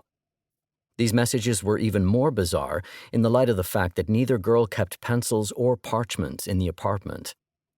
Only at this point, oddly, did they suspect that a third party was entering the dwelling, either by using a key or jimmying the window, to play tricks on them. However, there were no pry marks on the potential points of entry, nor any other evidence that a third party had accessed the apartment. Then, one night, they found the Raggedy Ann doll sitting on Donna's bed where she had left it. This was unusual, and on closer inspection, there appeared to be 3 droplets of blood on its torso and another crimson smear on the back of its hand. Though this terrified them, they did not consider disposing of the red-headed doll. At Christmas, a tiny boot made from chocolate appeared on the stereo. Neither Donna, Angie, or anyone they knew had brought it into their apartment. By this point, the unexplained activity had been occurring for approximately 6 weeks. Finally, the nurses, having long entertained the idea that the doll was possessed, contacted a spiritual medium. During a seance, the medium informed them that a 7-year-old girl named Annabelle Higgins had died while playing on the field upon which the property was built, and that her ghost was haunting the apartment. Annabelle found she could relate to Donna and Angie and had moved the toy around to get their attention. Now that she had their attention, the little dead girl admitted she just wanted to be loved and asked the nurse's permission to physically inhabit the doll. Taking pity on the poor and seemingly harmless spirit, they granted her wish. In hindsight, this was a mistake. Lou started to experience intense nightmares. One night, he claimed he awoke at home to find himself overwhelmed by a sense of dread. He looked around the room but didn't see anything until he glanced down at his feet and saw the doll, Annabelle, floating towards him. Paralyzed, he looked on in terror as Annabelle hovered over his chest and clamped its arms on either side of his neck as if choking him. An electrical surge flooded from the doll through his body. On another occasion, he was alone with Angie at her apartment around 10 p.m., examining maps for an upcoming trip, when they heard a great clamor coming from Donna's bedroom. Racing into the room, Lou found Annabelle lying in a corner of the floor. As he went over to inspect it, he got the feeling something was looming behind him. However, when he turned around to look, there was nobody there. Suddenly, he felt a series of sharp pains on his chest and doubled over in agony. Angie ran into the room to see Lou's shirt was covered in blood. Returning to the living room, they unbuttoned his shirt, only to find what appeared to be bloody claw marks in his skin. They consisted of 4 horizontal and 3 vertical slashes. All felt burning hot. Though the incisions disappeared within 2 days, it was clear that whatever supernatural entity was inhabiting Angie and Donna's apartment was malevolent. As such, they decided to contact Father Hegan, a friendly priest at the local Episcopal church. Father Hegan listened sympathetically to their account and promised to contact Father Cook, one of his superiors in the church. Soon after, Ed and Lorraine Warren received a phone call from Father Cook at their Connecticut residence. Father Cook provided them with a vague appraisal of the situation, along with the nurses' names and telephone number. Ed telephoned them to verify the situation and obtain their address. Within 2 hours, he and Lorraine were standing outside the apartment complex. Donna Jennings answered the door and let them inside. As usual, Ed had brought his black attaché case, camera, and tape recorder. She led them into the kitchen where Angie and Lou were drinking coffee around the table, and everyone made their introductions. Ed began interviewing Donna and Angie, and soon learnt about Annabelle. When he inquired as to the doll's whereabouts, they directed him to the living room. Ed picked up the innocuous-looking little figure from the couch and inspected it before returning to his questions. Once he had finished collecting the accounts of all 3 individuals, he was able to reach a conclusion. "Although you never saw anything spirit-wise in here," Ed started, "Lou said he felt a presence in the room before he got hurt." At this point, Angie interrupted, telling Ed that the girls could not stand being in the apartment with the doll and that they were going to move out and find a new one. Ed told them that this wouldn't help them. Donna asked him what he meant, to which Ed replied, "In a nutshell, folks, you inadvertently brought a spirit into this apartment and into your lives." He continued, saying, "You're not going to be able to walk away from it that easily. We're going to be able to help you beginning right now today. The first thing I'd like to do is to call Father Cook and have him come over here." After Father Cook had agreed to come over and perform an exorcism, Ed returned to the table and decided to spell the situation out for Angie, Donna, and Lou. "To begin with, there is no Annabelle. There never was. You were duped. However, we are dealing with a spirit here," he confirmed. "The teleportation of the doll while you were out of the apartment, the appearance of notes written on parchment, the manifestation of 3 symbolic drops of blood, plus the gestures the doll made, are all meaningful. They tell me there was intent, which means there was an intelligence behind the activity. But ghosts, human spirits, plain and simply can't bring on phenomena of this nature and intensity. They don't have the power. Instead, what's taking over here is something inhuman, demonic. Ordinarily, people are never bothered by any inhuman demonic spirits unless they do something to bring the force into their lives. And I regret to say, you girls did something to bring the demonic into your lives." Ed went on to outline how the nurses had erred in giving the Raggedy Ann doll too much of their attention. This was the demon's way of making them notice it. Rather than shutting its hijinks down from the onset, Donna and Angie had allowed their curiosity, and thus the demon, to get the better of them. Once they had brought in a medium and given the demonic spirit permission to enter the Raggedy Ann doll, their fate was sealed. To really interfere in your life, the demonic has somehow got to get your permission to do so, Ed explained. And unfortunately, through your own free will, you gave it that permission. It was like handing a maniac a loaded gun. Not only was there no Annabelle, but the doll itself was not possessed. The demon had created this illusion to trick the nurses into allowing it into their lives. You all stood in jeopardy of coming under possession by the spirit. This is what the thing was really after, Ed went on. But Lou here didn't believe in the charade, so he was an ongoing threat to the entity. One way or another, there was bound to be a showdown. And what happened? For starters, it tried to strangle Lou to death. When that failed, it cut him with a symbolic claw mark. Ed told them that he and Lorraine had witnessed this claw mark in other cases. It was an unmistakable signifier of the demonic. At that moment, Father Cook arrived. The Warrens briefed him on the nature of the demon and how it had infested the young people's lives, the first of 3 stages of demonic possession. When they offered to show him the entity, Father Cook replied, "No, I don't think so. Why don't I just do what has to be done?" He performed the lengthy Episcopal exorcism blessing, one that infuses the dwelling with the power of God rather than seeking to drive out evil spirits, in each room of the apartment and on every individual present. Though Lorraine established that the house was now free of demons, Donna nevertheless requested that the Warrens take the Raggedy Ann doll away. Apparently, Donna's request had been wise. On the way home, the Warrens' car repeatedly stalled until Ed threw holy water in a crucifix shape over the toy. The Annabelle doll spent the next few days at the Warren home, apparently levitating off its chair and appearing in random rooms. On some occasions, a black cat would somehow materialize beside it for a time. One evening, Lorraine returned from a meeting with a member of the Episcopalian Church to hear the doll growling at her. On another occasion, Lorraine checked the couple's answer machine and found that 2 messages from Father Hegan were separated by the same hideous snarl. Over the years, others seemed to encounter misfortune after interacting with Annabelle. During one visit to the Warrens, a Catholic priest jokingly chided the doll. Ed admonished him not to. Before he left, Lorraine asked the holy man to drive with caution. Soon after, they received a phone call from him in which he asked Lorraine why she had told him to be careful. She replied that she knew his car would go out of control and that he would have an accident. The man told her, "You were right. The brake system failed. I was almost killed in a traffic accident. My car is a wreck." Once, Ed was speaking with a local detective about a murder that appeared to have occult elements when Lorraine told Ed to come upstairs and take a long-distance call. Before excusing himself, he invited the detective to explore the items in his office, but warned him not to touch anything. When Ed returned 5 minutes later, he found his guest as white as a sheet, muttering about how the doll was real.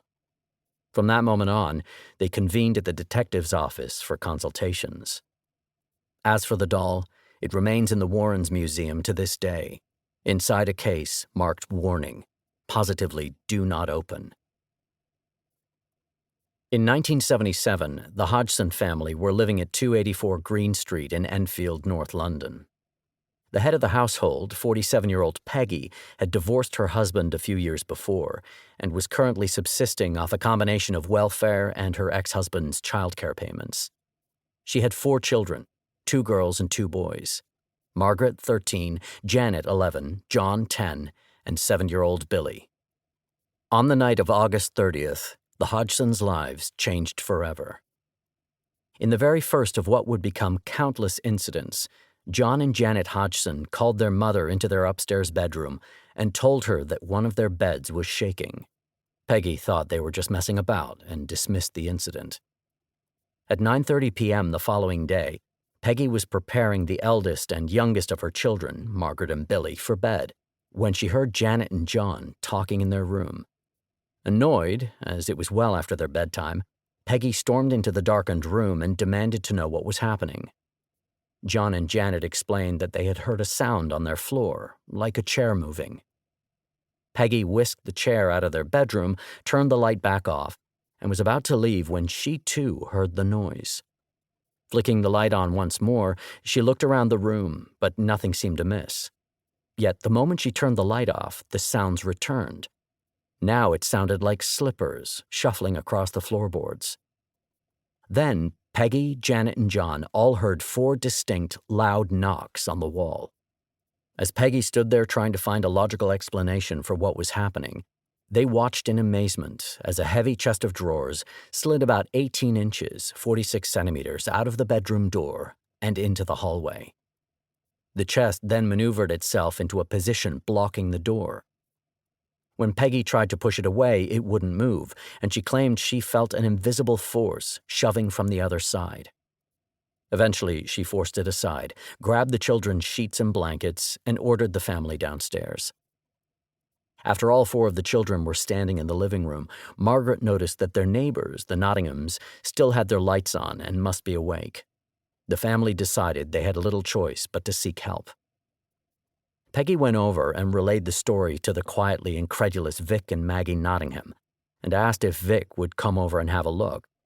He agreed and entered 284 Green Street, followed by his wife and 20-year-old son, Gary.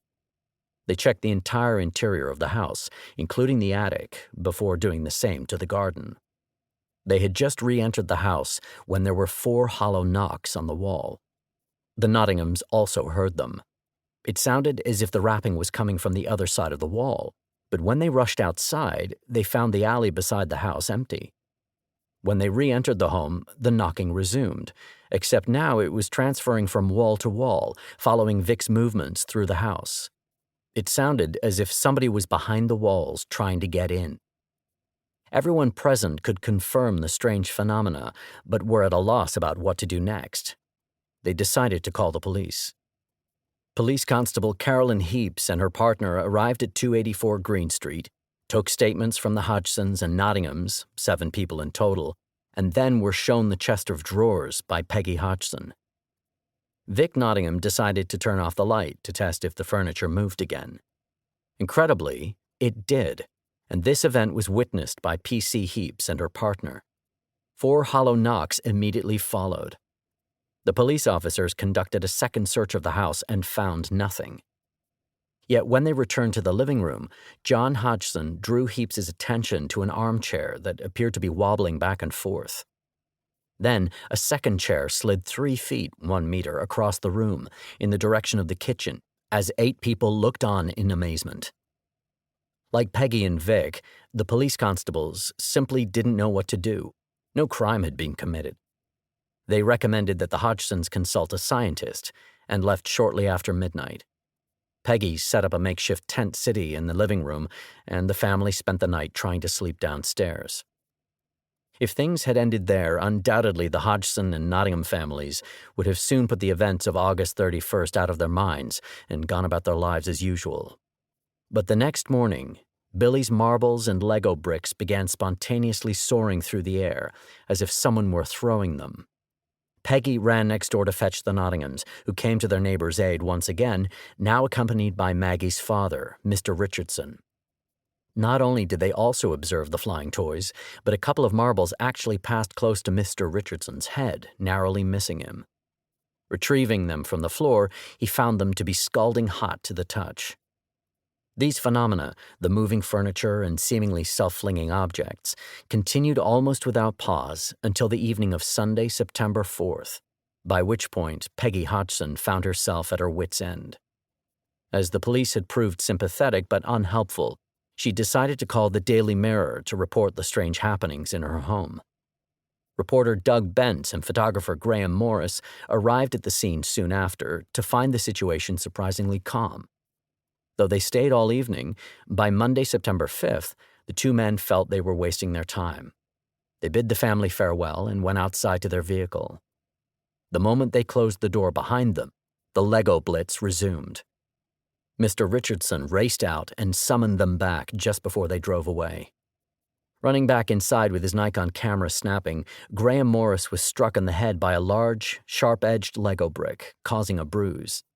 A photograph taken at that moment would later reveal the only people in a position to have hurled the brick at him were his colleague Bentz and Peggy Hodgson. Bentz's hands were in his pockets, while Hodgson's arms remained folded.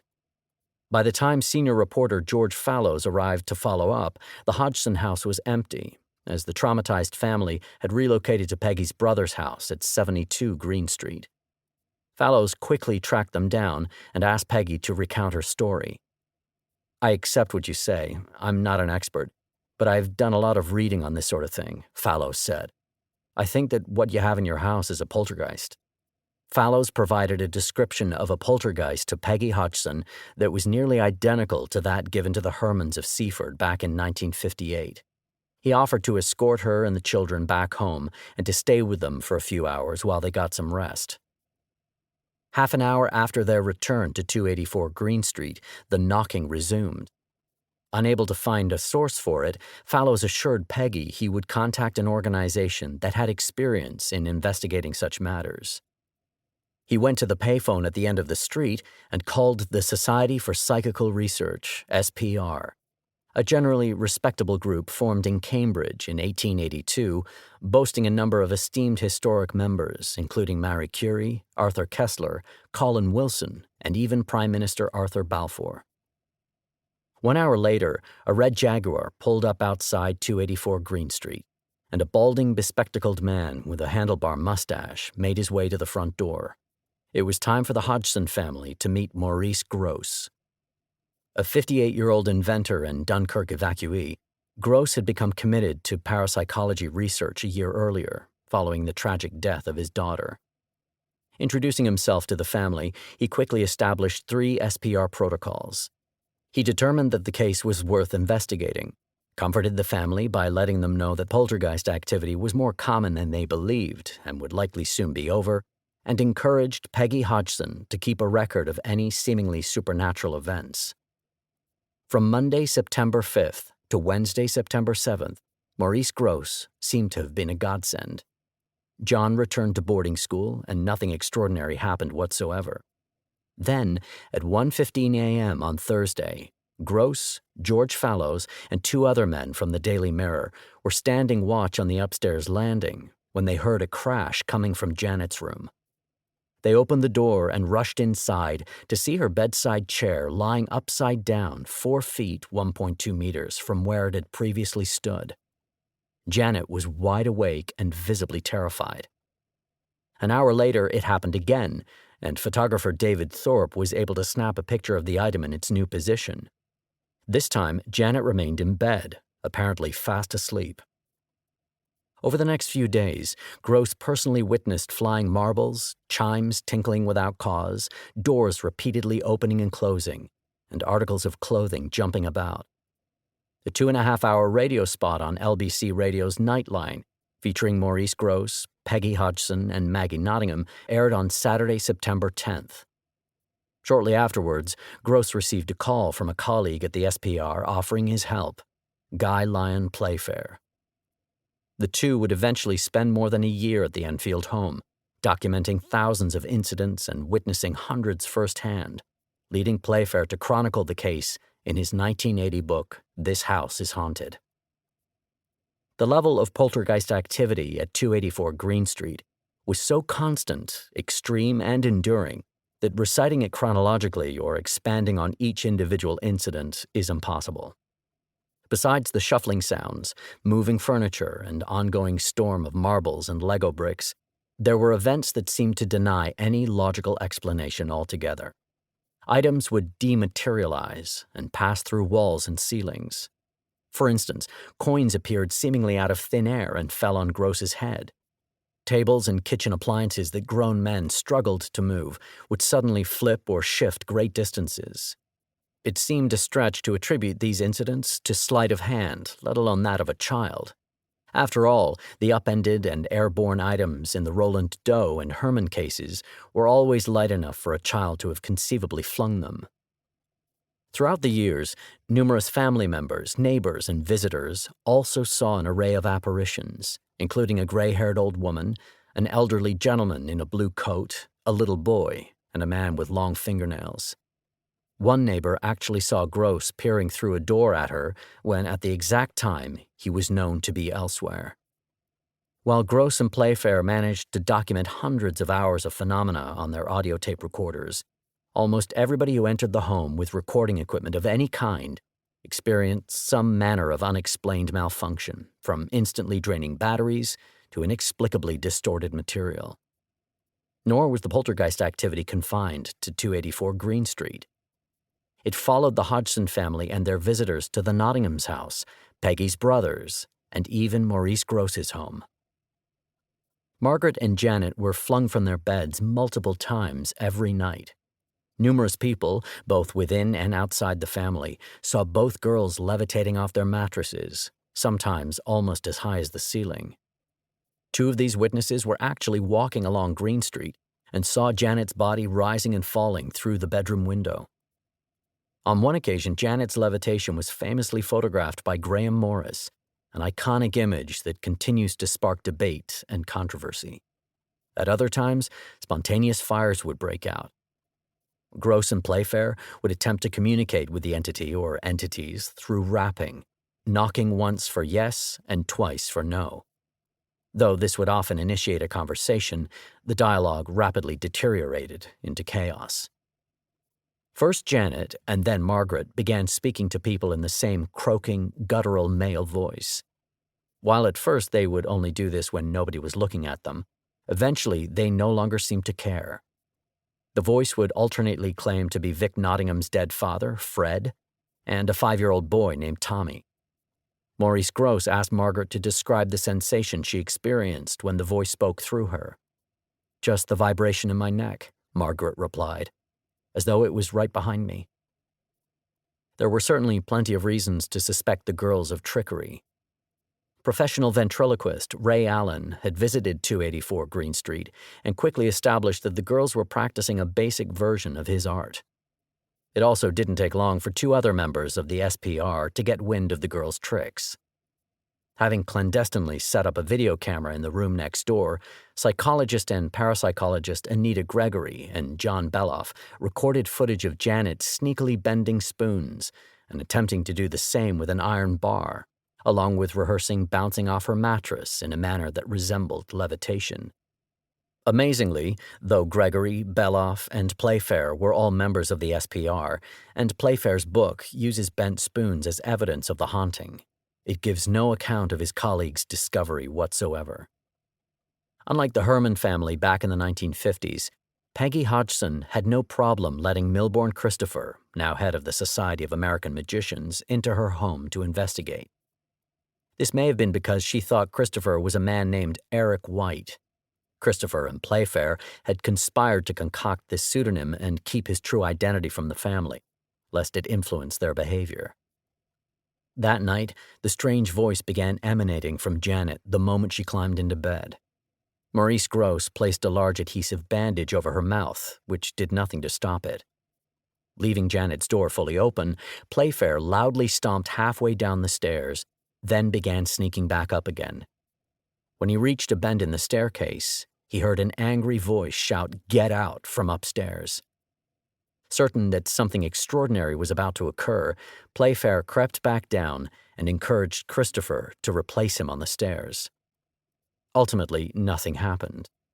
Christopher would later tell Playfair, "When you went down, I stayed there. I stayed until Janet, softly, with no sound at all, was looking down the stairs. At that moment, I produced a flare of light in the air. It's a magician's thing. And she immediately backed up, and that's why I thought nothing would happen from this point. I think she was coming to see if there was anyone in the stairwell, and being sure, then it would have happened." In January 1978, Playfair caught the girls red-handed.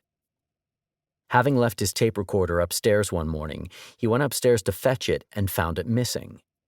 After searching for 30 seconds or so, he located it inside a nearby cupboard. When he played the audio back, he clearly heard Janet seize the recorder, then stow it away. Playfair took the device downstairs and showed it to Janet, whose expression clearly betrayed her guilt. Gross later reprimanded the girl. Days later, Playfair was standing outside the open bedroom door when he caught sight of Margaret's hand snaking behind her headboard. Her hand seized the edge of the door and shoved it violently. Playfair put his foot in the door, preventing it from slamming, and pushed it back open. Entering the room, he found Margaret lying in bed, seemingly asleep. Though both of these occurrences should have immediately raised red flags, why would two girls whose lives were being destroyed by a supposed haunting contribute additional mischief to the situation as if it was one big joke? Playfair found ways to intellectualize these events and incorporate them into his pre-existing belief that the house was indeed haunted.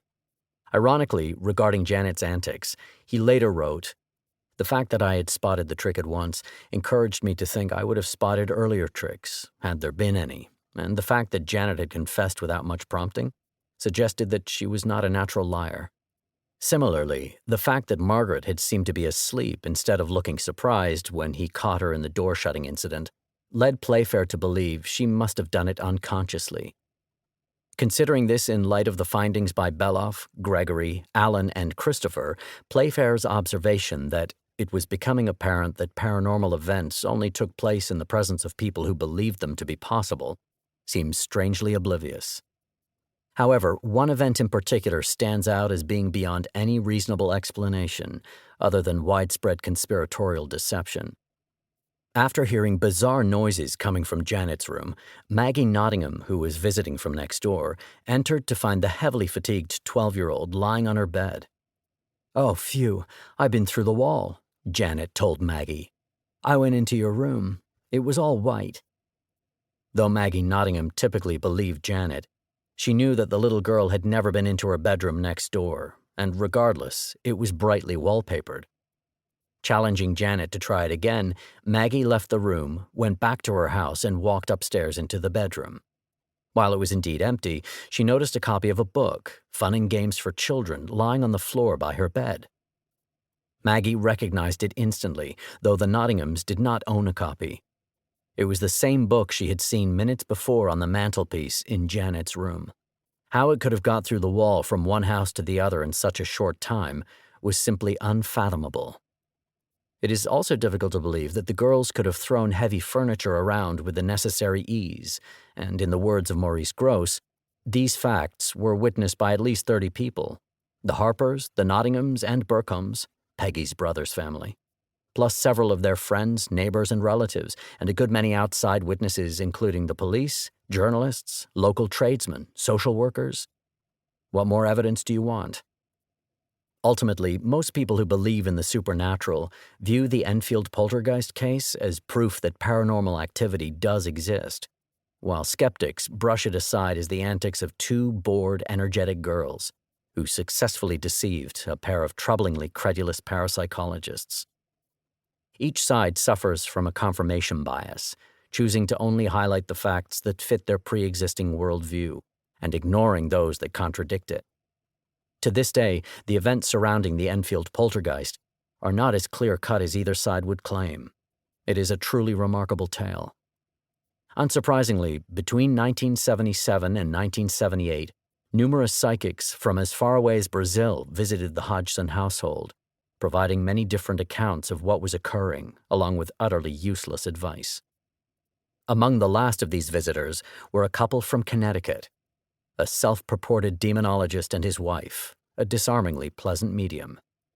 By the time Ed and Lorraine Warren visited 284 Green Street in the summer of 1978, the deluge of poltergeist activity had reduced to a trickle. As Grosse and Playfair had done, Ed Warren claimed to have spoken with the entity through Janet. "Who are you?" he asked. "Freddie," the voice answered through Janet. "You were Freddie, huh?" Ed replied skeptically. "What's your real name?" The entity responded with a horrid retching sound. When prompted, it claimed that it was 500 years old, before seemingly transforming into a different character, a young boy named Tommy. "Tommy, how do you think we could get rid of all the problems that are happening in this house?" Ed asked, to which Tommy replied, "Killed the ghosties." Tommy went on to inform Ed that there were 5 spirits present: himself, Freddie, Billy, Charlie, and Dick. He then apparently switched back to being Freddie. The back and forth between Ed and Freddie continued for some time, with Ed asking what month the spirit thought it was, and Freddie claiming that he hated Americans and asked Ed to smash his tape recorder. Finally, Ed confronted the spirit with a crucifix, telling it that the cross means your days are numbered here, and that the next time I come back here, Fred, you'd better be gone. Because the next time I'm coming, I'm bringing a very powerful exorcist with me, someone you won't want to mess with. But Ed and Lorraine Warren never returned to 284 Green Street. Instead, they went home and contracted an author to write a book, claiming that Margaret and Janet had invited the entities into their home while playing with a Ouija board in 1976.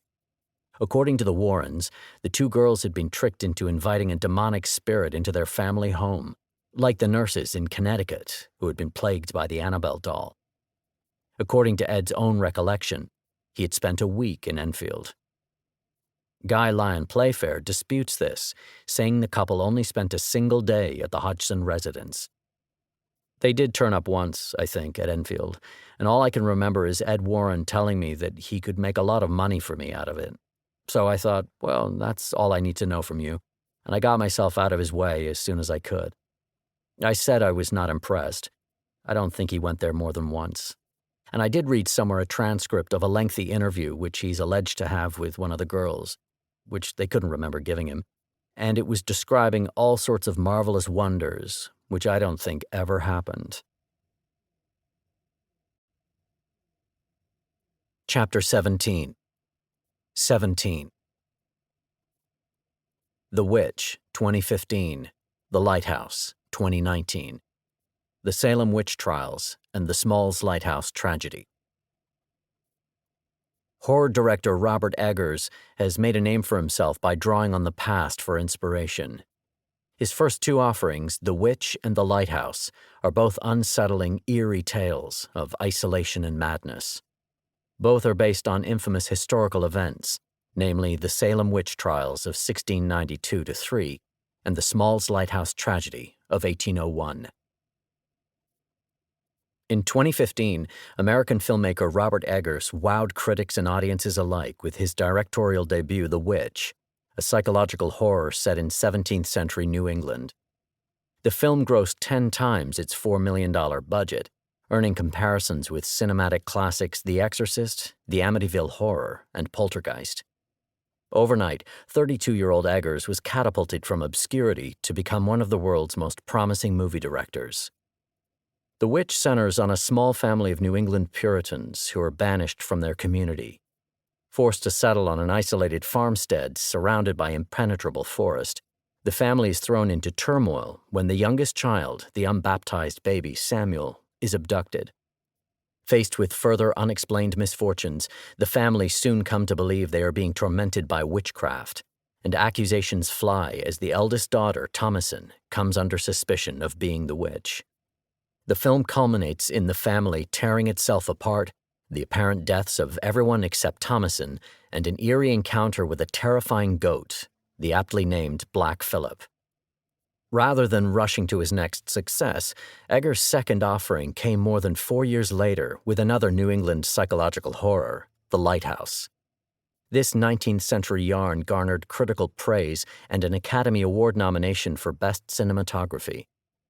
Director of photography Jaron Blaschke shot the film in black and white, using a 1.19:1 aspect ratio to enhance the sense of claustrophobia, something not seen in cinemas since Fritz Lang's M. In the movie, a young lighthouse keeper, Ephraim Winslow, is sent to work a 4-week shift at a remote lighthouse on an island off the New England coast. Upon arrival, he meets an elderly, irritable keeper named Thomas Wake, who will be his only companion during the coming weeks.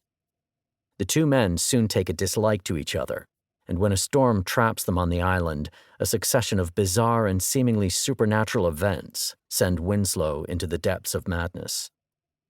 The infamous Salem witch trials and the Puritan culture that birthed them provided a basis for the witch, while the character of Black Phillip and the association of goats with Satan stemmed from the art and literature of continental Europe. The Lighthouse draws heavily on the infamous Smalls Lighthouse tragedy that occurred off the southwest coast of Wales in 1801. Though set in different centuries, both films turn to the history and belief systems of everyday people, facing hardship and strange phenomena while in isolation.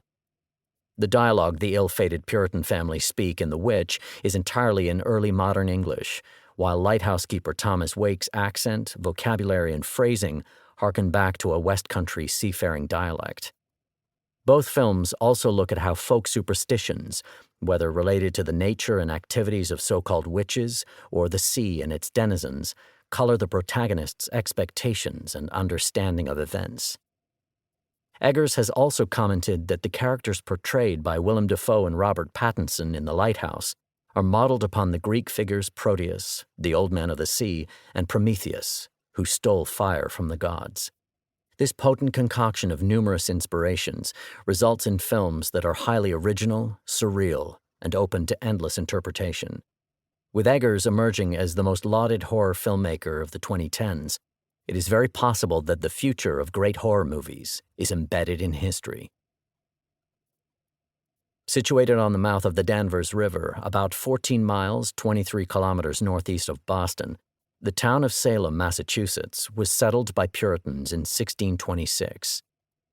Originally known as Namkeg, the settlement was built on fertile land, and a thriving fishing and farming community was soon established. In 1629, the settlement was renamed Salem, derived from the Hebrew word for peace, shalom. In actuality, the events of the infamous trials of 1692 mostly occurred in Salem Village, a separate settlement on the outskirts of the town. In late December 1691, 8 young women and girls in Salem Village were afflicted by mysterious distempers, convulsions, strange bodily contortions, screaming, speaking gibberish, and a propensity to throw objects around rooms. When local physicians found themselves at a loss to explain the girls' behavior, in February 1692, Dr. William Griggs raised the possibility of witchcraft. 39-year-old Samuel Parris, a minister at Salem Village, initially scoffed at the suggestion. He was father to one of the afflicted girls, 9-year-old Betty, and uncle to a second, Abigail Williams, 11. After summoning a congregation of fellow ministers from nearby parishes, Parris was urged to wait patiently and see what time revealed. The seeds of a witch hunt had long been sown in Puritan culture. There was historic precedent in Europe where efforts to eradicate paganism by churches and theocratic rulers had led to the slaughter of an estimated 50,000 people by burning or hanging from the 1490s to 1650s. Although it is tempting for a modern audience to find this hysteria ridiculous, it is easy to forget that the contemporary European population found the idea of witches genuinely terrifying. Among the many horrific acts attributed to them, witches were said to create an unguent from the intestines of unbaptized babies that would allow them to fly on broomsticks. Poisoning was also a common accusation. During the Elizabethan period in England, one woman accused of witchcraft was rumored to have given poisoned apples to children. Witch hunts came to an end in the Old World with the dawn of the Enlightenment, when the scientific method and secular governance replaced the theocentric thinking of the past. However, as self-exiled religious devotees who had settled the New World largely owing to theological differences with established churches, the colonial Puritans inhabited a cultural bubble. Furthermore, they believed in a rigid interpretation of Scripture, which plainly stated in Exodus 22:18, "Thou shalt not suffer a witch to live." This not only confirmed the existence of witches theologically, but offered instructions concerning what to do about them. The Harvard-educated scholar and minister Cotton Mather had written in his influential Memorable Providences relating to witchcrafts and possessions about the ordeal of the Goodwin children of Boston, who in 1688 had suffered afflictions allegedly caused by witchcraft. The culprit had been Goody Ann Glover, an Irish Catholic captured during Oliver Cromwell's conquest of Ireland and sold into slavery in Barbados. Following the execution of her husband for failing to renounce Catholicism, Anne had fled with her children to Boston, where she worked as a servant in the house of John Goodwin. Anne's troubles began when Goodwin's 13-year-old child, Martha, accused Anne's daughter of stealing fabric, causing Anne to shout at Martha. Immediately after, Martha was afflicted, along with the other Goodwin children. A physician tasked with finding a cause for their maladies suggested that the children were bewitched, and Anne Glover became an obvious and convenient suspect. Arrested and tried for witchcraft, the Gaelic-speaking Glover was unable to recite the Lord's Prayer, fluctuating between her native Irish tongue and Latin, which corresponded with a belief that witches were unable to utter the holy words. Coupled with spectral evidence, the testimonies of victims claiming that a witch's spirit had visited them in a vision or dream, Glover was convicted of witchcraft. She was publicly hanged in Boston on November 16, 1689. The Goodwin children continued to be afflicted, but Cotton Mather explained this away by stating that it should not disappoint our expectations of their deliverance, but for the detection and destruction of more belonging to that hellish knot. In other words, there were more witches living in the Massachusetts Bay Colony, and they needed to be ferreted out. Mather's cruel tenets established the interpretive framework for the afflictions of Betty Paris and Abigail Williams less than 3 years later. When the Salem afflicted showed no signs of improvement, Samuel Paris's neighbor, Mary Sibley, successfully convinced one of Paris's slaves, Tituba, to bake a witch cake consisting of rye meal and Betty Paris's urine. Mary fed the cake to her dog, convinced that if the girls had been bewitched, the enchantment would pass on to the pet, which would then lead them to the guilty party. When Paris found out about the creation of the folk magic witch cake, he furiously declared that a church member had gone to the devil for help against the devil. By this means, it seems, the devil has been raised among us, and his rage is vehement and terrible. Nevertheless, the minister was increasingly persuaded that his daughter and niece's afflictions were the result of bewitchment, and Paris pressured the girls to name their tormentor. As in the case of the Goodwin children, the girls singled out a woman who was below their social station, in their service, and of a different ethnicity, the dark-skinned Barbadian Indian, Tituba. This accorded with the Puritans' belief that those native to the continent they had settled were devil worshippers, a likely result of their recent conflicts with the Wabanaki Indians, brought about chiefly by the expansion of the colony. The children soon named 2 other women, Sarah Good and Sarah Osborne. Tituba, Good, and Osborne were arrested on February 29, 1692, on the basis that the women's specters had supposedly visited the girls. When news of Tituba's alleged witchcraft reached Mercy Lewis, an 18-year-old servant in the household of Thomas Putnam, she suddenly became afflicted too. Lewis's childhood aptly illustrates the constant state of dread that colonial societies must have existed in. She had survived a brutal massacre in 1676, where 11 men and 23 women and children had been killed by the Wabanaki tribe in Falmouth, Maine. Thomas Putnam was a good friend of Samuel Paris, and Putnam's own daughter, Anne, was also soon afflicted. By March, Salem women Mary Walcott, Mary Warren, Elizabeth Booth, and Elizabeth Hubbard were also showing similar signs of bewitchment. This apparent escalation fueled the Puritans' witch-hunting zeal, which rapidly resulted in a series of show trials that same year. Those accused of witchcraft were given the option of confessing and providing the names of other witches, or being hanged. Unsurprisingly, most took the former path, which meant the witch hunt grew exponentially, culminating in the execution of 20 people by hanging. One man, Giles Corey, who refused to participate in these grimly farcical proceedings, was pressed with stones to persuade him to cooperate. He died after 2 days of torture, having never faltered in his resolve. The collective madness finally wound down in January 1693, when the Massachusetts Superior Court of Judicature took over. It brought 52 more of the accused to trial, but acquitted 49, while the 3 convicted were never executed. By May of that year, Governor William Phipps ordered a general reprieve, and more than 150 accused witches were released from jail.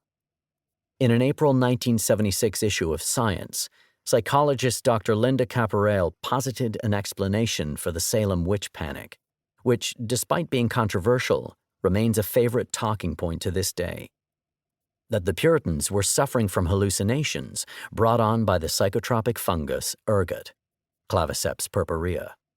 This fungus grows on rye and other cereals, and the ergot alkaloid isoergen approximates 10% of the strength of the recreational drug LSD. Isoergen is also present in morning glory seeds. This could mean the initial symptoms of affliction were brought on by inadvertent poisoning, and the beliefs of the Puritans meant they viewed these symptoms as being caused by evil magic. However, the stop-and-start nature of the fits has been presented as evidence that the ergot hypothesis cannot be correct. Perhaps more chillingly, another explanation is a condition of social psychology known today as mass psychogenic disorder, a social contagion. It has been noted that Paris's niece and daughter, along with the many other afflicted girls in the village, seemingly displayed the exact same symptoms as the Goodwin children, as detailed in Cotton Mather's widely read Memorial Providences. The witch culminates in an encounter between the accused daughter, Thomasin, and the family's large and sinister goat, Black Phillip, shortly after Black Phillip has gored her father to death.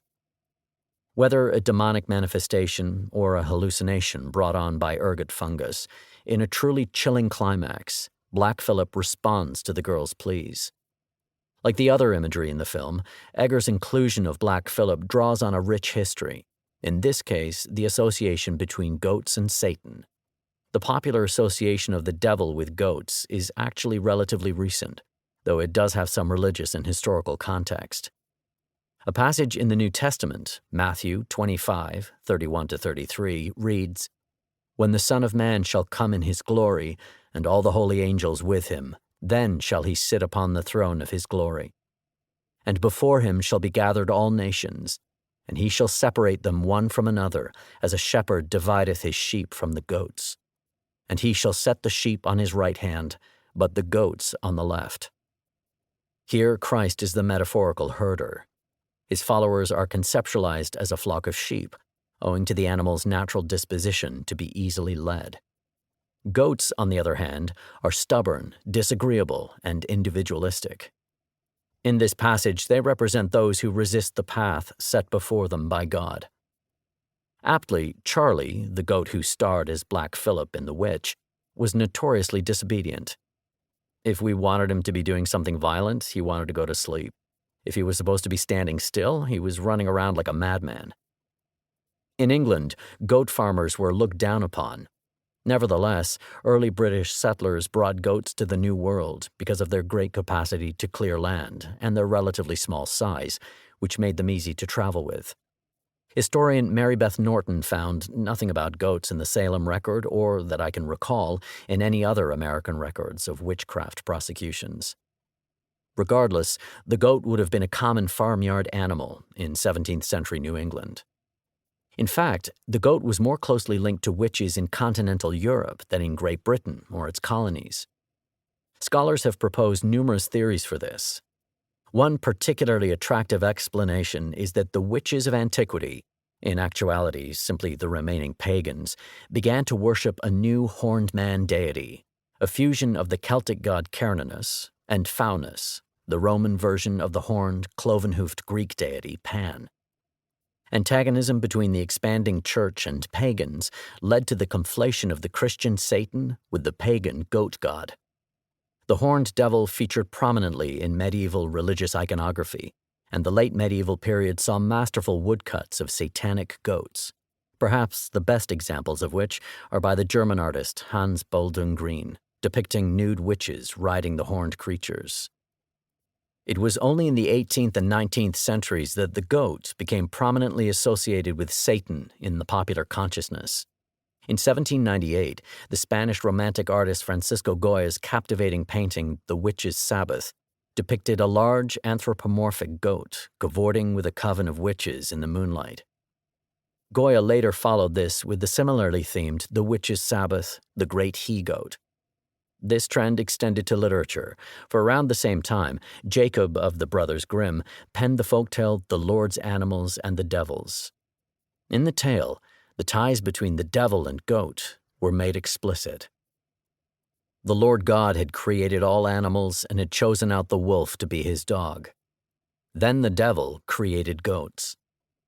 Now when they went to pasture, they generally remained caught in the hedges by their tails, and the devil had to go there and disentangle them. This enraged him at last, and he went and bit off the tail of every goat. Then he let them go to pasture, but it came to pass that the Lord God perceived how at one time they gnawed away at a fruitful tree. This distressed him, and he summoned his wolves, who soon tore in pieces the goats. When the devil observed this, he went before the Lord and said, "Thy creatures have destroyed mine." The Lord answered, "Why didst thou create things to do harm?" The devil said, "I was compelled to do it. Inasmuch as my thoughts run on evil, what I create can have no other nature." And in his rage, the devil put out the eyes of all the remaining goats and put his own in instead. This is why all goats have devil's eyes, and their tails bitten off, and why he likes to assume their shape. Perhaps the most iconic image of Satan as goat stems from Eliphas Lévy's 1856 rendering of the deity Baphomet in his book Dogmes et rituels de la haute magie. In 1910, this directly inspired the half-goat drawing of the devil on the card in the Rider-Waite tarot deck. It was no secret in Pembrokeshire, Wales, that Thomas Howell and Thomas Griffith did not get along. Whether there was some particular grudge between them, or they just rubbed each other the wrong way, the older and younger man had a reputation for constantly quarreling and made no attempt to hide it. Howell and Griffith worked together as wickies, lighthouse keepers, at the Smalls Lighthouse, a 40-foot, 12-meter wooden tower anchored to a perilous reef, 20 miles, 32 kilometers from the Welsh shore. The lighthouse had been built by Mr. Henry Whiteside, a Liverpudlian luthier who had been stranded at the recently finished lighthouse for a month in 1777 owing to stormy weather conditions and had nearly starved. Whiteside's lighthouse consisted of a platform bearing the light and keeper accommodation, standing on 9 tall oak piles that allowed the stormy seas to wash through the structure. Typically for wickies, both Howell and Griffith had wives, families, and other occupations.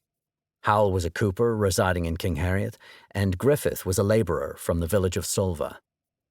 In the winter of 1800 to 1801, the two men were transported by boat to the Smalls Lighthouse to begin another months-long shift.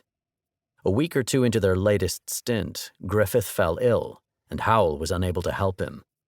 Hoisting a distress signal, the two men waited patiently for a vessel to arrive.